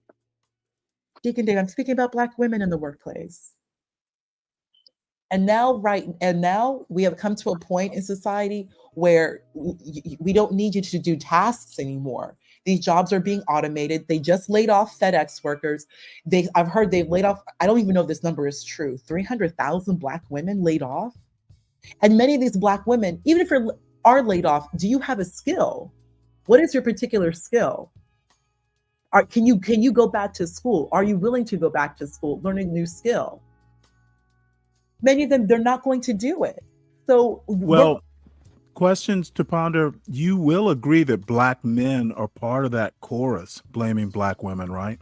They are part of the chorus to blaming Black women, but a lot of that is the internet. What I do know is in these workplaces, I've worked with Black men. I'm speaking about myself. The Black men I've worked with, I made a point to get away from women, all women, white, Black, all of you, get away from you, work predominantly with men and veterans, and very different situation. Because even the Black men, even with my go-go attitude, they knew I was there to work. That's the operative difference, is that whatever my problem was, they knew that I was there to hustle, grind, stay focused, and work. And that's really what the Black men were happy about. I know, you are who you are, but I know you're well, here. I wanted to make sure that toxic Black maleness or masculinity was highlighted and included in that, mainly for Deacon Dave's sake. I didn't want him to feel left out. No, she's cooking. It's just stupid and fake, toxic masculinity. The only issue with toxic masculinity is the sexual issues. Like all men need to stop using the workplace as a way to basically find sex, find women. Keep focused with the work. That's it. You gotta wait. I do have a problem with that. Oh my God. Not in the workplace as a way to find women? I mean, who's making these rules or who's making this suggestion? Don't take it personal. What personal? Stop using the workplace for sex. Point blank period. But that's how families were formed for the longest time. Guys would find their wife at work. Jesus Christ. Oh my God, Stanley. Dave, respond to this comment. And then when they get caught for sexual harassment, they're going to sit here and blame somebody else. I'm just telling you right now, don't shit where you eat. It's your job. Don't shit where you eat. You're really looking for a woman, go somewhere else, but don't use your job. Yeah, it's not that difficult. Yeah. Stop trying to find a girlfriend or trying to find a date. Stop all that. Just go to your job, keep it professional, and just work. These YNs, professionalism is like Thank you, Sin 7. anathema. Thank you, Sin 7. I don't think that's a one-way street where it's just men pursuing. Like the women to be there, giving the eyes the same way. Aren't men aggressors? We're all aggressors. According to the Duluth model, we're aggressors. Thank you, Sin 7. Thank you, because she's 100% correct. This is the number one problem. This is why. I was just you guys were doing real good with the all-women panel between you and Stanley. I was just talking about the lack of. Oh, now we don't have your blessing. Yeah, I put a kibosh to that all-women panel when I came up. Hindering Black. You know what? I see the undertone, son. You said you were gonna roast me, and what did your pilot light go out? Well, I'm gonna roast you, motherfucker. You wait for it. Anytime, motherfucker. Whenever you're ready. When you feel froggy, jump. I do things on my own terms, my own time. Yeah. Yeah, you're playing that silly ass shit you was playing this morning. Oh, you know what? I believed 100% of it, and you know what? I'm still talking about white mediocrity. You didn't play not a single man saying that shit. Now that you're here, you didn't play not a single man saying that shit. You don't believe that most white men are mediocre? No, I don't put them on a scale and judge where they land. Okay, well maybe that's your problem. Maybe you Why should should be I? more judge. Maybe you should be How more come when I'm judgmental. judgmental of black people, it's a problem I too? certainly think that all the anti-black blacks who think be brave is great should be more judgmental. If you can do And it on what's one more side, you got to disturbing, do it on the other. I You hear won't a like it. whole lot of people say, well, be brave's entertaining. Well, I think there's more entertainment that doesn't rot your soul. You can find something more entertaining than something that's causing soul rot. Stanley, I got a question on this whole, guys should not sit where they eat. Do you think that I'm the type of guy who will pursue a coworker? Okay, I'm thoroughly lost. Who was talking about you? How does that? It's just funny. I'm literally I trying to defended the figure out. position See, you that's a have the problem. same problem that Ryan has. You want to plant yourself into the middle of every argument, dude. No, I leave it open for a scenario to develop. Revolve around Deacon Dave or Ryan. I left it open for the scenario to develop. That just because I'm married, don't mean I'll always be married, and don't mean that I won't meet somebody that I won't be able to talk to, even at the work site. You are doing the same thing Hood Conservative does. No, you're making yourself. I know you don't know, but since you don't know, the star of a show that's not about you. I know you don't know, but since you don't know, I'll tell you. I'm not that. I never was that kind of guy. I have no clue what you're talking about or why you're saying this. However, I will defend the position that I talked to HR about this, right? You're allowed to go up to a woman and ask her out at work. You're allowed to do that. Once it goes beyond that or she rejects you, you shut it down. I bet you were asking the HR woman out. That's why you were talking to HR. No, right? I was genuinely curious. I was curious about that. I said, why were you curious, Dave? It was around the time of the Me Too movement, all that shit. I'm at the same job. Been here forever. Oh wow. Sin 7. She's got some hot takes here. Black men are naturally much more forward. Oh wow, than white men, which puts them. He's 100% correct. Yeah, she's right. She's right. She is right, and there's a reasonable explanation for it too. What's the reasonable explanation? Scarcity. Scarcity of black women. Yeah, there are more black women working professional jobs than black men. They have more degrees. And see, this is why when I tell you how picky I am, when I show you how picky I am, that scarcity becomes the issue. I have no idea why you keep inserting yourself into my points. And also, there's a lot of guys who like to have a standard. I'm pretty sure that you use me as a measuring stick to make this point. It's a simple point. It's not that deep. Syndrome. Stanley, also keep in mind, I'm telling you facts. Corporate America wants black men there. The issue is the lack of sexual discipline. You don't even need to know how to do the job, because one thing corporate America does know is the leadership that black men bring. Black men know how to rally a team. They do. They do this better than anybody. Let's say you have like a coworker who's maybe shy or is new, like all they can do is excel. They're very, very nerdy. Black men know how to speak to people, be friendly. They know how to bring that comfort out. People like black men. They do. And once again, like I mentioned to you, regardless how anybody feels about Obama made it clear that black men, point blank simple, can get it done. They can get it done. But notice with Obama, he was such like no drama Obama. You never heard any questions or issues about Obama and his lack of sexual discipline. That is the only problem that people have with black men in corporate America, is the total and complete lack of sexual discipline. That discipline was so extreme that, the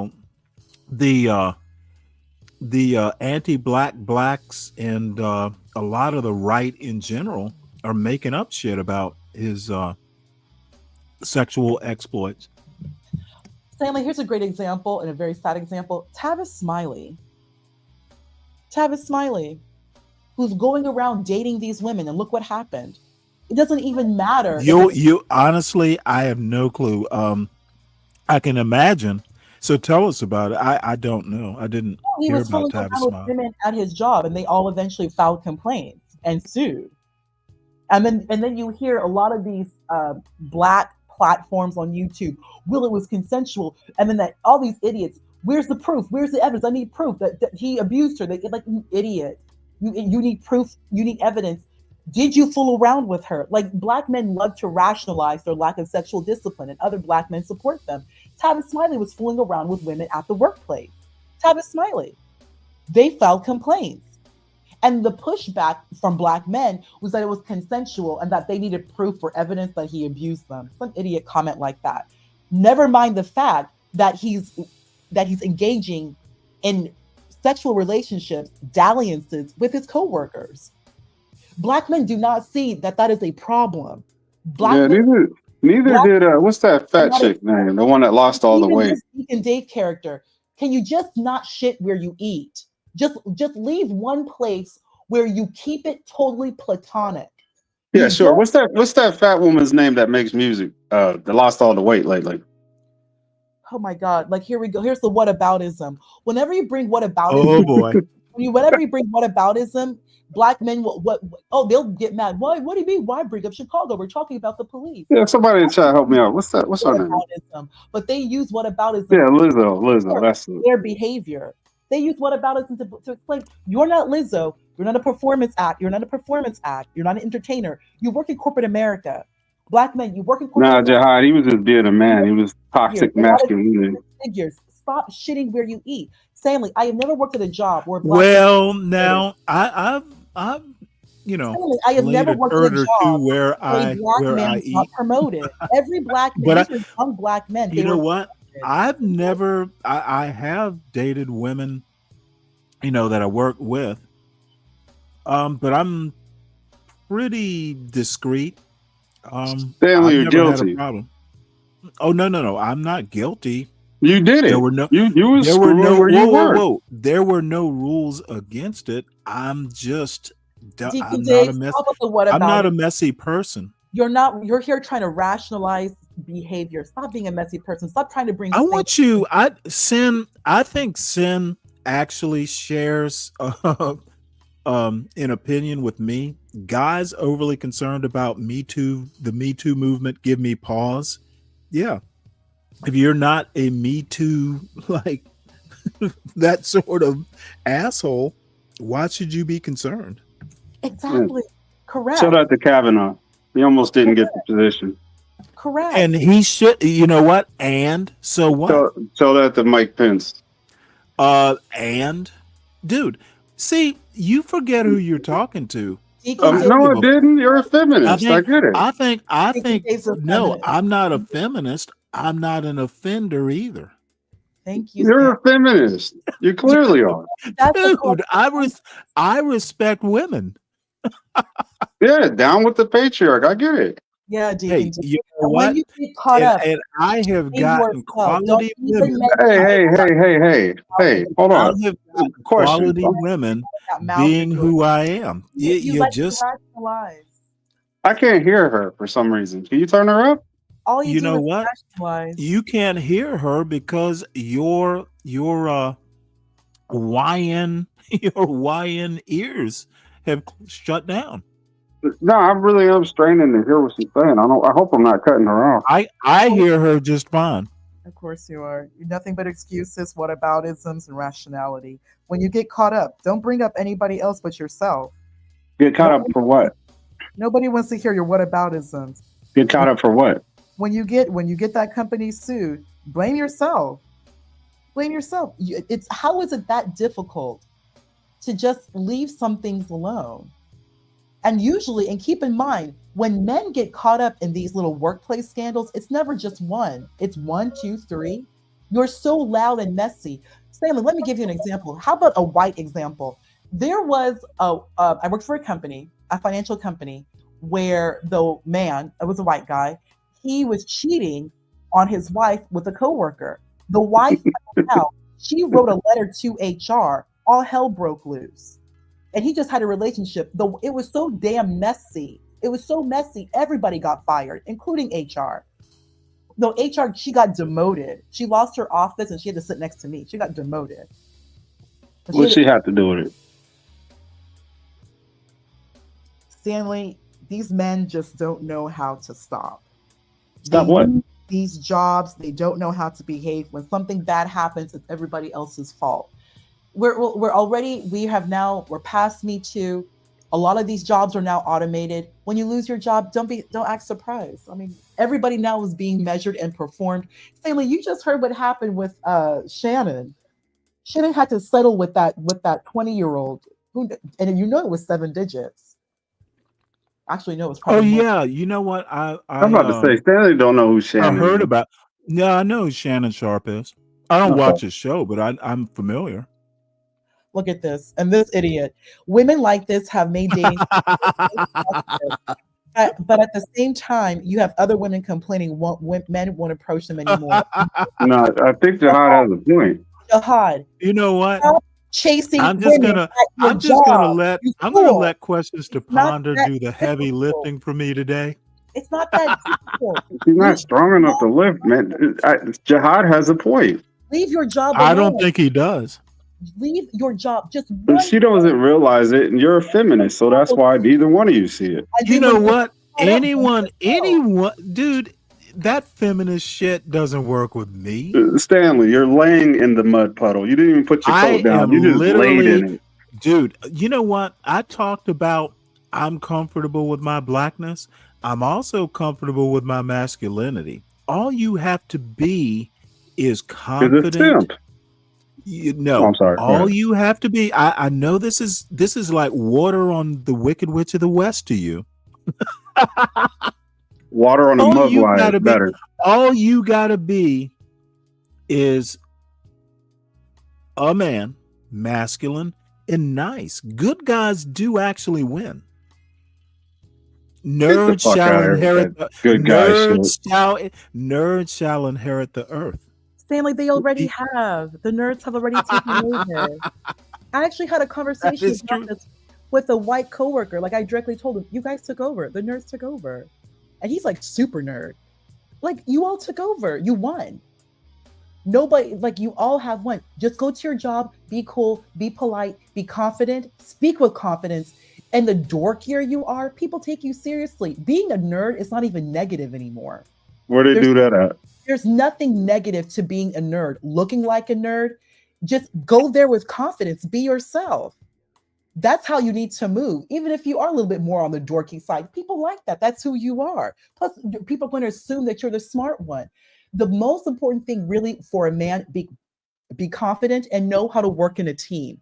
Because again, with Black men, they want to see you bring that leadership. They all know that Black men are great leaders. Hello, Black men military, Black men in professional sports, Black men in high school sports. You're the coach, or you're just the leader of your team. Stanley, I was working out. There was a young Black boy with dreads. He looked to be like 10 or 11 years old. He was playing football. He had the cleats and he had the gloves. He was the one leading the other Indian kids. And I noticed he made a point to not just kind of be like the star of the show. He was really like encouraging and involving the other kids. A lot of them were like Indian kids, because that's not really their culture, football. Can I insert a quick comment here? Yeah. Let me translate it for Deacon Dave. Basically, you don't have to be a hood-servative asshole to get women. That's my translation. Dave, you there, Dave? Yeah. Well, okay, hold on. I don't have to be an asshole. You didn't hear anything that was said? I don't have to be a hood-servative asshole? No, not you. What she's saying is Black men are kind of natural leaders. Leaders. So she's basically saying you don't have to be a bitter asshole like hood conservative to get women. Women will respect you if you're not hood conservative stupid. Just be the leader that everyone knows that you are. Be a leader. Just be cool and also be funny. Like just you're entertaining. Like there's the stereotypes of black men. Entertaining. Athletic leaders. Black men are known to be leaders. Leaders. Bring that. That's what they want to see, especially when you have such a diverse group of people. It's in technology. You have the Indians, the Asians, you have white people, black people. Stanley, I've worked in technology for well over a decade now. I'm telling you, this is what happens. It's always the Americans and then like all the immigrants being majority Indians and some Chinese Korean. Black men and white men, they always hang out with each other all the time. I worked with an incredibly racist white guy, incredibly racist at a very known technology company that you and everybody else knows. There was this one black guy who looked like Babyface. He was from tech sales. Let him walk into that building. All the white dudes, oh, he's here. It was like Christmas morning. They would rush to him, dab him up, buy him lunch. They would sit, chill, talk about football, talk about their family, talk about buying a grill. My boss on a motorcycle, he was talking about it with the black dude. And I'll tell you something. When the black guy, he got everything and anything he wanted done. My boss, a white guy, favored him for everything. Favored him over everybody. Everyone, because he was just that cool guy. And my white boss was so hella racist. The comments he would make, oh my God. But the thing is, it's just like he was so cool. It was just a weird dichotomy. But but they like you all. I keep seeing this, Stanley, my entire career. I have never worked at a job where, number one, a young black guy was not promoted. Even my first job, the young black guy who was also a veteran, he got promoted. You know who supported his promotion? The other white dude who was also military. Are you surprised? Seeing this, I then went to another company where a black guy that I went to college with, I actually saw him at the same company I was working with. I hadn't seen him in like several years. He eventually got promoted. And you know one thing that he did, Stanley? He started like a little basketball team, like after work. Just play basketball, keep cool. All the white dudes loved it. He would always invite everyone, just a great guy, which also was very great for the company. You're encouraging athleticism, fitness, keeping people healthy. It promotes team leadership, team involvement, team activity. So he just kind of did this. The guy, and he got promoted. And he got a huge promotion. This was a young guy who was still not even yet 30. Just him being himself. And he was a good worker too. He was a very good worker. Like he came to the job, chill, did his job. He was an all around just great guy. He was not weird nor a pervert at all. Did he ask you for your phone number? And he did not. Oh my God, Stanley. Why not? He was trying to hook up. Stanley, this guy's an idiot. I gotta go, Stanley. Like, this is what pisses me off. Like, you come on now. How black men sabotage. He's just being himself. Don't take him seriously. I don't. That's horrible. Please don't. Please seeing black men. Well, don't be taking him seriously. I'm seeing. I would be. Hey, Ponder. I would be serious, but my dick. Form. Once I graduated and I'm in job positions that require a college degree, the black men that I'm seeing are black men who are either veterans or not veterans. They're still college graduates, and they perform. They perform. Like so I have nothing to say but the same thing. I have readily seen. I myself have worked with black men. They 100% are good with me because they know I go in there to work, and I make it a point. Hey, whatever you need done, I'm going to get it taken care of. I don't believe in this. Oh, it's not my job. I'm not here to do this job. Absolutely not. I made it a point to my black boss at a bank I used to work at, which you know of, Stanley, the bank. I told him, I'm here. So you've never, like, do you, and you know what? Just let me ask the question. I'm not casting aspersions, but you know what? You're young.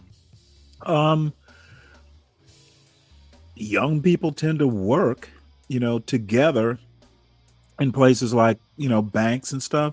You've never actually flirted with a guy or been interested? Like I would. No, it's a serious question. No, why are you asking her that?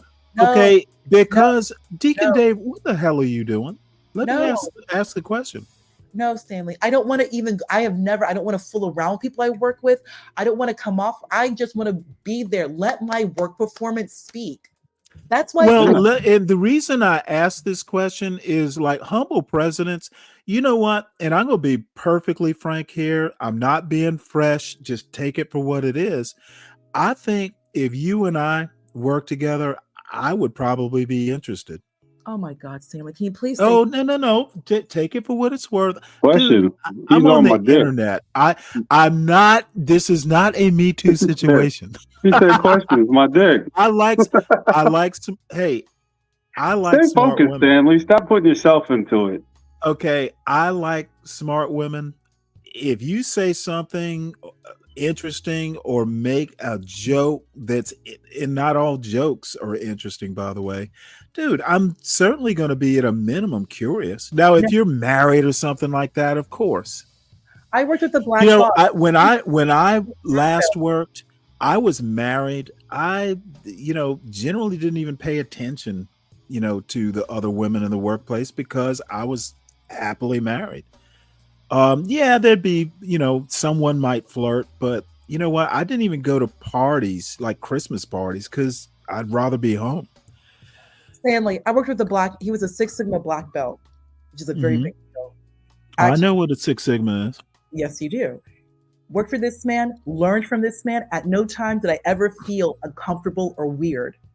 And on top of that, there was another black guy. He was really, really cool. Nothing weird. These men were so respected. And on top of that, they were one of the few full-time employees. Most of those people were all contractors. They were hired full-time. Why? Because they were just really tall black dudes who knew how to do their job, and they were not weird nor perverts. At no time did the most crazy comment I ever heard one of them say was that he called me Omarosa, and I laughed. So yeah, I like it. Yeah. Oh, I don't know that was a compliment. That's inappropriate. I didn't find it inappropriate, and he didn't even. I guess because I'm just really focused, diligent. They liked that hustle, grind. And I came in the office and I looked cute and I wore boots and I said, no, go to your desk, sit there and work. There are black men who actually like that in black women. If you're an attractive black woman, because men, I understand you want to see attraction. You don't want to see a big bitch at the job. I get that. I don't want to see that either. But you go to your desk and work. When I'm speaking to you, I'm speaking about the job. I'm telling these black men, I'm going to make sure you look good and your manager and get this job done. They gave the other black dude the hardest work to do, whatever you want to call it. I sat there and I supported him. No questions asked. When you have black people who work well together, everything comes into place. Everything. I wouldn't trust that, but I hear what you're saying. Because white people cannot do. Well, wait, hold it, hold on. And this is a joke. Since everyone, this is a joke. Okay, I'm ready. You sound pro-black. This is the kind of pro-black that I am. Yes, black people performing. Black people having hard-lined, measured production. Here's the joke. Here's the improvement that I have made. It's right here. Quantified. The pro-black. That's the jobs I take. And I finally was able to work with a black woman who was great, but of course she was a veteran. Surprise, she's a vet. Yeah, she would be, because veterans understand solutioning. If you're in the military, nobody understands the importance of a solution, like the United States military. You can't BS around there. They bring that mentality to the workplace. Not only them, their kids do too. A big problem, Stanley, you mentioned, there's a lot of mediocrity, but a lot of these mediocre people, they just don't want to just sit down and let the other people do the work. As long as even if you're mediocre, there is still a purpose for you. Even though you're mediocre, there's always one thing that you can do very well. Just one, at least one. If you hone on that skill, you will do great. And people will want to work with you. Why? Because we work in a specialized field. We work in a specialized country. We live in a world of specialization. So you can be mediocre. Just be good at one thing and don't disrupt other people. And just be a cool team player, or as they call it, be a bro. Just sit there. Hey, like, can you help me out? Sure. Like people would be cool with you if you're just there to help them with support. Even make a phone call, even just do like little follow-up work, like, do like intern work, whatever. People are cool with that. Know how to work in a team. You don't have to know how to do everything. Just know how to work in a team. So even if you're mediocre, it's still good because you can work in a team. And we've seen plenty of mediocre. Right. Well, I mean, in a team environment, which is work. There are people who are going to have, more abilities than others. Exactly, Stanley. You understand that, of course. Plus, Stanley, you're military. You understand that. And Stanley, bringing up your background with the Navy, I'm sure you've seen others who are like, because you all also do. There's a lot of measurement. I know because I've had special friends. Well, life is a measurement in the Navy. So let's see. She knows damn well she used her to innocence, what the hell, and place as a woman to manipulate and make men look bad. She lied about Stanley on that topic without any grounding before. What did I do, Tropes? What did I do? I'm not sure. Stanley? You see, this is you and I have had our words. What did I do? See, this Tropes guy, this is what I'm talking about. These people at the workplace. No. They love to bring Tropes. Well, hold on. Let me level set here. Tropes is royalty around here. So, even if he's wrong, he's right. I'm sorry. I'm sorry about that, but Tropes has carte blanche. I'm glad you said that. So someone like Tropes would literally just not exist. I only know you from emails. You want to come here, bring some type of nonsense, then we have nothing to say. Well, I don't know that Tropes is also not a person just to bullshit. So, he'll specify if he deems necessary. And I don't even try to figure things out like that, Stanley. Any type of negativity, I run away from it and I just keep it via email. But everything. Well, I kind of, you and John Galt are a lot alike like that. I eat controversy and confrontations up. It's you remember when you were a kid, like my mother had air ferns, ferns that could live without much water or anything like that because they take everything they need from the air. That's kind of how I am with controversy. It is sometimes it is my entertainment. Well, I think she was mad, Tropes. Yeah, that was a bit disturbing, and I agree with you on that part. And yes, you did. I think she was just mad though. And it is, that's not the sort of thing you want to say on YouTube or the internet. But I think she was just mad. So I forgive her. Just don't do it again, Ponder. Do what? Do what? I don't do subliminals. That's my. Oh wait, hold it. This is Trope's response. Last time I heard. Comment. Yeah, I stand by it. I didn't like the comment that she made. I didn't really. Like she made. You stand by it? I'm not gonna go. You really think I'm a pervert?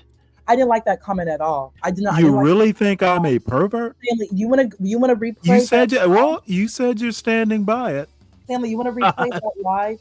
Stanley, I don't need to. We're all on the internet. Everything's recorded. If you don't like what I said, just replay it. Oh no. It's not that I didn't ask you whether I liked it or I didn't express like or dislike. You say you stand by that comment. Part of the comment was apparently you called me a perv. Do you stand by that comment?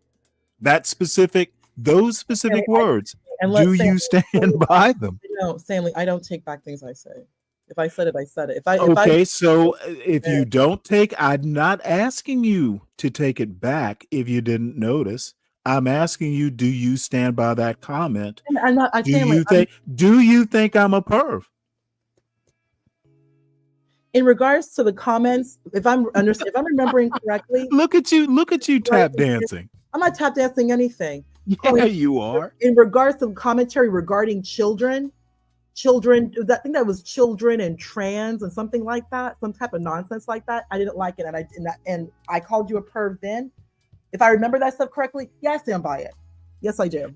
Do you think I'm a perv? Standing by a comment basically means you think I'm a perv. Really, I thought that I thought then that. Okay, you know what? Do you know how to make to?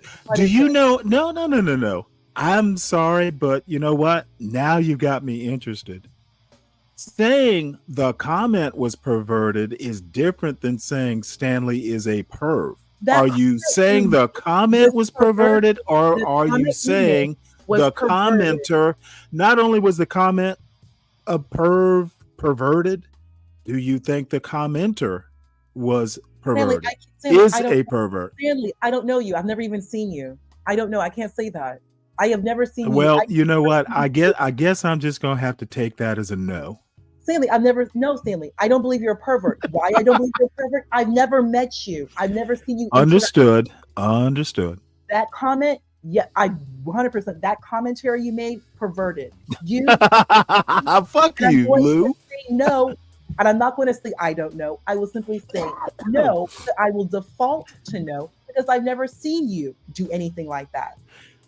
I've never even... Dude, you know what? I make a lot of off-color jokes, and maybe that went too far.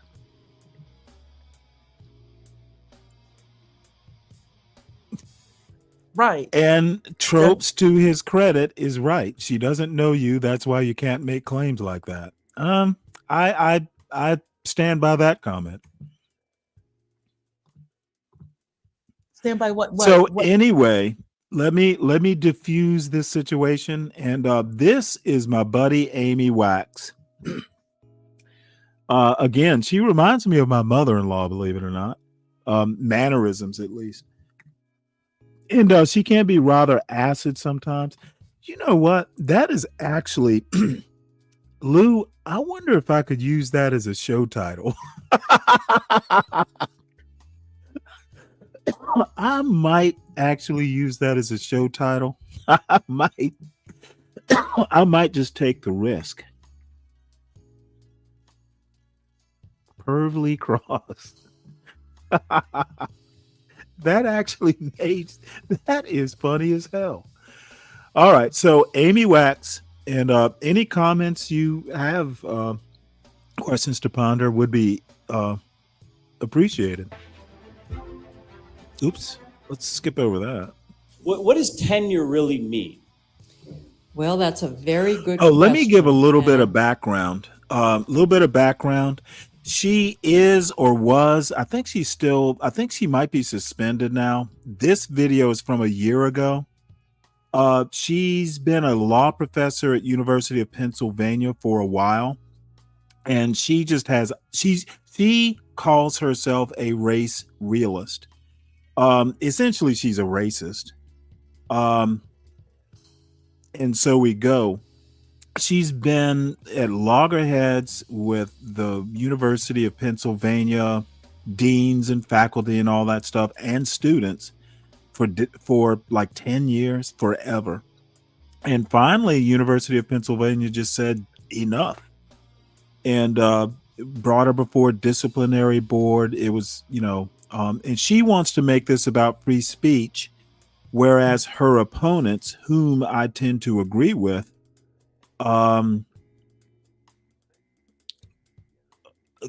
consider her problem like we don't want to teach or be taught by or administrate a racist. She doesn't think she's being a racist. She thinks she's a race realist. So, we're all at loggerheads over this. Free speech versus, the speech you're speaking has consequences. I don't think she thinks there ought to be consequences. It's actually at the heart of the case that Penn is now pursuing against me. And when people ask me that question, and they do ask it, I say, there's good news and there's bad news, right? Especially if you're trying to invoke the protections of tenure, as I am, right? There is very little experience with efforts to strip people of tenure because up until now, The academic world has treated tenure respectfully and with kid gloves. And that has been something that people across the political spectrum have agreed on, in part because I think lefties know that it protects them as much as it protects people on the right. So there haven't been many opportunities to really fill in the blanks, like what does tenure mean? That's the good news and the bad news. If you're someone who's trying to invoke tenure, the good news is it's an open question and you can try and give it content. The bad news is it's an open question, so you don't really know what your protections are. You don't know what it means. I am a professor at a private university, so that means I am not protected by the First Amendment of the US Constitution. Little known fact in our ignorant polity is that the First Amendment does not apply to private institutions. It says Congress shall make no law. It is the government that has to respect your free speech rights. If I was a professor at a I like her comment about the ignorant polity. That might be the only point Amy Wax and I agree upon. public university, then I would have the benefits of the First Amendment. I'm a professor at a private university. I don't. What I do have is a contract, and that is my tenure contract. What does that contract protect? We're going to find out. Do you think if you were early?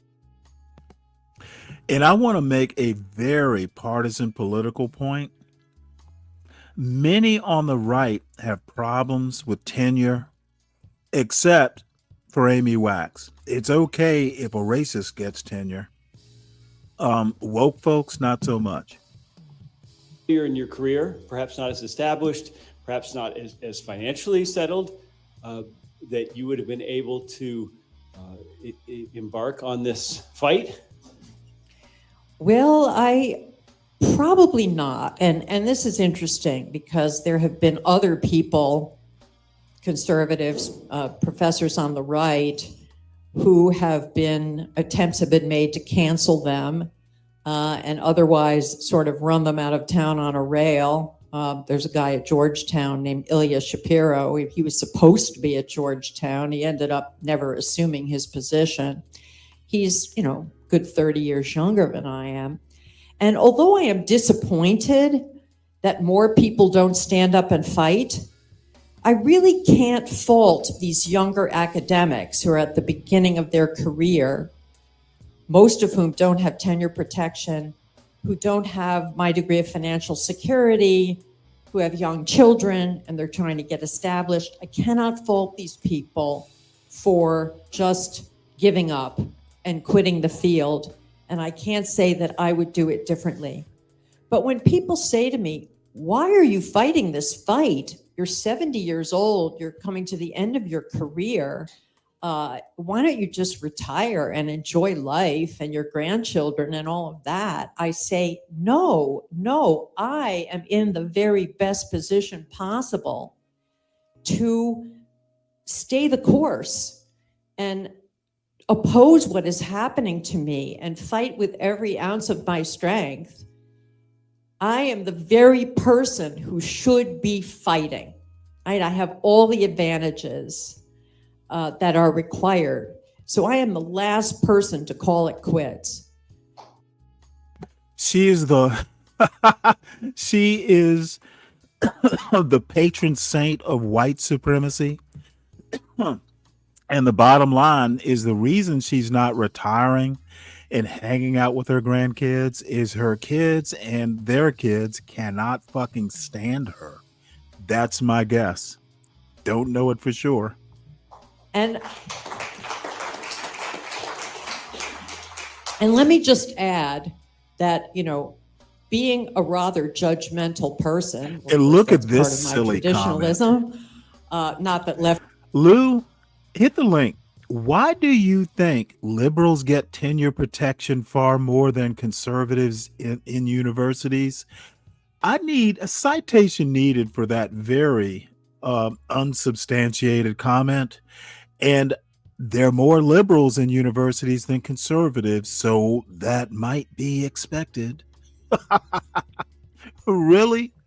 Lou, do better. These aren't judgmental. Oh my gosh, they certainly are, just about different things. I do judge my fellow senior tenured professors negatively because I am No, disappointed. actually, she's Jewish, that Cool all the Kamasi. support, virtually all the support that I have received has been private and behind the scenes. You know, I really sympathize with what you're doing. I support you. Good for you. What they're doing to you is outrageous. It's not good for education. It's not good for the students. It's not good for the coming generations and all of that. But when I ask them to sort of stand up and publicly, you know, give their opinions or develop petitions or whatever the people on the left do, they can't be bothered. And I just considered that egregiously selfish. I really do. I teach Edmund Burke in my course on conservative thought. And Edmund Burke has this wonderfully articulated concept of the covenant, which, you know, as a Jew, I translated into the bris. What is the covenant? What is the bris? It is the tie that binds past generations to present generations to future generations. It is an obligation of reverence and gratitude. My pappy was a white supremacist like his pappy before him. And by golly, I'm gonna be a white supremacist just like my pappy. And I'm raising Junior to be a white supremacist too. To past generations that have conferred upon us all of these wonderful gifts, including universities, our glorious universities in Western society and in particular in the United States. And that gift entails an obligation to preserve, protect, and defend those institutions for the benefit of coming generations, of our posterity, right? Us and our posterity. And I just don't see the recognition of that obligation among my fellow academics. It is really virtually absent. I gave a talk at Stanford University not long ago and about this very topic of academic freedom. And I talked about how I have one son and two daughters. My two daughters went to Phillips Andover, which is a very exclusive and expensive private school, but like all the rest of them has gone totally woke. But the one good thing about Andover, I thought, was its motto, non-sibi. What does that mean? Not for ourselves. We are not doing this for ourselves. It's not all about us. It's not all about me, like my having a pleasant life and riding off into the sunset. It's about those who are going to come after us. That's who we're doing it for. That's who we ought to be doing it for. And I just see kind of empty space there where non-sibi should be. I'm curious in the crowd, how many people were already familiar with Professor Wax and her travails at Penn Law before today? Okay, so it looks like a good number of you. Isn't this the whole point of tenure? The fact that you can explore truth wherever it takes you, say what you want to say, write what you want to write? Well, I would think so, right? But the people who now control the universities, the sort of cultural Marxists, the wokeistas and the lefties, they have a whole new conception of what tenure does, protects, and is for. And they use the tricks, the verbal tricks and ticks that you were talking about earlier to accomplish their purpose. So here is the argument that is used against me. Even though everything that they are objecting to about me and seeking to penalize has to do with things I've said, that's called speech.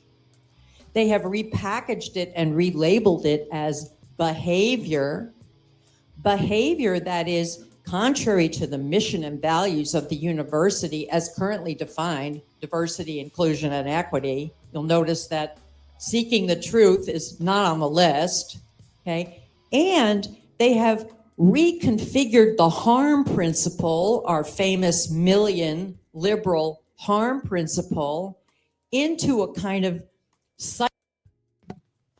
Here's the part that people like Amy Wax, who is a law professor, by the way, and Charles Murray and others won't tell you.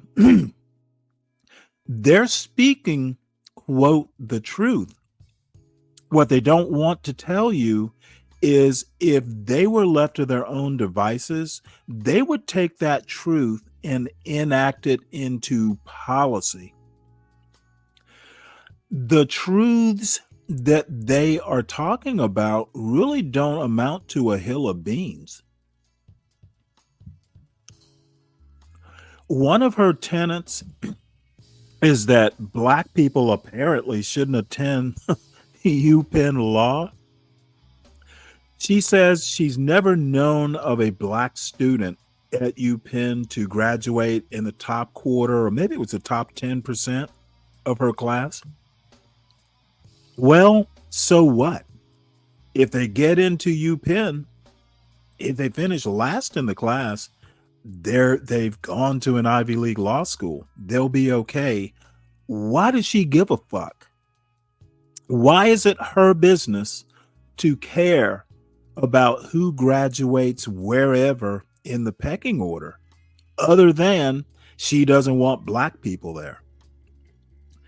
These are the things. Speaking truths is not a justification in and of itself. Some things don't need to be said, shouldn't be said, and questioned. Why are you saying this? Amy Wax is despicable. Psychological bugaboo that if you upset special and minority students especially, and make them feel hurt and unsafe and offended, then essentially tenure doesn't protect that. Tenure doesn't protect professors from being penalized and punished for harming students. Notice all the little tricks and transformations that go into that. Well, of course speech is behavior, but duh, it's a special protected kind of behavior. Traditionally, that is what academic freedom of expression has always meant. That is studiously ignored, right? Heckler's veto, it's a fundamental principle of First Amendment law and free expression. The fact that you're here, or those who are hearing the speaker are upset or offended, can't be used to shut down speech. That's the end of academic freedom. Well, they've never heard of the heckler's veto. The heckler's veto is gone. So through these kind of subtle transformations, according to, the woke catechism, they are gradually wiping out the core of academic freedom that tenure protects. And it is deliberate. This is a program that they have deliberately embarked upon. And what is the goal? The goal is to purge the academy of everyone who is even remotely right of center, right? They control the academy. They want to make that control complete. They want to turn it into a monoculture and a monolith. And the few people left like me are cuckoos in the nest and have to be ejected. It all sounds very Soviet. I mean, I'm friends with Michael Rechtenwald, who was canceled at NYU under similar circumstances. I've heard you describe academia as a Western, or maybe even a masculine environment, in the sense that there's supposed to be academic rigor, there's supposed to be objectivity, there's supposed to be criticism, there's supposed to be robust debate and speech, and that these are attributes or traits which perhaps a lot of folks on the progressive left view as outdated or outmoded? Well, I mean, there's two ways of looking at all of those qualities or values. She is just like, bless her little heart. You know, she's also weirdly red pill. Shall we say, you know, rigor, objectivity, truth seeking, discourse and debate. One can see them as sort of universal values or goals or practices, and I think that is the right way to see them.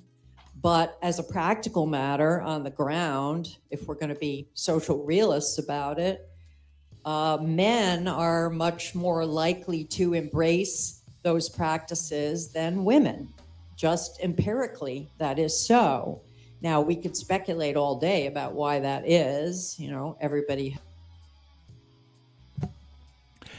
And again, weaponizing empiricism.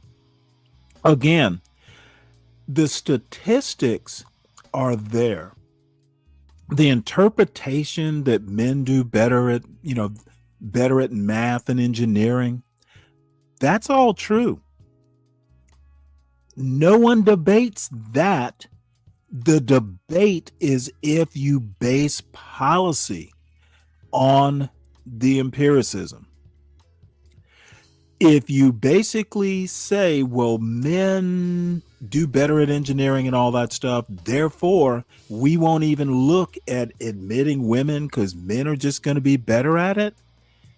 That is the debate, and that is what you should not be doing.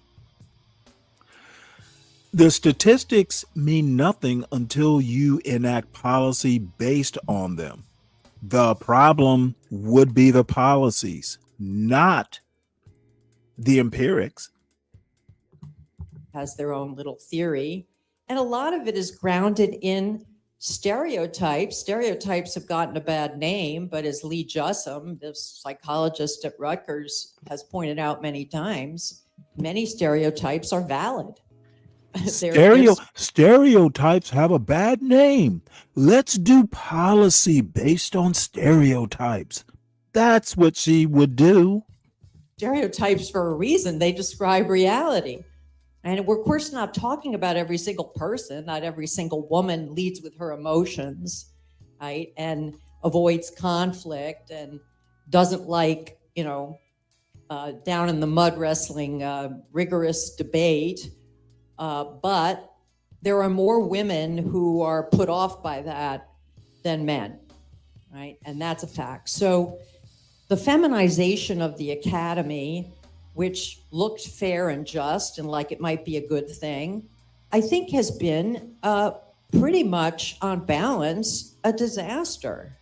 It has really been a disaster for academia. And partly I blame the victim. I blame men for this. In my ideal scenario, we would have seen positions in academia opened to everyone who can meet the standards. We would have seen really a real sense of equal opportunity, right? Because that is a very strong liberal value. But for the people coming in, the old guard and the men should have said, look, we're happy to hire women or minorities or whoever, but we will protect and preserve and defend the standards of academic rigor and, truth seeking and candor that we have worked for many hundreds of years to generate. And we're not going to give that up. We are not going to give in to the values of the nursery and the kindergarten of making everybody feel good, which is really, I think, where the feminine presence in academia has taken us. So I think that men should have been much more strict and frank and demanding about the changes that were being not just requested, but insisted upon. by women. Now that we're here, you know, you have to abandon the quote unquote masculine values that defined fine academic institutions and come over to our side, right? That should never have happened. Well, in particular with law in the US, we have an adversarial system. We have common law precedents. What is the average law student today? Does the average student come to, I won't ask you to speak to Penn, but in general, do you think law students today come to law school with already incubated and woke? Oh, totally. Well, I mean, I think that the woke direction of education generally, and of course it starts in kindergarten, as I suggested earlier, and goes all the way through at this point, has been disastrous for legal education. The feminization of higher ed and lower ed has been disastrous for legal education. And that's because we still have, and heaven knows how long we'll be able to hold on to it, right? It's an endangered species at this point. We still have an adversary system in our country, in the United States, and that means that lawyers, well-trained lawyers, have to learn to present arguments for either side of a particular question or dispute. They have to learn how to best represent their client, or as one of my mentors in the Justice Department once said, to say what justly can be said on behalf of your client's position. That is your obligation. And in order to do that, you can't insist that you agree with your client's position, you know, that your client's position represent the social justice position, the woke position, the progressive position, because that won't always be the case. Of course, the whole idea behind the adversary system is that by having attorneys on both sides of a question go at it in a zealous way to the best of their ability, then the right answer under the law, the truth, the evidentiary truth, and the legally correct position will emerge from that refiner's fire of the adversary system. So getting back to our law students, there is a significant contingent of law students now who do not want to hear, even hear, let alone master or understand. I mean, we don't even get to that point. Any views or any ideas or legal arguments that they consider unjust or unfair or inconsistent with the progressive catechism.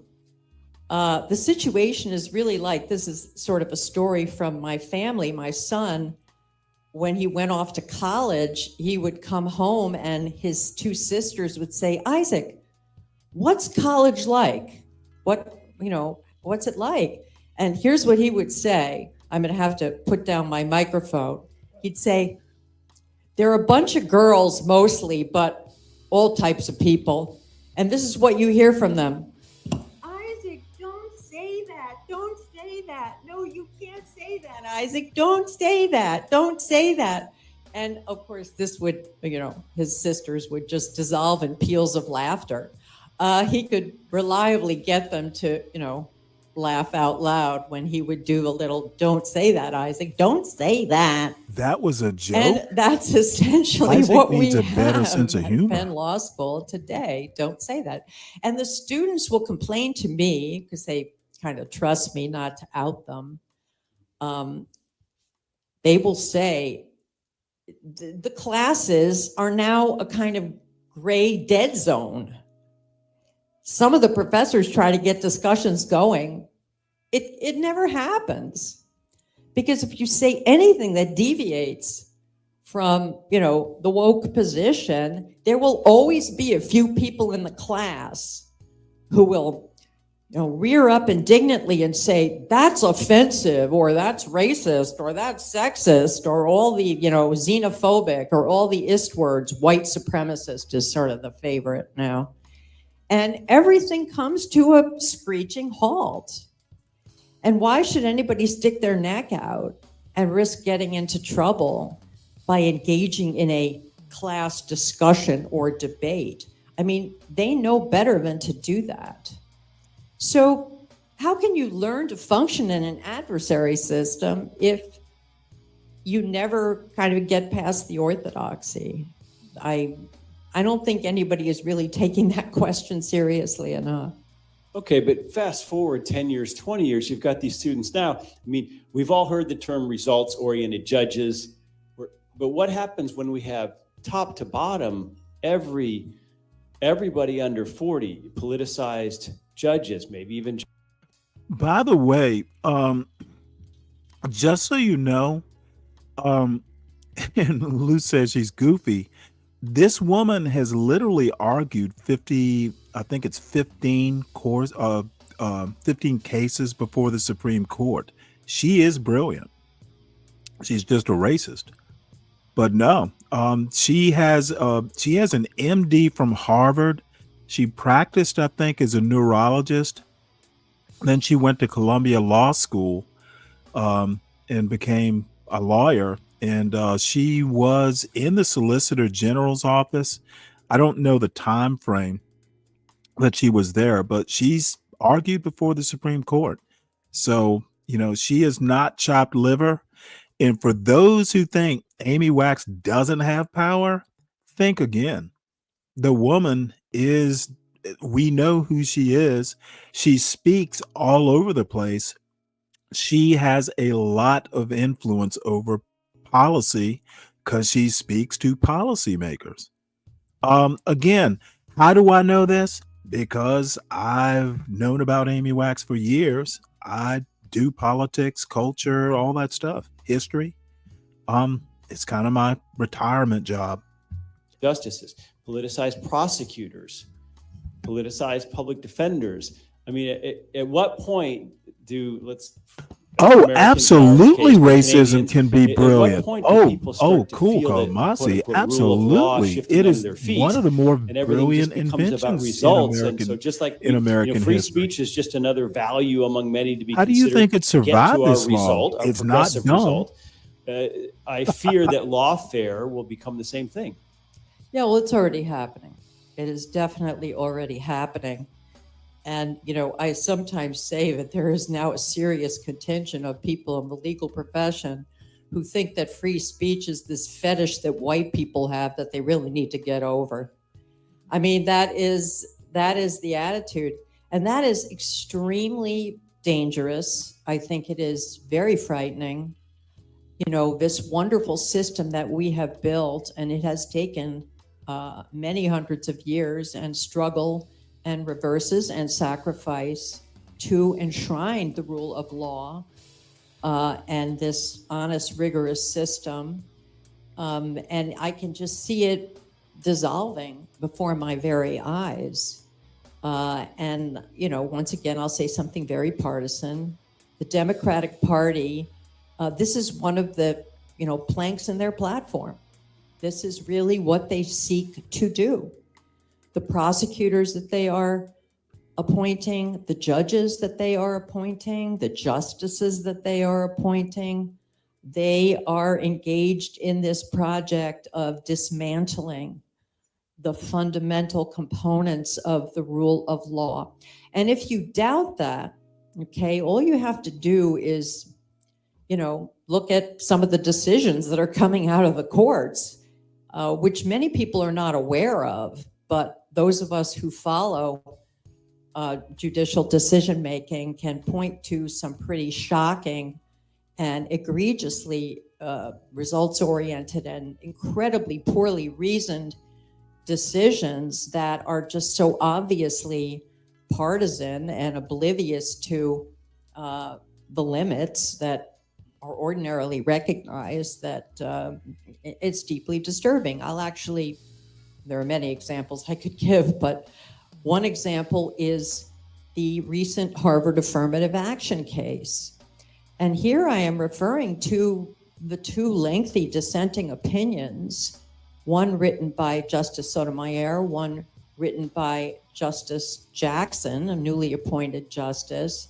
And they're all as smooth as sugar, both of them are, in very fancy, lofty language, but they completely ignore decades of affirmative action precedent and are legally dishonest and shoddy in the most fundamental way.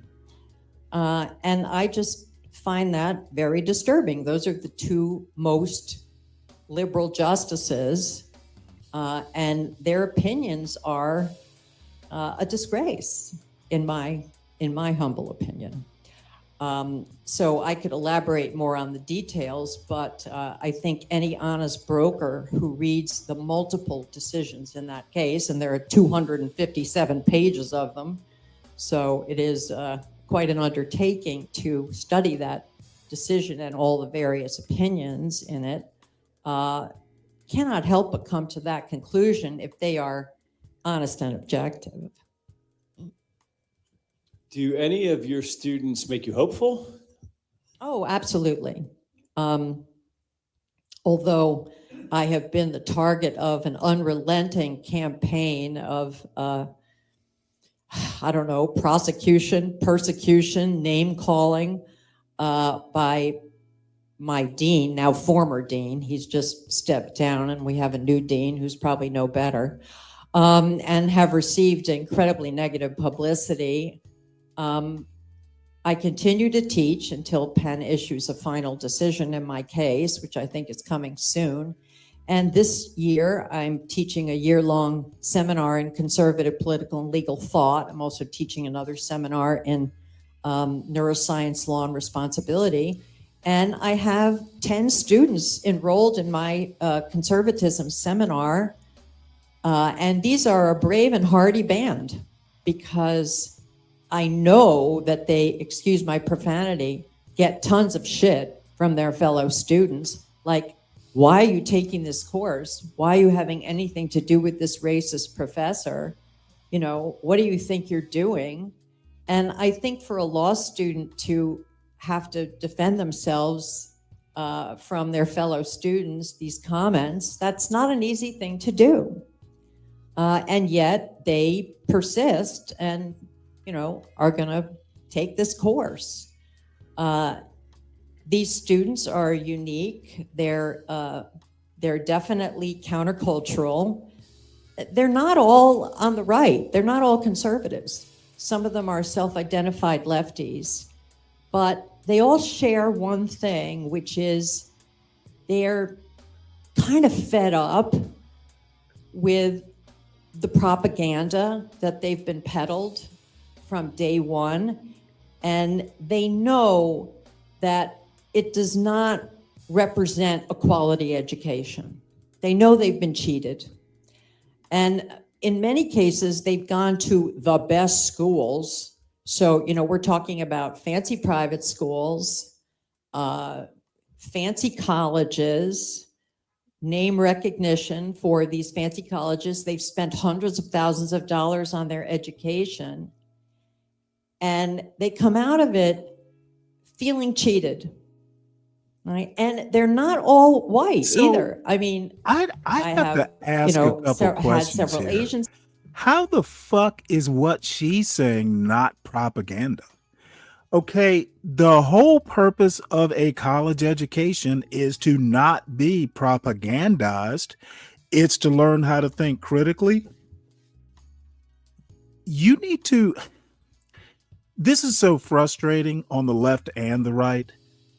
You go to college to learn a profession, maybe, but this they were fed propaganda bullshit is bullshit. Okay, there are plenty of people who go to college and don't come out leftist. You know what? You're right. Cool Kamasi. She is venting. I have to, I think I applaud that comment, to be honest. Humble, you said something I wanted to respond to. Here's the deal, Humble Presidents. She's talking about the affirmative action cases. You say she is pleased at how the Supreme Court is operating, apparently she isn't.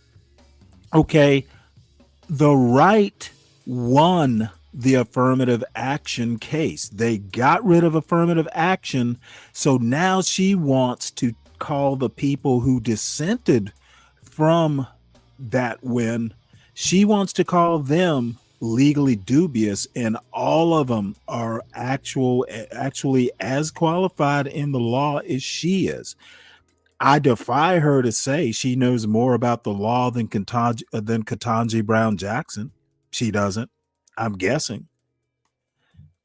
See, winning isn't enough. They just want to fuck with people, even they win, but yet they want to go out and smear people who don't think they should have won.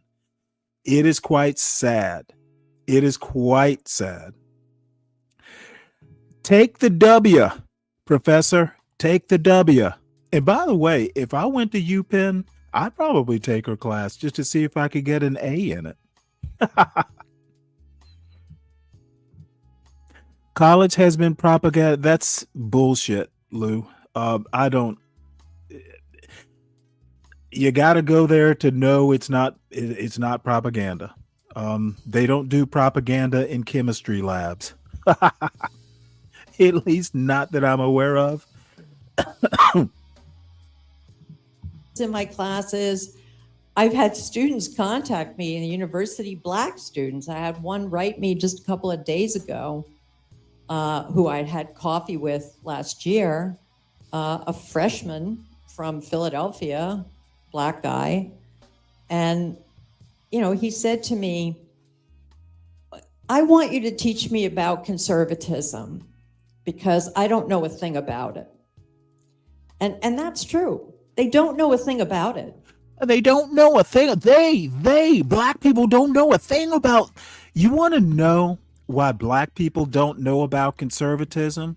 Because people like Thomas Sowell never talked about conservatism in a Black church or a Black school or at an NAACP meeting. The reason Black conservatives, the reason Black people don't know a whole hell of a lot about conservatism is because the Black conservative coons fucking never talk to Black people.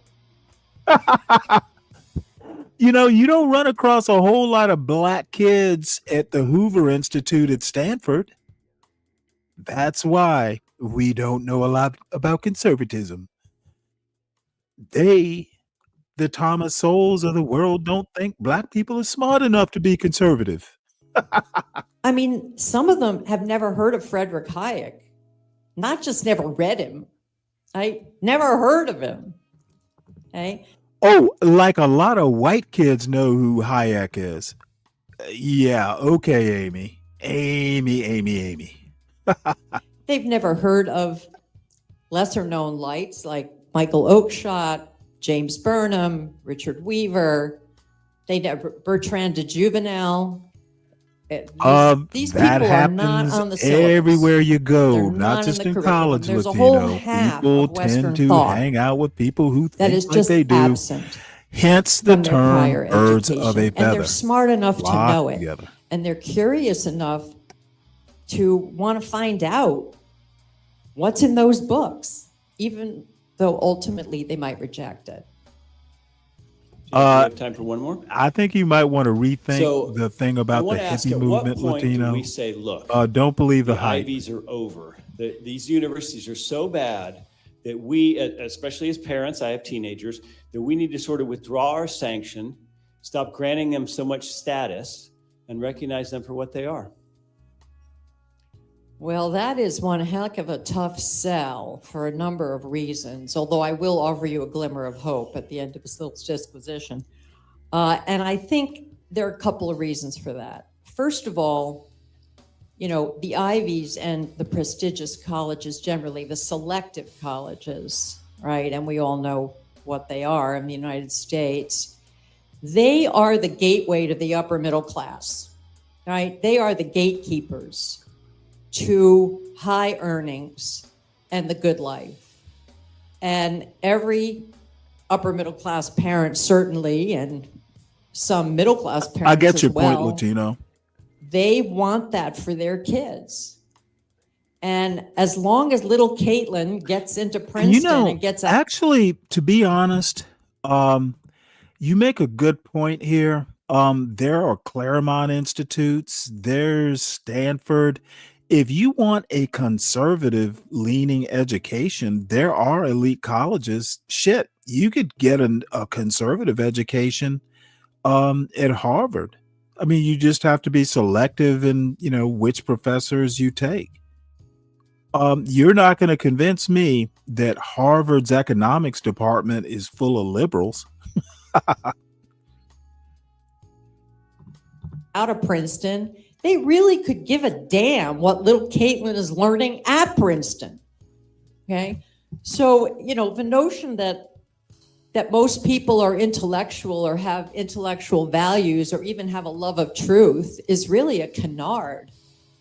I forget, John Derbyshire quoted this to me. Some intellectual said, "The love of truth is the faintest of human passions." And Ooh, I really I think like that's that quote. accurate. Right. So, little Caitlin will come home from Princeton and say to her father, do you know that you are a heteropatriarchal oppressor and persecutor? You don't and learn you that should, in engineering be classes. run there, out of town Lasky. on a rail? And please sign the check for my next semester at Princeton. Of course he will, right?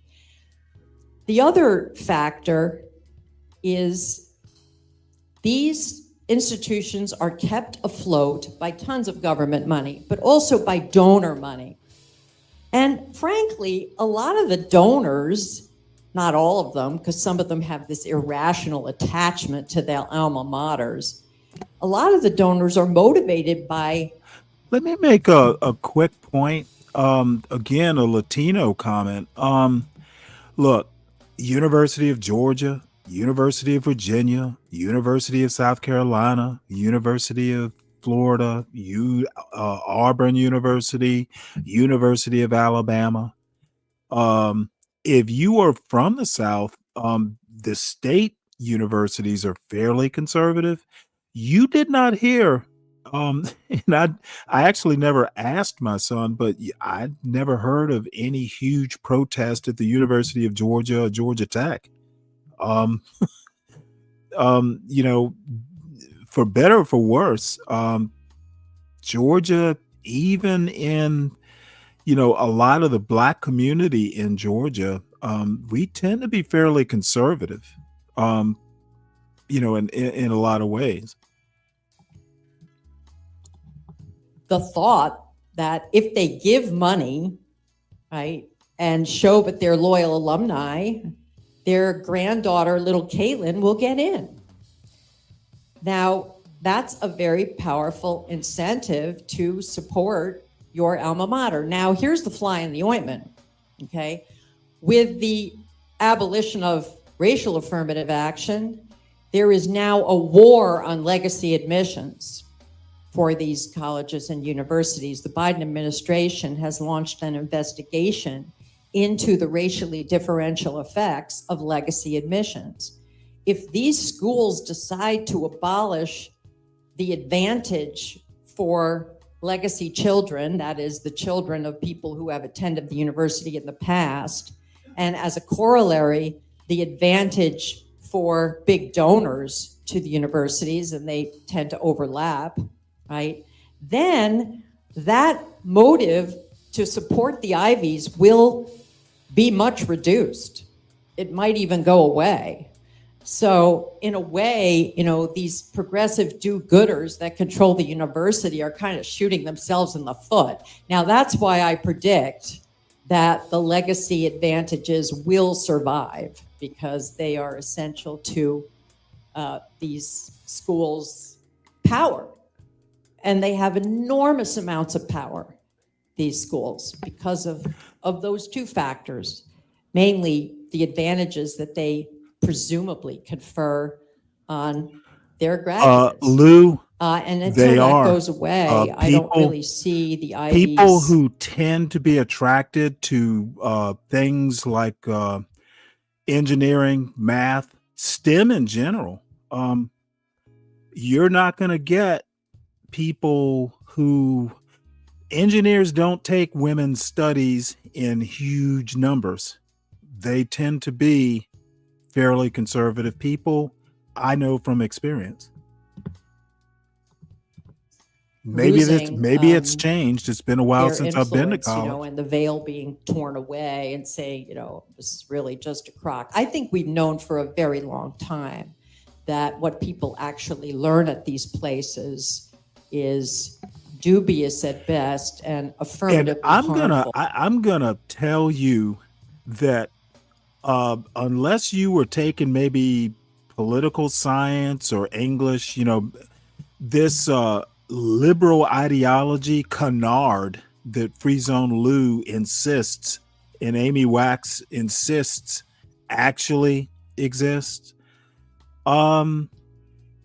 No, nobody goes to college for ideology. They may go to college for a lot of bad reasons.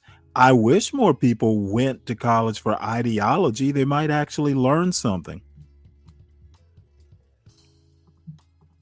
At worst. What's up, Soul Provider? What's up, Broke Genius? Amy Wax, thank you so much for coming. All right. Well, you know what? Everybody, make sure you hit the like button and subscribe to the John Gall Urban Landlord channel. Subscribe to Urban Landlord Clips, and especially subscribe to the Stanley Cross channel. It's at Stanley Cross 6000. If you are in the John Gall channel right now, please hop over to at Stanley Cross 6000 and like and subscribe and even share if you're up to it. So I don't know. I'm actually I think we'll do this last video and then I'm going to call it a day because I went way too long yesterday and had way too much fun. But you never know. Who knows? I may get a second win. But this is Scott Galloway. Thing I'm pretty sure I've shown his videos before. This is titled Trump's Epstein. You know what? Actually, I just remembered something. There's a better video from Matt Lewis that I just saved that I think is going to be a better politics talk, and it's shorter as well. So let's do this one instead.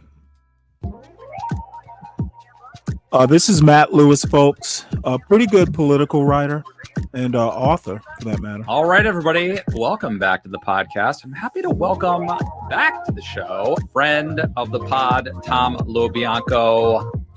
He is the man behind 24 Site News. Check them out at Substack and everywhere. Tom, great to see you, man. Hey, Matt. How's it going, man? Good. Lots to talk about. I guess Congress has been sent home.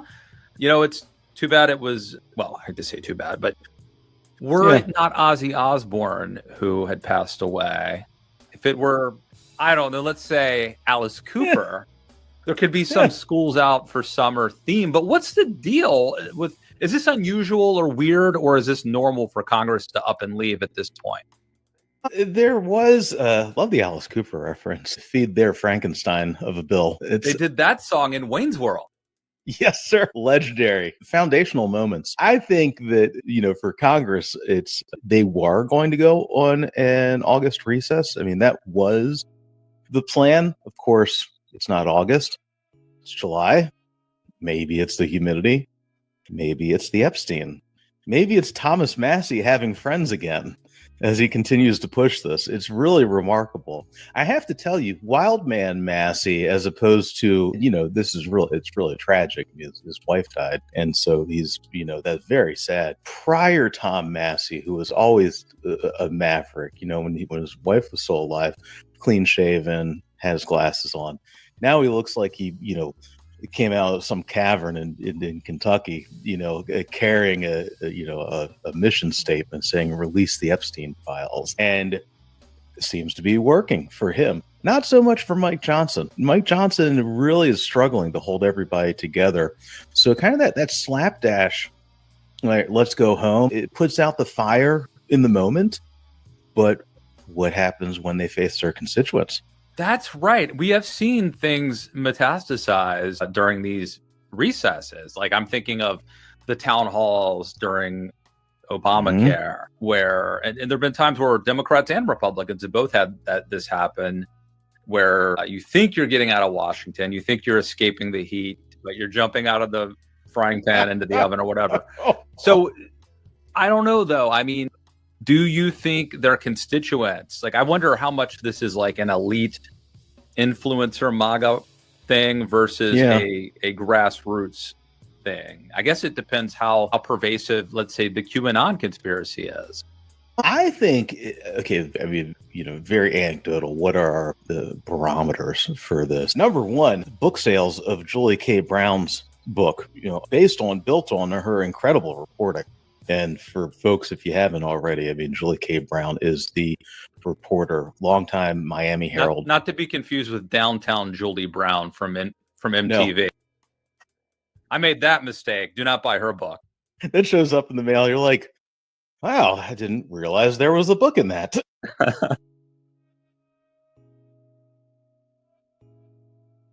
Julie K. Brown, I think she's still on Twitter. I think it's like JK Brown Journo, something like that.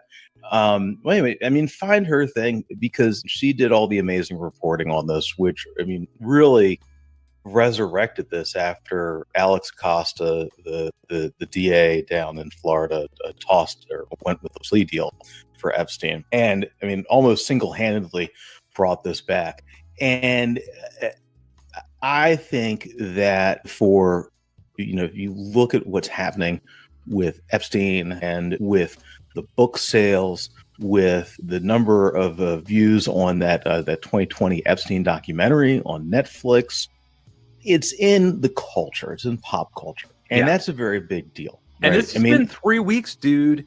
I mean, I can't remember any sort of scandal hurting Trump, even the Access Hollywood scandal, which really should have done him in. See, the problem is there was a debate like 2 days after the scandal broke. Right. And Trump survived that debate. And I think once he survived that debate, that really tamped down on the scandal. But this has been going on for like we're on like week 3 now.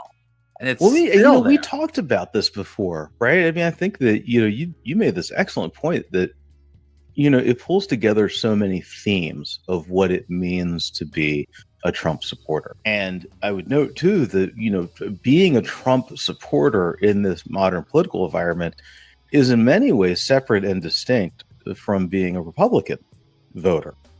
There are a lot of people who don't, what's their pronoun? It's Trump supporter. It's not an R after their name. Well, the deliverable that they're looking for wasn't tax cuts. It was release the Epstein files. Like, that's the reason they voted for Trump. And if he's not going to give them, so the Ukraine war didn't end on day one. Right. Yeah. Also, he didn't end the forever wars. At least not if you think that bombing Iran constitutes going to war. He didn't bring prices down on day one. Grocery prices down. And now the opposite. He didn't deliver. The biggest thing that they wanted was the Epstein files, and he has not delivered on that, right? If you Possibly look at, because he's in them. Now, look, I don't even think there is a client list. Yeah. But there are files that we know he found out. This was recently reported in the Wall Street Journal that he found out that he's in the files. Right. And then, of course, after he found that out, the White House and the administration announced that they were not going to be releasing them. The most consequential thing Attorney General Pam Bondi may have done for her country was, according to this reporting, telling Donald Trump that his name is all over the files. I mean, that could prove to be a historic turning point in things. Well, let me ask you this, Tom, because I think this is and I'm writing about this today for The Hill. I think something very significant happened, and it's tied to the the civil war over the Epstein. But I think that Donald Trump, for the first time, is now viewed as a lame duck. Yes. Yes. But he's been a lame duck unless you believe there's a way he's going to run or stay on, unconstitutionally. Correct. He's been a lame duck the whole time, but this to me felt like the tipping point where for the first time, and I've seen this happen before with other presidents where at a certain point, they're still president, but everyone's sort of looking down the road and jockeying for position of what's it going to be like when the old man's gone. And it felt like this was the moment when for the first time people started thinking of life post-Trump and their position in it. This is the are we allowed to curse on here? Are we terrestrial? This reminds me of the classic Wire scene where Tommy Carcetti is meeting with the Tommy D'Alessandro character. All right, at the diner in Baltimore. Pelosi's father? Is that who you're talking about? I think it was Big Tommy, so it would have been her father. Her brother was Little Tommy. Is it based on her family? Yeah, it's based on her family. Yeah, technically, as their legal team would regularly note, everything is a composite character. And he tells them the story of the shit sandwiches, and he says, "Look, you're the mayor now.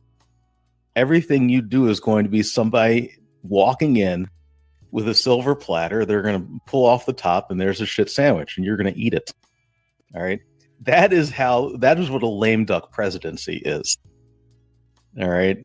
The only upside here is extorting law firms and multi-billion-dollar media mergers for money in support of legacy, millions of dollars. That really seems to be the only upside here. But whether it's some of these white shoe firms that agreed to pay the ransoms to Trump, or CBS and Skydance, the family of Larry Ellison, the massive Republican donor, who will now be doing mandatory $20 million in public service announcements about what Trump cares about. So I guess it's not a PSA, it's a TSA, Trump service announcement. But I think you're right, because, and I would note too, let's not forget the gravity of the second Trump term and everything that we've been through in 6 months. We are 6 months into it now. I mean, it was not that long ago that we had the extraordinary rendition of people inside the United States who had committed no crime other than traveling here undocumented. All right, I'm thinking of Kilmar Abrego Garcia, for instance, who were sent in violation of a court order to the South American gulag, it seems, the CICOT in El Salvador. And if you look at the conditions he was living in there, no windows, no light, no air, minimal food, minimal water. I mean, that is, it's seemingly a contravention of global humane laws. So that was not that long ago. And some of that is still going on. All right. And so that is stunning. That has the feel of an autocracy. And if that is what this is, then there's no such thing as a lame duck. But, and this is kind of the historic caveat of this Trump term, and to the extent anything is normal, the normalcy of this is you have the administration now actually following court orders for once. All right. Playing to the courts. In some ways, it's a big deal. People can, fight each other over what was in the quote, one big, beautiful bill. But that was a piece of legislation that was passed through a normal legislative process and signed into law. It was not a mandate delivered by a king. It followed constitutional order. So all these things are normal things, which is a very long way of getting back to lame duck. That's what we have. He's normal. It normalized him. We went from a guy who seemed to be omnipotent to very quickly. It's like in Rocky IV, the first time Drago's cut. Remember, he's cut. The Russians cut, and it's a bad cut. Nobody had done that before. So once Rocky draws blood, and then I think it was Apollo, Apollo's dead at this point. Duke is in the corner saying, he's human. He's not a machine. He's human. right? So like blood has been drawn and there's blood in the water. And then the sharks start circling. Sometimes the shark's on your own team, right? And I think that's kind of what has happened. And so this is very dangerous for Trump. Now, I think it's possible that he gets his mojo back. But the other thing that complicates that for him is he's old, and we're starting to see signs of the makeup on the hands and the ankles swollen, and apparently he has some chronic illness. So he's not only battling against, the constitutional norms of America, and he's not only battling against his rivals, the internecine rivals, I think are the most dangerous, but he's also battling against Father Time. And as Mitch McConnell has said, Father Time is undefeated. Yeah. Well, I mean, don't forget, and I mean, it wasn't that long ago. I saw that clip of a couple days ago of Senator John Kennedy, not of the famous Kennedys, the Louisiana senator phasing out on live TV. It's just like the wind up in the back of the robot just stopped, and Larry Kudlow cut away from it, and it recalls, you said Mitch McConnell, when he would just stop. He would just like they're talking 1 minute and they just freeze up. And Trump has had a few of those as president that I've caught. Now I don't watch every Trump event these days, and I certainly don't watch all of the White House press briefings because I pursue things that are accurate. Try not to. You could spend a lifetime fact checking. I can't watch the press briefings. I don't either. It's a waste of time. And as Mike Miller, the old Maryland Senate president, used to say, he said, the juice ain't worth the squeeze. The juice ain't worth the squeeze. Thomas V. Mike Miller. Yes. Legendary in Maryland. So let me ask you this, Thomas V. LoBianco. Look, well, let me start with this. So I think there are three people that I would rank as being the heir apparents to MAGA. But if we've learned anything, what we've learned is we don't know anything. But let's see if we have the same three. Who do you think that, if you had to pick the three people most likely to succeed Donald Trump as the standard bearer in the Republican Party, who would you pick? Tucker Carlson. He's on my list. Vance, definitely, just by state I think position. Vance is number one, I think. Yeah. Right? He has to be. I'm going to go with a wild card. Somebody who maybe is a little bit ascendant. I could see a John James out of Michigan. Something fresh. Who's John James? Who's John James? Isn't he the one that the congressman, or who's the one that ran for Senate out of Michigan? You've caught me. You've caught me flat-footed. Now I have to Google. Google. Are we allowed to Google John James, Michigan? There is a John James. So he's an African American. It looks like here, right? Congressman, I believe military. Congressman John James. Yeah. So he ran for Senate. So I think, and I'm just going to use him as a placeholder. This is like the time here. I discovered there was somebody named Mike Johnson in Congress.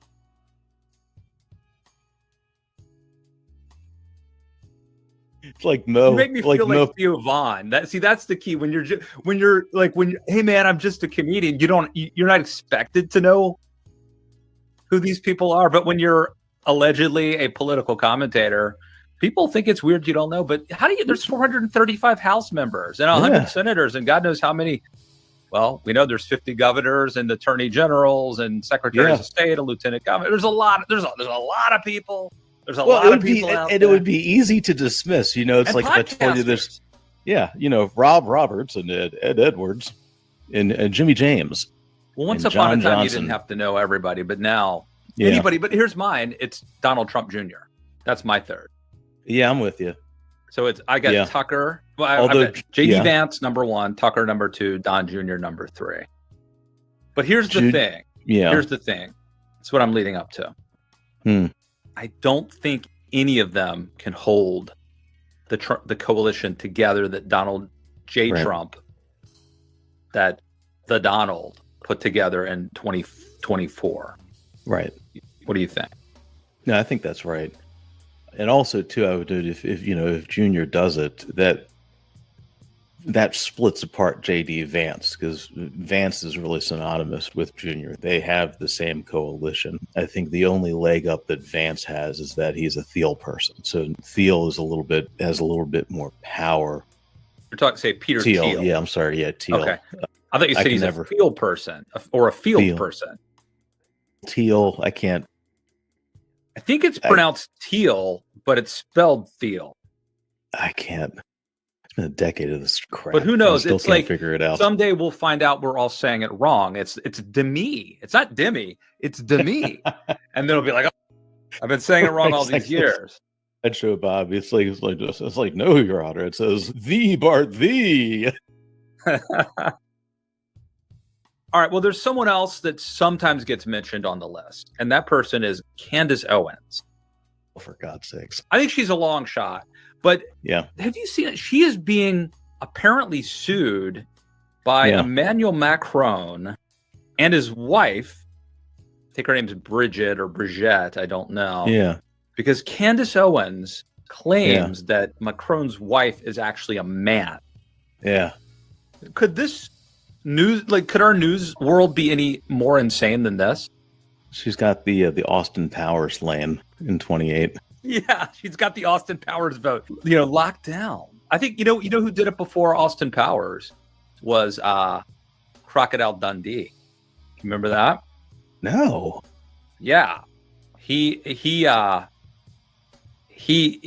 Well, first he discovers that there was, I guess back then it would have been a transvestite that was hitting on him at a bar. And then later it turns out it was actually just a kind of masculine woman. I don't know why there is miscommunication here. When I say conservative, I don't mean politically conservative. I mean conservative as in like worldview. God damn, Lou. Really? I don't know. Dude, try and get your head out of your ass. I'm old school, man. Dude, that's legendary. See, I thought you were going to talk about Ace Ventura. Laces out. I mean, as a matter of fact, it's why I asked you to look up movement conservative. Okay, when people talk about conservative politics, what they really mean is movement conservative politics versus a conservative person. There are bold people, there are risk takers, there are people who are more conservative in outlook. That's what I meant. Looking up movement conservative, like I asked you to do, could have cleared up the confusion. There's a broader problem here for people like Candace Owens. I mean, her shtick is really the same, is really Trump's shtick, which is finding ways to outrage to stay in the news. So how many other French presidents are out there where you can draw a lawsuit, and what is the shelf life? What is the media shelf life of that? Because, as we know, and we just said this a second ago, what's so remarkable about the Epstein story is that it has legs. Like it is still being talked about, still being dissected. Owens' his attempts to and Candace Owens is a good example.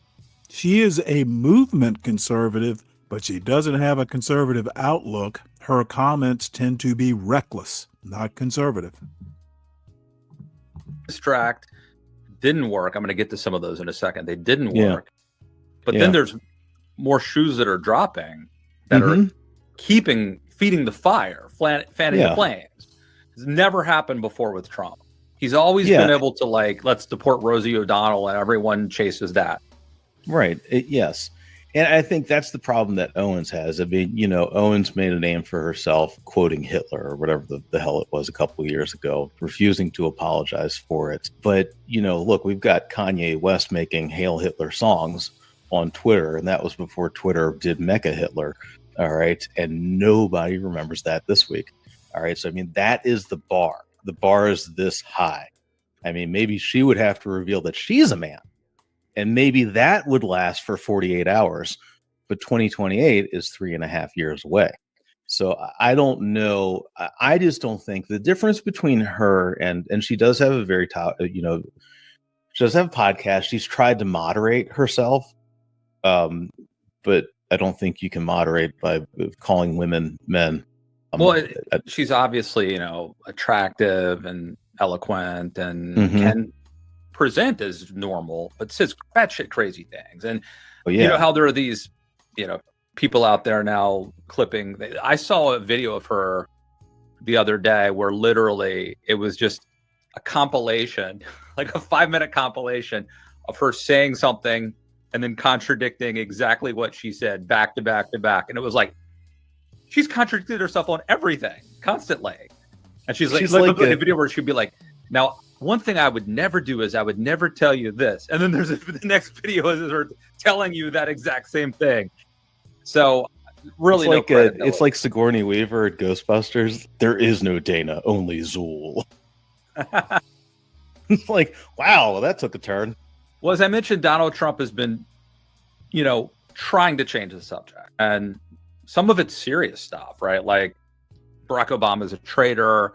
Rosie O'Donnell needs to lose her citizenship. Mhm. And some of it is more like in the vein of like when Trump used to complain about like that hairspray isn't good enough, anymore, right? So there's the whole Coke, cane, sugar thing. But I wanted to ask you, because you're like me, you are a homeboy, just like me. Yeah. I grew up a Washington Redskins fan. In fact, when I was a kid, the Redskins went to 4 Super Bowls and won 3. Should have won all 4, but I guess John Riggins went out drinking the night before they played the Raiders. But they were a really good team. And what's really amazing is, Joe Gibbs, the coach back then, managed to win 3 Super Bowls with 3 different quarterbacks, which is, really? Oh, yeah. And if you think about the model today, the key is get a quarterback. If you get Patrick Mahomes, if you get Tom Brady, then you can go on a run. Gibbs did it with 3 different quarterbacks. No kidding. Which I think illustrates Gibbs' genius and also the team. Yeah. Not just the quarterback, but the teamwork, the Hogs. Yeah. The line. So, wow. As you know, they were the Redskins for many years. Hail to the Redskins was the song. And then they became the Washington. Well, then Dan Snyder, the villainous owner of the Redskins, swore he would never change the name before he did. Yeah. Then they became the Washington Football Team, which I think sneakily was actually a brilliant name. Then they became the Commanders, which does not work. It's a bad name. No. But suddenly the team could be good again. They've got a good quarterback, and it seems like they're on the right trajectory. Wait, who's the QB now? Can't think of his name. Let's call him John James. Yes. But anyway,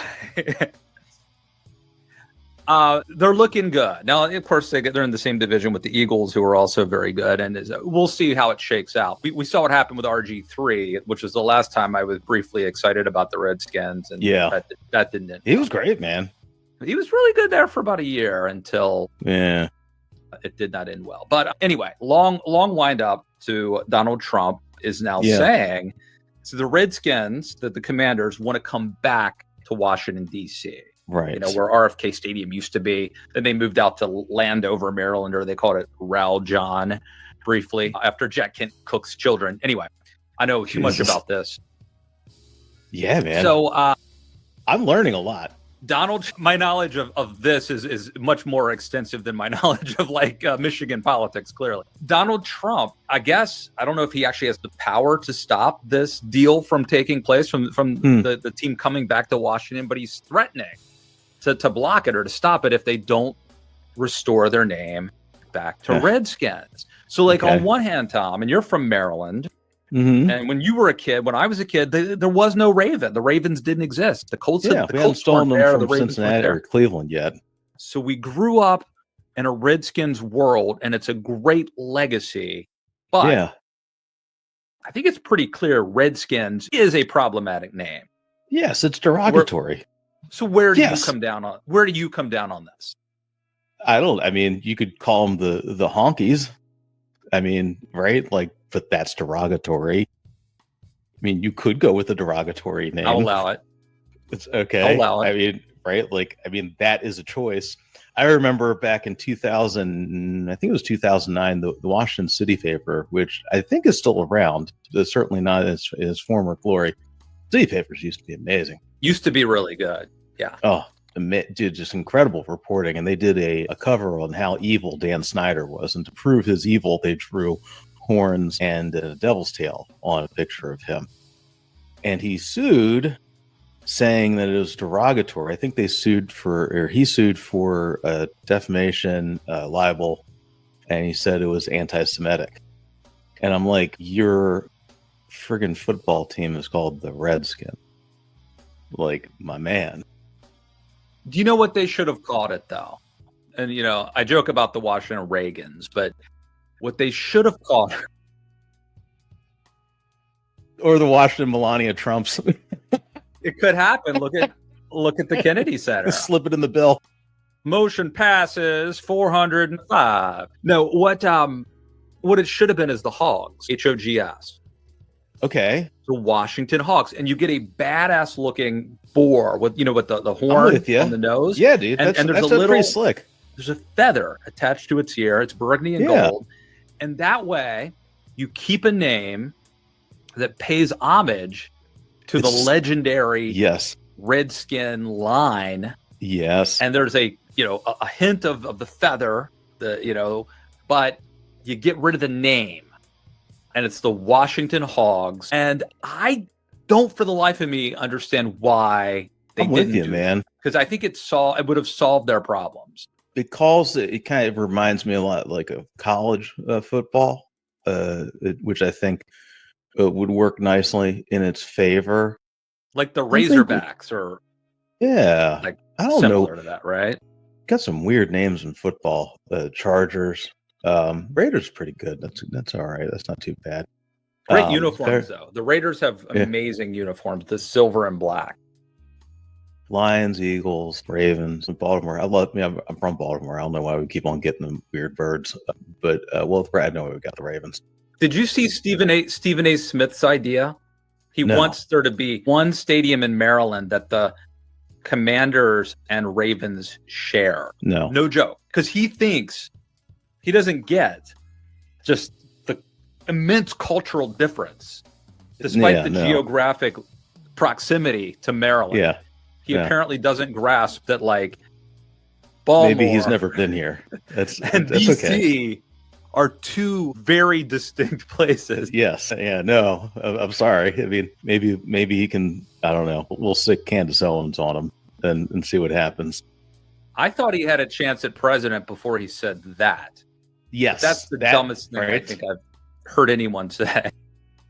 It's like, no. I mean, my God, that's like it's like trying to smash New York and Philadelphia together by saying it's connected via New Jersey. It's like, no, it's not. Put the stadiums in New Jersey, and the Eagles and the Giants just share the stadium. Problem solved. I mean, what's funny about it is that it was another attempt to distract from the scandal of the moment, the Epstein scandal.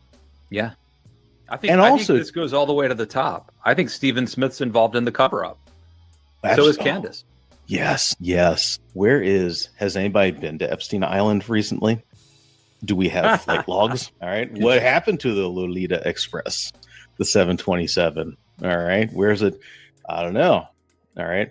Maybe it's in the middle of a football stadium somewhere in Laurel or Bowie, Maryland, dead center between the two. All right. Maybe that's the Illuminati plan. It could be. I mean, wasn't there a rumor that who's the old labor union guy that was famously killed like in the 60s? Jimmy Hoffa was allegedly buried under the Giants stadium. I'm not joking. I don't know if it was dispelled. That's brilliant. But there was a story that Jimmy Hoffa was apparently buried under the Giant stadium. 85-year-old Geraldo Rivera goes down with the exclusive, cracks open the vault. It's just a dead body. It's like, in all seriousness, God knows there's nothing serious about any of this crap. It does go to Trump's quote unquote negotiating style, which is, it has signs of advanced dementia, frankly. It's like, okay, if you get rid of Black Lives Matter Plaza, the name, all right, and you pay for this, all right, which is what he's done with the city, all right, but he still continues to threaten the city, pushing to take away autonomy to the extent there is home rule, trying to take away home rule. Nothing is good enough. And I remember before the inauguration, there was kind of a hope among some of the DC boosters of actually having a Washington team. I mean, and this is kind of similar to the Jets playing in Jersey. All right. Are they really the New York Jets? I'm with that. All right. But the intentional pun, the goalposts keep moving, and are really incumbent on how much he's in trouble politically. So I for one hope they go back to Washington D.C. Call it RFK. I don't care. RFK Jr. Stadium, fine, whatever. For sure, right. But it should be in the nation's capital. It sure should not be. It sure as heck should not be in wherever it is, which is impossible to get to. I've had people. Over the years, I mean, it doesn't happen much anymore, but, when I lived in the air, closer to DC, I would have people who'd be like offering me like, hey, you want to, I've got tickets to Monday Night Football. And they think they're doing me a favor. You think I want to go out to like Landover, Maryland? Like, you can't drive there. It costs $1 million to park. You can metro and walk a mile. You're going to pay $25 for a beer. And the game starts at 9:00 at night. Yeah, that's not doing me a favor. No, it's not. So I mean, the RFK Stadium is a great location, and it's a beautiful spot out there. I mean, you could really do. Well, see, that's when the Redskins were a great team. Yeah, and going to those Super Bowls, that stadium would literally like be rocking. Yeah, I mean, it was. And you used to have to like to get tickets. There was like a 20-year wait list. It was unbelievable. Wow, and now Dan Snyder just, everything that guy's done. Snydered it. So anyway, he may be a bigger villain than Trump. Dan Snyders. That would terrify people. Maybe the wrong people. It's the most intimidating. Yeah. All right, my friend. We've talked enough about the Redskins or Commanders or the football team. The Hogs. I like the Hogs, man. That's a good one. Hogs is the name. Final thoughts, Tom LoBianco. What are you watching this week? I'm watching what is going to start happening with members of Congress at home. I mean, look, we've got one more month left of summer. The midterms really start in earnest in about a month, right after Labor Day, when everybody kind of starts coming back from vacation, actually has read the one big, beautiful bill, understanding what they're dealing with. And you're starting to see a lot shaping up. We've been reporting on this over at 24 Site News. If you guys don't follow us already, that's my inkjet printed sign over there. I also do branding for Washington football teams. Call me up. 24sight.news on the Substack and everywhere else. Even Twitter, despite Mecha Hitler. And Julie Grace Bruthke and I have been looking at this. I mean, you're starting to see a lot of shuffling in the Senate. Joni Ernst was shocking. I mean, she's young. She's not running for re-election. Yeah, so she's stepping away. You got to watch some of these races. I saw the Democrats just picked up Roy Cooper down in North Carolina. That's going to be an interesting one versus Michael Whatley. Not Laura Trump. Again, not Laura Trump. Open seat because what's his name's? Yeah. Tom Tillis is retiring. Yeah. So I think, I don't know that anything is in play right now. Texas is going to be bonkers. Who's that guy, James Tallarico? Yeah, I heard him on Joe Rogan's podcast this week. Yeah, really fascinating. We might have even talked about this before. I was saying a few months ago to folks who were asking me, in kind of the throes of the Trump autocracy push back in like February and March when they were eliminating federal agencies and contravention of the law. People were asking me, well, who's going to be the Democrat? Like, who is it going to be? I don't like Chuck Schumer. I don't like Hakeem Jeffries.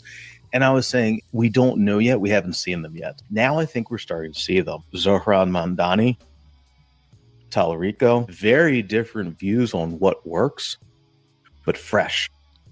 We're starting to see a new crop that Yes. is a post-Trump. So they get it's a new generation, but it's also they get today's politics in a way that like Chuck Schumer's never gonna get, or even Hakeem Jeffries, frankly. So I think you're right. I think the future are people that we're just now starting to see. Yes. And then you may have like an AOC who bridges the gap and is the connective tissue. Yeah. Before I let you go, favorite Ozzy Osbourne song or thoughts about Ozzy? Oh man, sad, dude. That one. I don't know why that hit me more than some of the big losses recently, but just really, I saw them on their reunion tour, and this is Sabbath. Yeah, well, I mean, Sabbath. pick a reunion tour, 1999, incredible. Meriwether Post Pavilion back in '99, and awesome. I had that T-shirt for like 20 years until the sleeves fell off, and I love Sabbath, love Ozzy. When I'm sitting down and writing, I crank Diary of a Madman. That is right. I mean, you pick any of those. I think that's still Randy Rhoads. I think Rhoads lasted the first 2 or 3. I can't remember. Blizzard of Oz. Yeah. Diary of a Madman. My favorite album is actually Zakk Wylde, which is No Rest for the Wicked. I believe. Really? That's my favorite. Yeah, I think that's No the best shit. Ozzy. That's my. Wow. Oh, dude, wait, dude, that's a power pull, man. You're going with like a glam hair rock Ozzy. That's like 80s, probably, right? Yeah, that's mid 80s. What is that? Like 87, 88? It was right. I like before, Ozzy's look when he had sort of like blonde hair. Do you remember Yeah, that? yeah, It's yeah. a little shorter. That's my peak. That's peak Ozzy, I think, for me. But, If you're gonna everyone's got their rename- own. Some people like the Ozzy or reality show.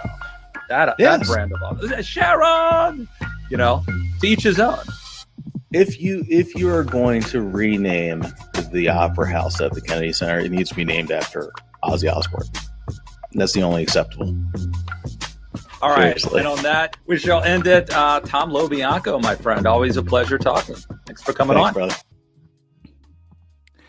All right, folks. Apparently, there are people who are concerned and verklempt over Hulk Hogan dies at 71. So let's hear this story, and this should be it. You're listening to wrestling superstar Hulk Hogan dies at 71, WWE says. A news story written by Ben Sumner and read by an AI-generated voice. Terry Bollea, the Florida wrestler who shot to superstardom as Hulk Hogan, and whose tabloid-centric private life became a legal battleground over the First Amendment, died Thursday in Clearwater Beach, Florida, the Clearwater Police Department and World Wrestling Entertainment said. He was 71. Emergency personnel responded to a call for a cardiac arrest and took him to Morton Plant Hospital, where he was pronounced dead, Clearwater Police said. For a generation of professional wrestling fans, Hulk Hogan reigned supreme. During the peak of Hulkamania in the 1980s, the 6'7", 295-pound grappler was the face of Vince McMahon Jr.'s company, then known as the World Wrestling Federation. Mr. Bollea's likeness touched every corner of pop culture, including movies, television, video games, merchandise, and even a chain of pasta restaurants. With his deeply tanned skin, thinning blonde locks, Fu Manchu mustache, and red bandana, Mr. Bollea flexed his 24-inch pythons, the nickname he bestowed on his biceps, ripped off his shirt and preached words of encouragement to hordes of fans known as Hulkamaniacs.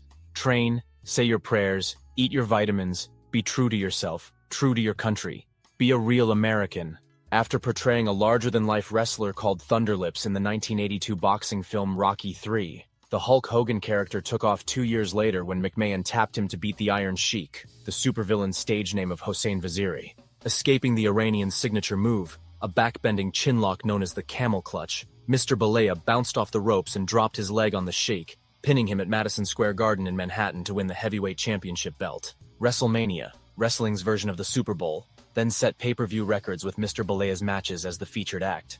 The slam heard around the world came in 1987 at WrestleMania 3, in front of 93,173 fans at the Pontiac Silverdome in Michigan. Entering the ring to his theme song, Real American by Rick Derringer, the Hulkster body slammed and ended the 14-year undefeated streak of Andre the Giant, Andrei Rousimov, who stood 7'4" and at the time was nearly 700 pounds, according to Mr. Bollea.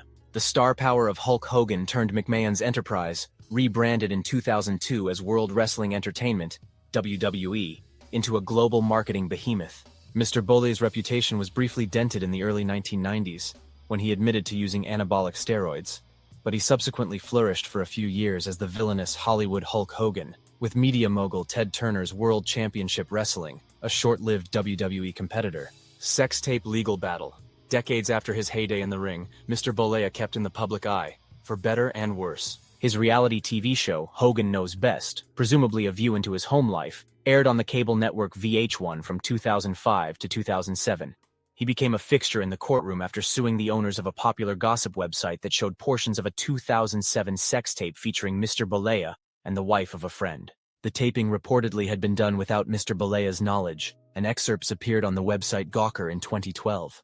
The former wrestler sought legal redress from Gawker Media and its founder and principal owner Nick Denton, saying that the publication of the tape had no news value and was solely a crass commercial attempt to garner clicks at his expense. He called it an invasion of privacy.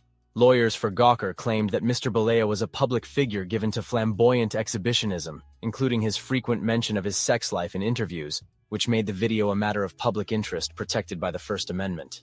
The lawsuit dragged on for years, and in June 2016, a Florida judge affirmed a jury verdict awarding Mr. Hogan $140 million in damages.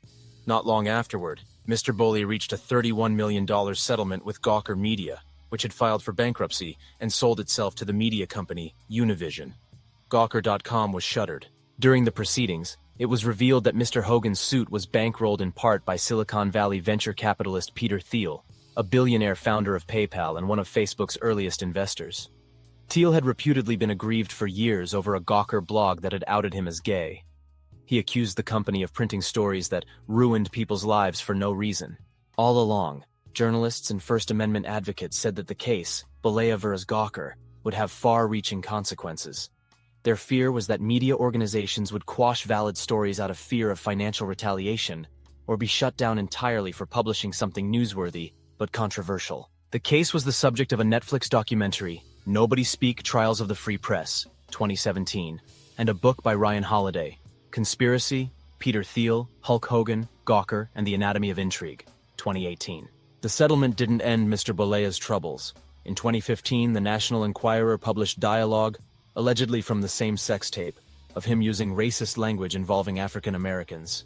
WWE immediately cut ties with Mr. Bollea, scrubbing its website of his references, before reinstating him after a 3-year suspension. "I'm not a racist, but I never should have said what I said," Mr. Bollea told the ABC show Good Morning America. "It was wrong. I'm embarrassed by it." Even before the Gawker case, Mr. Bollea's personal life had been unraveling amid an acrimonious divorce from his wife of 24 years, Linda Claridge, who made allegations of physical abuse and infidelities. The divorce was finalized in 2007, the same year their son Nick seriously injured a friend in a car accident and was charged with a felony. Mr. Bollea said he fell into a major depression and contemplated suicide. Drinking Captain Morgan rum and popping Xanax, Bollea said, he sat in his bathroom for several hours with a gun. "People might look at a guy like me and think, he would never commit suicide. But I was so depressed I just kept thinking, this would be so easy," Mr. Bollea wrote in his 2010 book, My Life Outside the Ring, co-authored with Mark D'Agostino. Mr. Bollea credited a serendipitous phone call from boxer Layla Ali, daughter of Muhammad Ali, for lifting him out of his suicidal thoughts.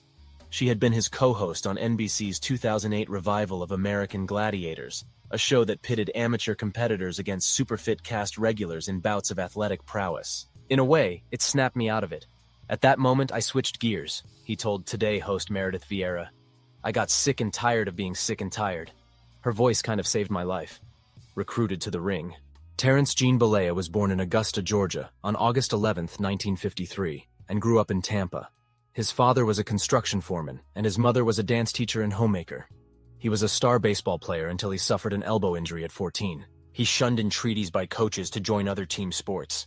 Instead, he took a liking to professional wrestling on TV. He spent the mid-1970s as a dock worker and lifting weights while attending the University of South Florida. He also played bass guitar in a band called Ruckus, where he found a showman's knack for pumping up the audience between songs. The band developed a local following, with some of his childhood wrestling heroes among the fans. They recruited him to the ring, Mr. Bolea's first training session ended with a broken shin, and his initial stint in the business didn't last more than a few months before he quit out of frustration over poor pay and few opportunities. Instead, he helped a friend manage a club and open a gym. He also began wrestling with another friend, Ed Leslie, known later as wrestler Brutus the Barber Beefcake. Bulked by steroids, Mr. Bolea began wrestling with Leslie as the Boulder Brothers. He adopted the nickname Hulk based on the popular TV series The Incredible Hulk, based on the Marvel Comics character. In the WWE a few years later, he was rechristened Hogan, an Irish surname suited to a profession where wrestlers were presented to fans along ethnic or cultural lines. He was inducted into the WWE Hall of Fame in 2005. In 2010, he married makeup artist Jennifer McDaniel before divorcing in 2021. In 2023, he announced his engagement to Sky Daly, a yoga instructor. He had 2 children from his first marriage, actress and singer Brooke Hogan and Nick Hogan. A complete list of survivors was not immediately available. In a life filled with personal and professional tumult, Mr. Bolea insisted he was a gentle guy, put off by real confrontation only to bask in the character he played in the wrestling ring or in front of the cameras for reality TV. Seriously, if wrestling wasn't predetermined and was some kind of actual fight, I wouldn't have gone anywhere near it, he wrote in his memoir. I was only attracted to it after I discovered that it was entertainment. Angie Orellana Hernandez contributed to this report. All right, well, rest in peace, Hulk Hogan. I did like wrestling as a kid, but he was pretty much 87. I was in college, so I missed his height of fame. So anyway, folks, I am signing off. I am at over 6 hours and do have things to do. So I will see everyone probably tomorrow morning at 5:45 or so in the morning. So everybody have a good day. And 2 guarantees, death and taxes. Oh, I have a 3rd guarantee, Deacon Dave, but I'll save it for tomorrow. Y'all have a good day.